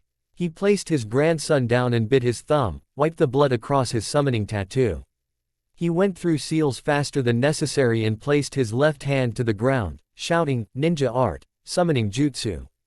A large puff of smoke appeared and obscured his view for a second, until suddenly a large white tiger emerged with his head under his arm and sleeping the way cats sleep. "Wake up, Naru," he said, kicking the tiger. "Lazy cat. Wake up," he shouted as he kicked him again and again until the tiger groaned an old growl. "What is it, Kenji-sama?" he said, exaggerating the suffix as much as an over-the-hill tiger could. "I need you to carry this one over," he said, pointing at the Sunanin. "A Sunanin?" he asked, raising a non-existent eyebrow. "Just help out, will ya? There's a hunk of deer meat in it for ya," he said, while laughing at the lazy tiger's quick reactions. Gaara just stood still as again someone showed something that his mother convinced him he would never feel. Love and protection. Later. "How are they?" Kakashi asked, very concerned with his student's condition. "They're fine for now. Naruto is worse by far. His chakra is extremely drained and accessing the Kyuubi's chakra for the first time was hard on his body, but luckily the more access to the fox's chakra means more access to his healing abilities," Jiraiya explained to Kakashi as he nodded to the explanation. "Temari may have a small scar by the collarbone but nothing more except a bump on the head," Jiraiya said, recalling the blonde's injury. Kenji walked in the hotel room and saw Kakashi and Jiraiya staring down at the two blondes. All right, whose idea was it to put both of them in the same bed?" Kakashi looked to the side and Jiraiya formed a hand sign and disappeared in a large amount of smoke. "Pervert away." Kenji pinched the bridge of his nose and asked Kakashi politely to get Jiraiya so he could beat him down. Kakashi just pulled out his porn and slowly walked out to find the Toad Sannin. Kenji sighed and wondered when this day would end. He saw how peaceful the two looked together and reminded himself to talk to this girl and find out a bit more about this girl. He saw how both Temari and Naruto were unconsciously inching closer and closer towards one another. He would just laugh at the moment, but he would die from laughter in the morning. He made his way to his personal room and went to bed hoping for no interruptions. He closed his eyes as he felt the warmth under the blanket and heard a pop indicating an interruption. "A message for you, clan leader," a messenger tiger announced. He recognized him, Ago. Neru's child. There was only a few families in the White Tiger clan, and being a clan leader it was necessary to know all tigers and such, but it was so hard to tell them apart, and they bred like bunnies in heat. "Thanks, ask me later for a sweet or something," he said as he read the message from his 4th Army commander. He sighed in worry for his grandson. He wondered how he would take this with Sasuke. He felt the power, it was in his grasp. All it had to take was a slight nudge and some chakra, and then he could feel that feeling. The feeling had always been there. It was a feeling of strength, or being superior. Throughout his life he knew the importance of the Uchiha clan. Through his youth his father and family preached their superiority to all other clans and nin. Then his whole world crashes around him, not one but two nins who didn't even have a bloodline, who didn't even belong to a prestigious clan, or even a clan at all. He forced chakra to his eyes. He closed them for a second and slowly opened his blood-red eyes with two tomes at opposite ends. He saw everything in a new, more informational light, how chakra moved, how it blended with the different hand seals. It was strangely invigorating. He felt the prickling sensation of his curse seal act up. He noticed it usually did that when he felt certain things, thought of certain subjects, jealousy, Gaara, Itachi, and most recently Naruto. He felt the tattoos run up and down his neck as the power and feeling of superiority returned. He smirked an arrogant smirk as he felt like he deserved this power.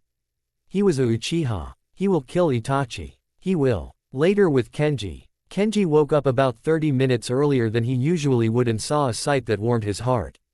Temari had her head on Naruto's chest while her arm was grabbing Naruto's hand in what looked like a very tight grip. Naruto had a smile that could match Temari's, which made Kenji ponder on whether or not Naruto and Temari knew of their positions. All he knows is that those two would wake up and hilarity would ensure. Naruto felt the pain of his injuries for the majority of the night. Until suddenly a feeling of warmth and happiness washed across his body. The pain lessened as he creaked his eyes open, to see a beautiful sight of Temari and an even more incredible rush of a pleasurable warmth he had never felt before, a feeling of completion, and he only hoped that Kami herself would deny him more time with this Suna blonde. He snuggled down and made his body more comfortable. He sighed in happiness as he readied himself for some sort of huge yell of pervert, and get a beating with that large, metal, 300-pound fan. He opened his eyes and wondered if it was worth it. He looked down again. It was worth it. He closed his eyes and slept a soundless slumber. Maybe. Temari groaned and cursed the exceptionally bright morning. She probably had the best sleep of her life. She wondered what was different. She slowly opened her eyes and saw a glimpse of Naruto. She closed her eyes and she felt the need to smile, then suddenly her eyes opened at record speeds. She felt the instinctual urge to yell and scream, pervert, but her logical side of her brain said that he isn't the type of man and he just risked his life not too long ago. A sharp rush of memories came to her mind. She felt her hand holding Naruto's and somehow painfully let it go to hold her head and somehow ease the pain she felt. The date between them was perfect. It was so perfect. It was meant to end in a romantic kiss that left her and him breathless, but no Gaara changed it all. She wondered if he was alright or if she should check on him for injuries. She brushed that thought away and knew that the demon, no matter how much she hated it, would keep her younger brother alive. She also doubted herself right now if whether or not she could make herself let go of her new pillow. She snuggled closer and found this new warmth almost overwhelming. She felt that although the date was ruined, this more than made up for it. It was perfect. Kenji kept his head down as he read his scroll on some argument between the land of metal and some disorderly conduct from some whirlpool nin. He also kept his head down while reading as he heard to people Joaquin G up at the same time, a smile heavy on his face. He almost laughed while hearing a loud pervert and a smashing sound in the other room. Naruto landed to the side of his laughing grandfather in a twitching mess. While Temari had her back to them, arms crossed and a small smile on her face. The two left together in the late morning and the two blondes stopped at the hotel the Suna team resides in. Temari waited at the front door to the hotel as both blondes stood awkwardly at the door, both wondering what to say. "So, are you okay?" he asked looking away, rubbing the spot she hit him earlier. "Yeah, I am fine," she said also looking away, kind of embarrassed that she led into her female pervert instincts. "That's good, well, he thought with no good thought coming to mind expect one. Perverted one, and he really found that if he performed any more accused perverted moves, he won't be able to survive another hit from that oversized fan." Temari saw the nervous look again and blushed at her own actions. She sighed and decided to take the reins, again. She stepped forward and moved her lips to his, closing her eyes hoping what she was doing was right. She felt Naruto's lips and felt the sudden electrifying feeling. She felt like this was a moment she would remember forever. The two held each other in a loving manner as the rest of the world stood still, this moment remaining in their minds for as long as they lived. Each knowing that they would cherish this moment forever. The duo parted, almost painfully, away from one another. They stared into each other's eyes, and they both looked away for some reason, embarrassed. "I'll see you later," she said shyly. Yeah, I'll see you later," he said nervously as he left with the biggest smile on his face, almost matched by Temari's own. Temari waved goodbye and went through the front door, pressed her back against the door and let out a girly squeal. She sprinted to her room, very, very happy. She made her way to her room and heard the shout of her sensei. "Temari, where have you been?" Temari's mood darkened as she realized that she had gone out on a date and didn't return the following night. She could see how this was interpreted. But seriously, she was only 15 years old. "It's not what you think. What happened was. I don't want to hear it. What you do in your time is your business," he said in a disapproving tone. Temari looked confused at the tone, but she did find Baki a second father and he was just acting on some fatherly protection thing. "Right now, we have to prepare for the mission. Who? RRY now and wake that lazy brother of yours," he said in his sensei voice. "Yes sir," she sighed as the best start to a day had ended too quickly for her. Naruto roamed the streets of Konoha with a large smile on his face.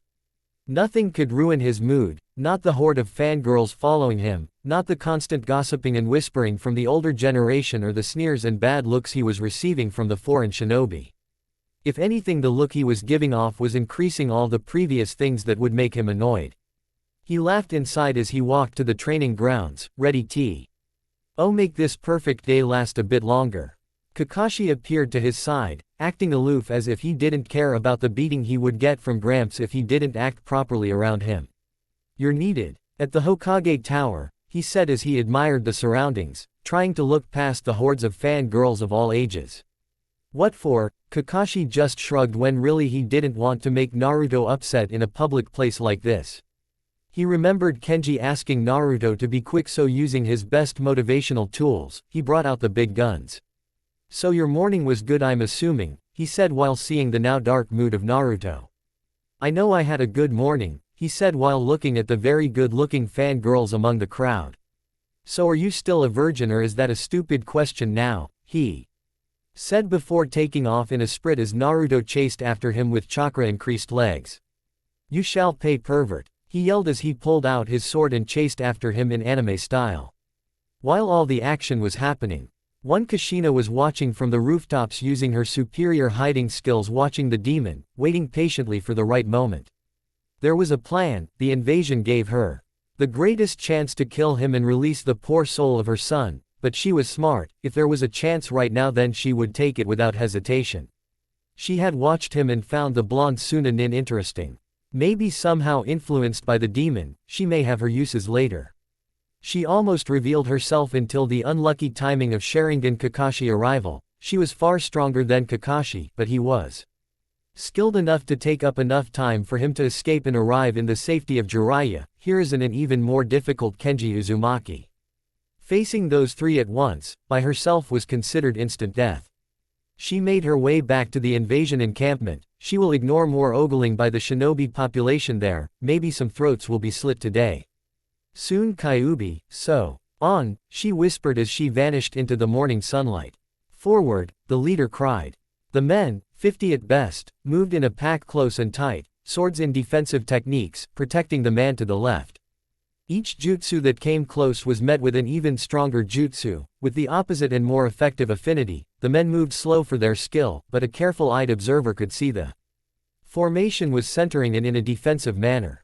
The jutsus were swept away without a second thought as the caster was quickly taken down. Naruto's unconscious body was being pulled from the war zone. His mind dark and his injuries smoking darkly as the open wounds slowly closed and the skin regenerated in inhuman speeds. The men ignored the strange happenings, their attention focused on the four nins and the route to their eventual escape. But what the men of Whirlpool didn't notice was the small flicker in the young boy's eyes. The blue color seemed sad and distant at first glance. His yes made any observer feel the deepest depths of loneliness and heartbreak. Something happened to this boy. Something really, really bad. Temari dropped her brother rather roughly for an injured sibling. His left eye had a small open wound across the left side. His entire shirt was ripped to shreds, with a wide gash across his upper torso, and several purple bruises across his face and forearms.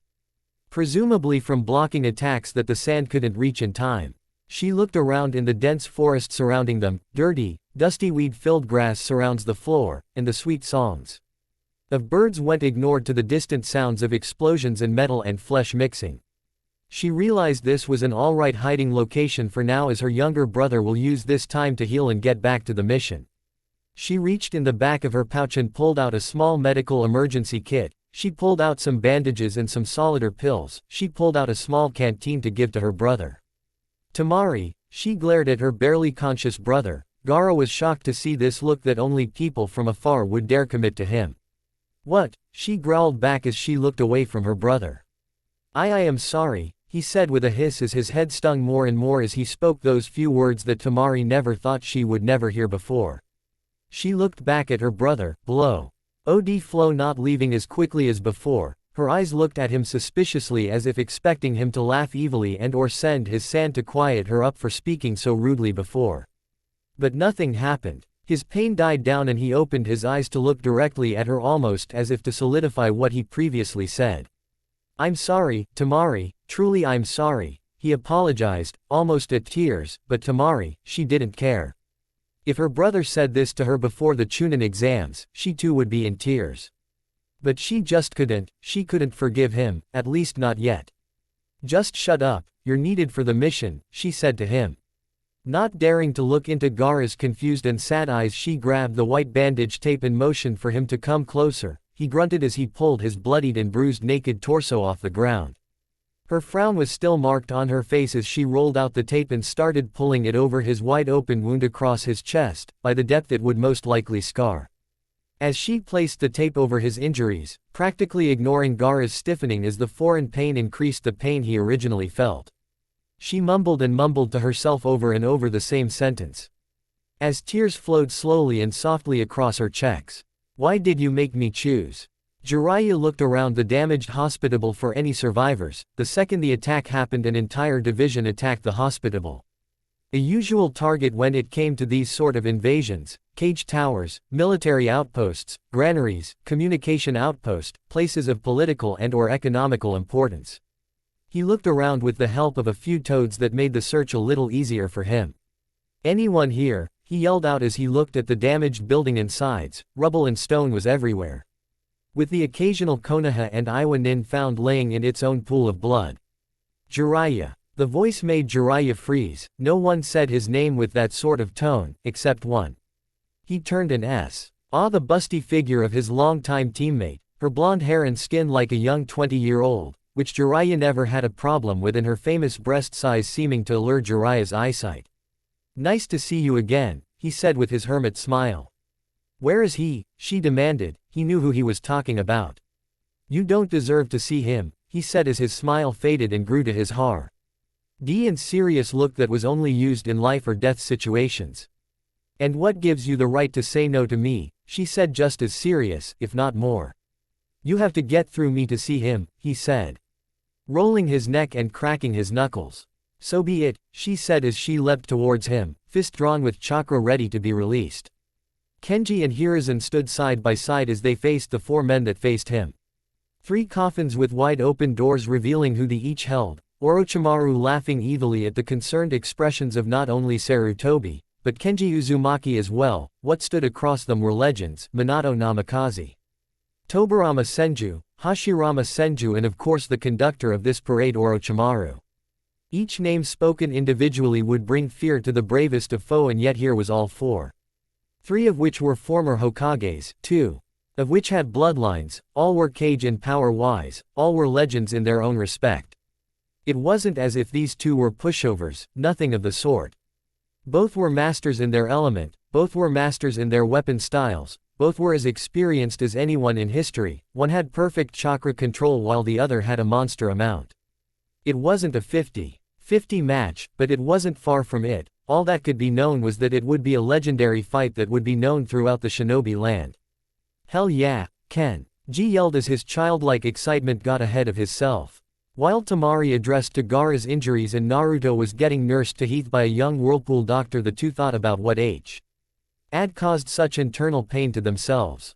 It started off with the 2 talking to each other about how they would stay in touch. The 2 had a wonderful time spending the last few hours together. While this was happening, Gaara watched from a distance. Jealousy flowed through his mind as he watched the 2 laugh and hold each other in a caring and loving manner.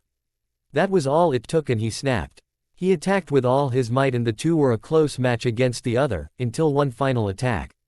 Rasengan, he cried as the blue orb shredded through the piles and piles of sand that was pushed aside from the legendary attack. Gaara never before felt the fire rush from his hands as the demon inside him called upon his chakra and summoned the fire dragon. The 2 powerful attacks mixed the explosion seemed to have killed and burned every single thing within its range. Temari watched in horror. No, stop, she screamed as she ran for her life. She forced all the chakra she could to her legs. Her muscles flexed as her chakra pushed her faster than any normal human could, but despite her shinobi speed, she was too far. Her heart seemed to stop as the explosion seemed not to stop. The raging fire burned its surroundings as the forest trees and foliage smoked and burned to ashes. The force of the 2's combined attack slightly pushed her as she moved her arm to block the small twigs and leaves getting in her vision. Temari stared at the carnage frozen. As the large amount of smoke faded, the 2 bodies were pushed to different sides, Naruto to the left, Gaara to the right.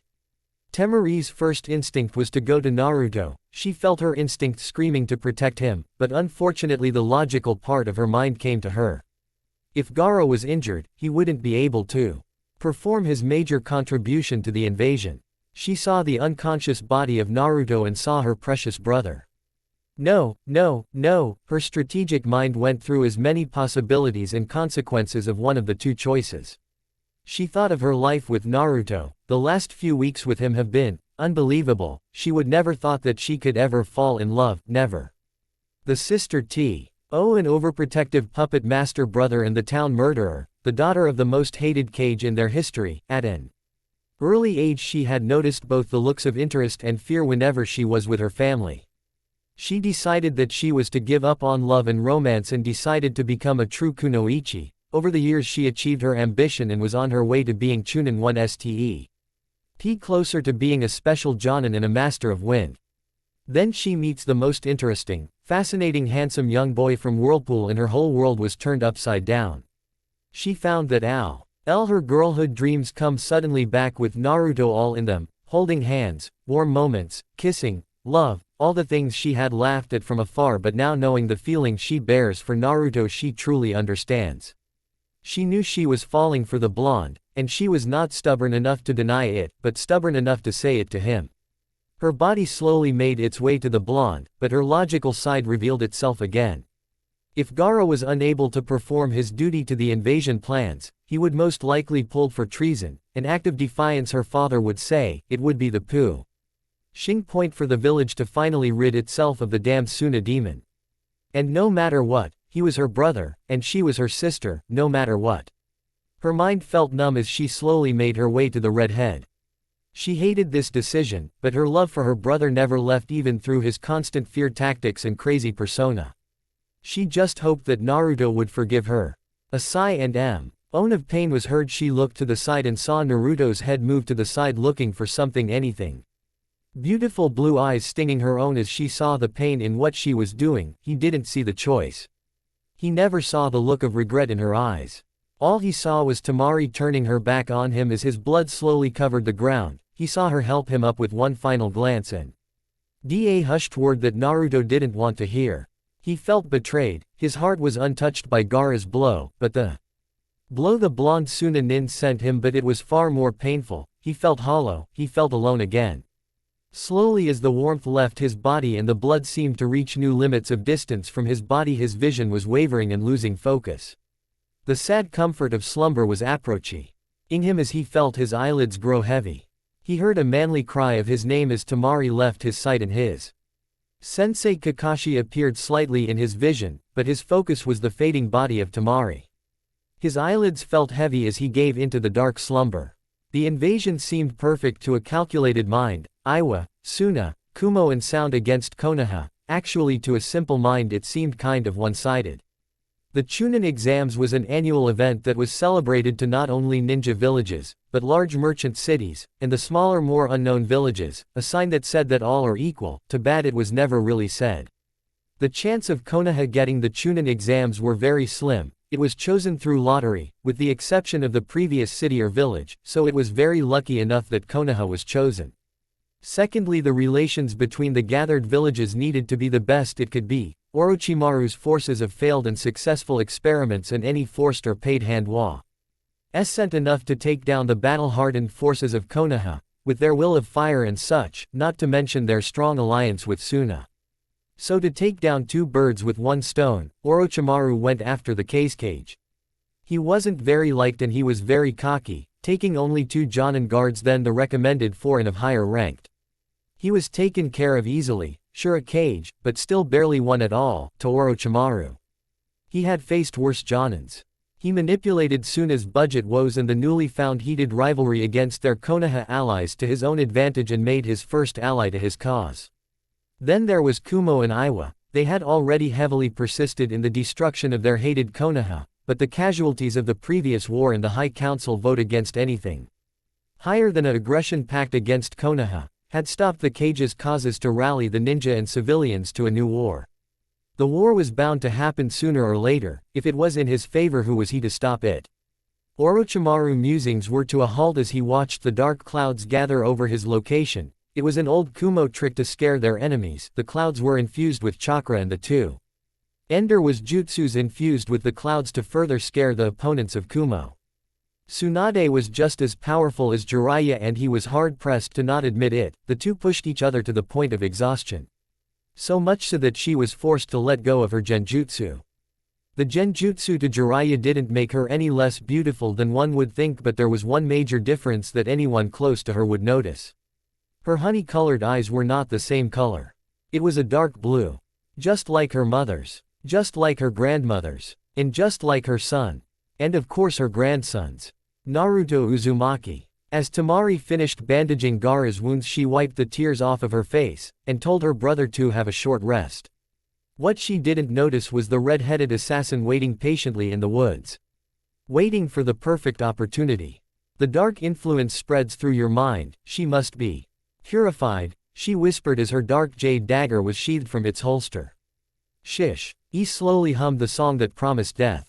The dark clouds rolled over the gentle blue skies, and the sound of fire and explosions in the distance as the cries of help and mercy went to deaf ears. The 6 men trapped inside the purple shield stared at each other with mixed emotions. Orochimaru's smirk was maddening to Sarutobi, to think that this was all avoidable. With a strike off his hand, he could have easily finished off his weakened former student, and now karma was back, and it was a bitch slap to the face. His senseis and a person who he considered a somewhat second-son figure, returned from the eternal slumber. Used by Orochimaru's cursed techniques, Sarutobi damned his student and promised to his sensei and successor that they would never be disturbed ever again. The Nadaime Nd Shadaime looked basically as he remembered as a child. They both had the same armor type, light metal armor that protects from basic metal attacks. The key difference was Nadime's dark blue and the Shadime's dark red. Each had black long-sleeved and taped ankles with open-foot sandals. Nadime had a large white fur collar and a helmet-like shinobi headband that covered the sides to his face and his forehead. He had 3 red stripes marked on his face, 2 on his cheeks and 1 on his chin. His hair was gray and spiky, his skin was an unhealthy pale-looking color and his normally vibrate ice blue colored eyes seemed dull and inattentive. Sarutobi could see the life being pulled from him, it only angered him further. The Shadime's armor was a pale red, mixed with the blood of his former enemies. His headband wrapped firmly across his forehead with several strands of his black hair loose across his aging face. His light metal shoulder pads hid the sides of his neck and his long dark hair moved with the strong winds. His usually tanned skin matched the paste color of his brother's and his light brown eyes looked distant and outward towards the sky, ignoring his surroundings, to Sarutobi. It seemed like he was embracing the life that was forcibly taken from him all those years ago. Sarutobi glared at his student, his pale skin and black hair clung to his head in the heat of the excitement. His smirk was maddening and his yellow eyes made him wonder how he didn't see the look of desire. The look that meant nothing was too valuable, nothing was going to stop him from his goals, nothing was impossible to him. The first kept his vision on the sky as he watched with a frown as the dark clouds rolled over the peaceful skies. He turned his head to the side to see his only brother. And you would expect a somewhat heartwarming reunion between the two who have been separated for many years, but a simple nod from the first to his younger brother and a return nod, not a word spoken as they looked outwards to their surroundings. A strange technique, wouldn't you say, brother? Hashirama said to his brother. The second raised his arm, looking at it in an intrigued manner. Yes, brother. Truly a sight to see, he said as he flexed his shoulder as he continued looking around at his surroundings, ignoring the buildings that were blazing in the distance, the dead bodies of their fellow shinobi and civilians scattered across the roads and buildings all went ignored or somehow unnoticed to them. Tobarama looked behind him as he felt the hate and excitement growing. A young Orok Himaru came to mind as he looked at this man, which had the many features that resembled the young rookie of the year. Hashirama looked at the elderly man that stared daggers towards the older Orochimaru, not a smile or frown. Not a single speck of emotion, as if he never saw the man in front of him, as if he never treated him like his own son. But the lack of emotion in the hate-filled air was no thing compared to the electricity building between the one and only Minato Namikaze and the legendary Kenji Uzumaki. Jiraiya was a pervert. I'm sorry, Jiraiya is a pervert. Super pervert actually. There's a difference. Trust me. Tsunade liked to drink. Like a lot. Like borderline alcoholic a lot. She was also a gambler. Gambled like hell. Did I forget to say she was unlucky? Like being called legendary sucker, unlucky. So mixing it all together resulted in a very unpredictable situation. Take a guess. As the strikes of Tsunade blew past as he held her chakra-enhanced arms with little success. She pushed him away as he was thrown back. He gathered his feet and balance as he leapt towards his former lover. Jiraiya watched with regret as each opening went ignored. He dodged and sidestepped. He avoided any fatal blows and found his body not attacking with that killer intent to harm. It reminded him of his weakness when fighting Orochimaru, never trying to truly harm him, and now Tsunade. As the fight proceeded, Jiraiya couldn't help but let his mind wander to better times, the times of when they held each other in their arms, stared into each other's eyes for who knows how long. The sex was great, but it all was subpar to the times they had spent together. He truly fell for her, and no matter how many years they had been separated, he was hers. He remembered the day the two broke up. Truly a day he hated to remember so vividly. He had been gone on an undercover mission to Iowa, a gather information assignment with an unusually large assignment time. But the only downside to Jiraiya's life at the time was the long time he would spend away from his beloved. His life at the time was at an incredible upside. He was young, in love, well-known, lived in a time of short-lived peace. And he recently found a new interest in novel writing. Nothing was wrong, everything was perfect. Tsunade reached behind her and felt a decently large boulder. She moved her chakra with hard-worked perfection and felt her muscles clench with newly found power and strength. She winded her arm back and aimed for his still body. She remembered the times together. Oh, the wonderful times, how they could talk for hours on end and yet they could just stare at each other without speaking a word, How his perverted side was slowly shrinking and focusing on her, and how her inner pervert felt thrilled at T. He thought that she was all that he needed. Jiraiya pushed aside the projectile as he waited for the next move. Tsunade charged forward with her arm drawn back and green chakra building within her fists. T waiting for the perfect time to release and destroy her target.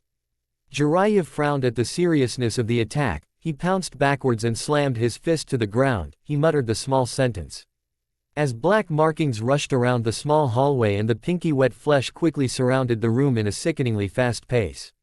The flesh didn't seem to stop her momentum as she felt the chakra reach its final stage. Jiraiya snared as his hair sharpened and surrounded his body. Temari watched her lap as she pulled batches and batches of grass in frustration. She pulled and pulled, ripping the grass apart. She looked at the piled up grass and made a cry of frustration, pushing it away from her in an almost scared expression. She stood up in a huff as she tried her best to control her emotions. Especially at an important time like this where her throat could be slit at any time without warning or emotion, she looked around with teary eyes, memories of those tear-filled eyes piercing her soul. She felt the hollow look he gave her as she felt the emptiness enter her. She betrayed him, she said to herself, she betrayed him. And for what, she yelled to herself, not really caring to be heard or not. Feeling the pent-in emotions roll off, if only slightly. The pent-in emotions felt like a heavy weight across her shoulders and a screaming pain in her chest. His eyes, his beautiful eyes staring at her with an expression she never wanted to see, ever. The look of betrayal and emptiness, the look of heartbreak and sadness, she remembered the sight all too vividly, the aura of heartbreak surrounded him as the smoke blocked her vision. She had never been so emotionally and physically exhausted at a time like this. Her chakra was running low and the stress she felt from her decision to leave Naruto was slowly building. Someone placed a hand on her shoulder. She stiffened in fear for a split second, but years of training forced the kunai in her hand. She saw Kankuro staring at her with a confused look. She eased her tensed muscles and her guard went down slightly. She cursed herself for letting herself being caught in this predicament of emotional distress. Temari, what? Gaara over there. She pointed at the direction she last saw her sibling in, wiping the fresh tears with her free hand. Temari, what hap? Leave me alone, she said, yelled, wanting to be left alone. But, just leave, she screamed at him. Kankuro moved back confused. Please just leave, she whispered to her brother, just loud enough to be heard over the sounds of war and battle echoing in the distance. Kankuro was confused, but complied. He frowned as he went in the direction she pointed at to help his brother. As she used her kunoichi senses, she felt that Kankuro was out of AR shot as she felt fresh tears roll down her cheeks. I'm sorry, she whispered, somehow feeling that if she said it aloud somehow he would hear her. I'm sorry. Kushina pulled the dark green blade out. Jade was considered the deadliest to carriers of demon blood. Legend foretells Shinigami's imprisonment was a jail cell made of the jade substance, until his eventual breakout, through help from the many powerful demons and gods. The sunset in the distance was blocked by the black smoke of burning buildings and the growling gray clouds slowly swallowed the very few rays of sunlight left to illuminate the village and battlefield. Kushina pulled the whirlpool headband tighter around her forehead and tightened the bandages around her wrists. She looked at the crying mess of Asuna Kunoichi, shish. He pitied her as she saw the small glimpses of her that reminded her of herself. It was such a shame that the Kyuubi's influence was so strong. Like that of her trapped son, she wouldn't allow the dark forces of the Nine Tails to harm any more people. She will ease the pain that she is suffering. The dagger glinted in the distance as Temari saw the red-headed woman holding a dagger in the distance. Who are you? Temari said as she held the kunai to her chest, in a defensive manner, looking at the flanks, wondering if this woman was a distraction. She smiled as she looked at the strategic mind that this young genin displayed. The way she looked at her surroundings is to check if she was surrounded. Her mind was focused on detecting any genjutsu or trap that she may have laid. Her kunai was not aiming at her location but was centered at her chest, a way of defensive to protect her center. Who are you? She said once more and even louder, but was bluntly ignored by the smirking red-headed nin. She felt herself curse again as she had left her fan with Gaara. She was a well-rounded nin, but her ninjutsu was based around her fan. Temari's eyes concentrated on the headband to try and gather some research from this kunoichi. who was strangely staring at her and even more unusually standing still. "The Kyuubi, his influence has harmed you," she said in a slickly voice that seemed unnatural to the woman. Temari stared confused at the woman. "Kyuubi, the Nine Tails, what had the demon have to do with this? The demon had perished with the fourth Hokage a long time ago, YD. Did this psycho bring it up all of a sudden? It has my baby, and now, it has you under its dark spell," she said in a low unnatural voice that just felt evil and unstable. Her green eyes flickered to side. And her hands shook with some sort of fear. Temari herself could feel the aura of paranoia, fear and power all together in this unstable kunoichi. "What are you talking about?" Temari spoke in a shaky voice. Filled with fear and curiosity, Kushina's eyes squinted at the look of confusion set heavily across her face. This in turn confused Kushina. She was under the impression that the underlings of Kyuubi would know a fair amount about their master. "You know exactly what I am talking about, young kunoichi. Your demonic master has his spell over my poor baby Naru-chan," Kushina spoke with a stable, insulted voice. Temari mind blasted at the name, Naru-chan. Naruto-kun, could this strange woman be the mother of her beloved? Temari's guard stayed as it was, if anything the way she talked made her more concerned for her safety. The crazed mother of Naruto thought she was under some sort of demonic influence. Kushina saw the closing gap between her and the possessed son. A girl, and sneered as she slowly dragged out her jade dagger. "I will ease your suffering, girl. Your soul will be released from the grip of the Nine Tails," she said as she slowly started walking towards her, turning into a slow jog and into a fast sprint as she aimed for the heart. Sasuke slashed downwards as the warm gushing blood escaped the downed sound nin as it was soon replaced by 12 men and women of different enemy villages. "I need my Sharingan," he repeated in his mind over and over, again and again as each nin he took down was replaced by another, but after every kill a scratch and mark, a bruise and puncture. His muscles burned and screamed at him to stop, but his survival instincts and Uchiha mindset and natural stubbornness pushed himself further and further into the lines of battle. His dark seal glowed an evil aura, as his Uchiha blood rushed in pleasure as each nin fell to his hands. It was a rush that had no superior. He lived for this feeling. The Iwa and Suna nin that consistently fell to his hands made his confidence grow and his ego inflated at each kill that he accumulated. Then all of a sudden, he felt a rush of energy, not like that of the seal. The seal felt like he had an extra arm, or like his chakra was suddenly enlarged and expanded through little to no effort. But this feeling made him feel free, like he could do anything ahead of time. He slashed down at a man and saw the reflection in some scattered glass. He felt his burden lift, if only slightly. In his mind he looked ahead and saw his brother. He looked ahead and saw that he was closer than he ever was before. He yelled a war cry as his body reacted to the newly found strength. His joy met no end as he attacked man after man, his blood rushing faster than ever before. His eyes burning the memories into his brain. His mind was so preoccupied, that in this situation he was prepared for an enemy nin to be under a genjutsu. Sasuke's mind went white as his neck succumbed to the blow that paralyzed his body for a second. His body collapsed underneath his own weight as he felt strong arms catch him roughly and carry him off from the battle. His blood-red eyes closed slow. WLY as his Sharingan recorded one last image of a silver-haired man with glasses, a Konoha headband and a devilish smirk. Naruto stood still as the medic working on him pulled the needle in and out. The men that were assigned to guard over him were impressed and disgusted at the sight they were witnessing. The memory of the fresh wound being opened and his eyes not even showing the signs of pain. Even as the medic poured some sort of concoction of that seemed like clear water to the untrained eye, but as the liquid made contact with the bloodied skin it turned into some white foam.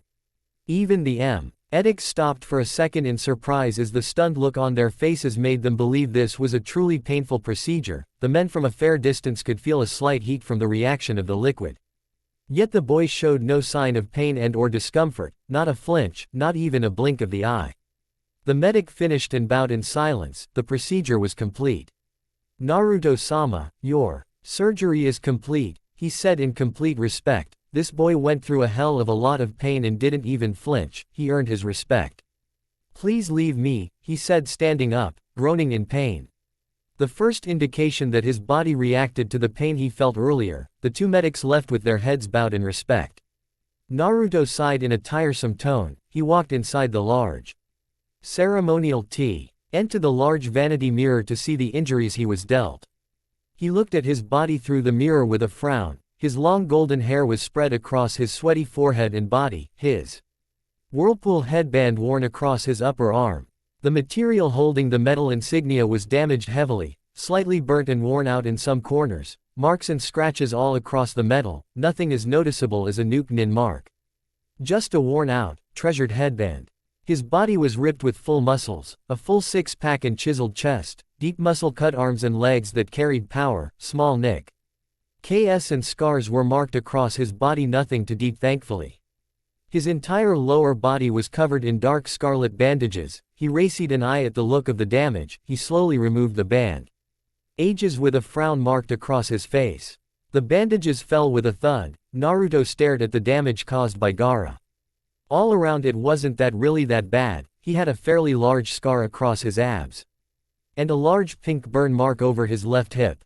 His entire body was covered in grime and dirt. Dried up blood and sweat covered his body. His mind was swimming with emotions, as the only decently clean part of his body was his cheeks.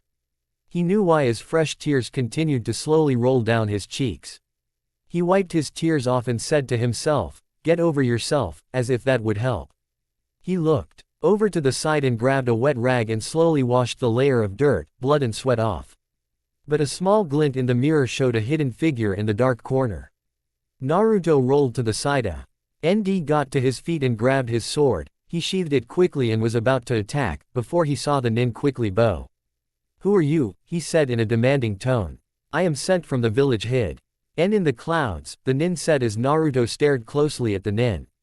The nin was heavily covered in dark baggy clothing and had a Anbu-like mask covering the nin's face. This unnerved him. "Show me your face," he said, pulling the sword out closer to the bowing nin. The ninja stiffened, if only slightly, and slowly pulled the mask off. Naruto's eyes looked at the newly discovered woman. She has long blonde hair reaching her lower back and bangs all tied together tightly. Most of her hair covered a fair amount of her Kumo headband. She had a pretty face, small nose and cat-like eyes with a dark brown color.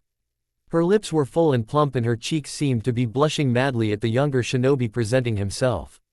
"Your name, rank, and explain to me why you are here," he barked at the woman, maybe a year or two older than he. "My name is Yugito Ni, special Jonin of Kumogakure, and my mission was to send you a message from my master," she explained, holding out a ceremonial scroll in her small hands. Naruto snatched the scroll from her. Before looking at it, he demanded one final thing. "And who is your master, the Raikage?" he said as his voice and body language didn't show his trust in this kunoichi. "No, sir," she said in a small voice. "Well then, who is it from?" he yelled. He was having a bad day. He felt that he had the right to act like a jerk, if only a while. "It is from Master Killer B," she said in a respectful tone. Thanks for watching.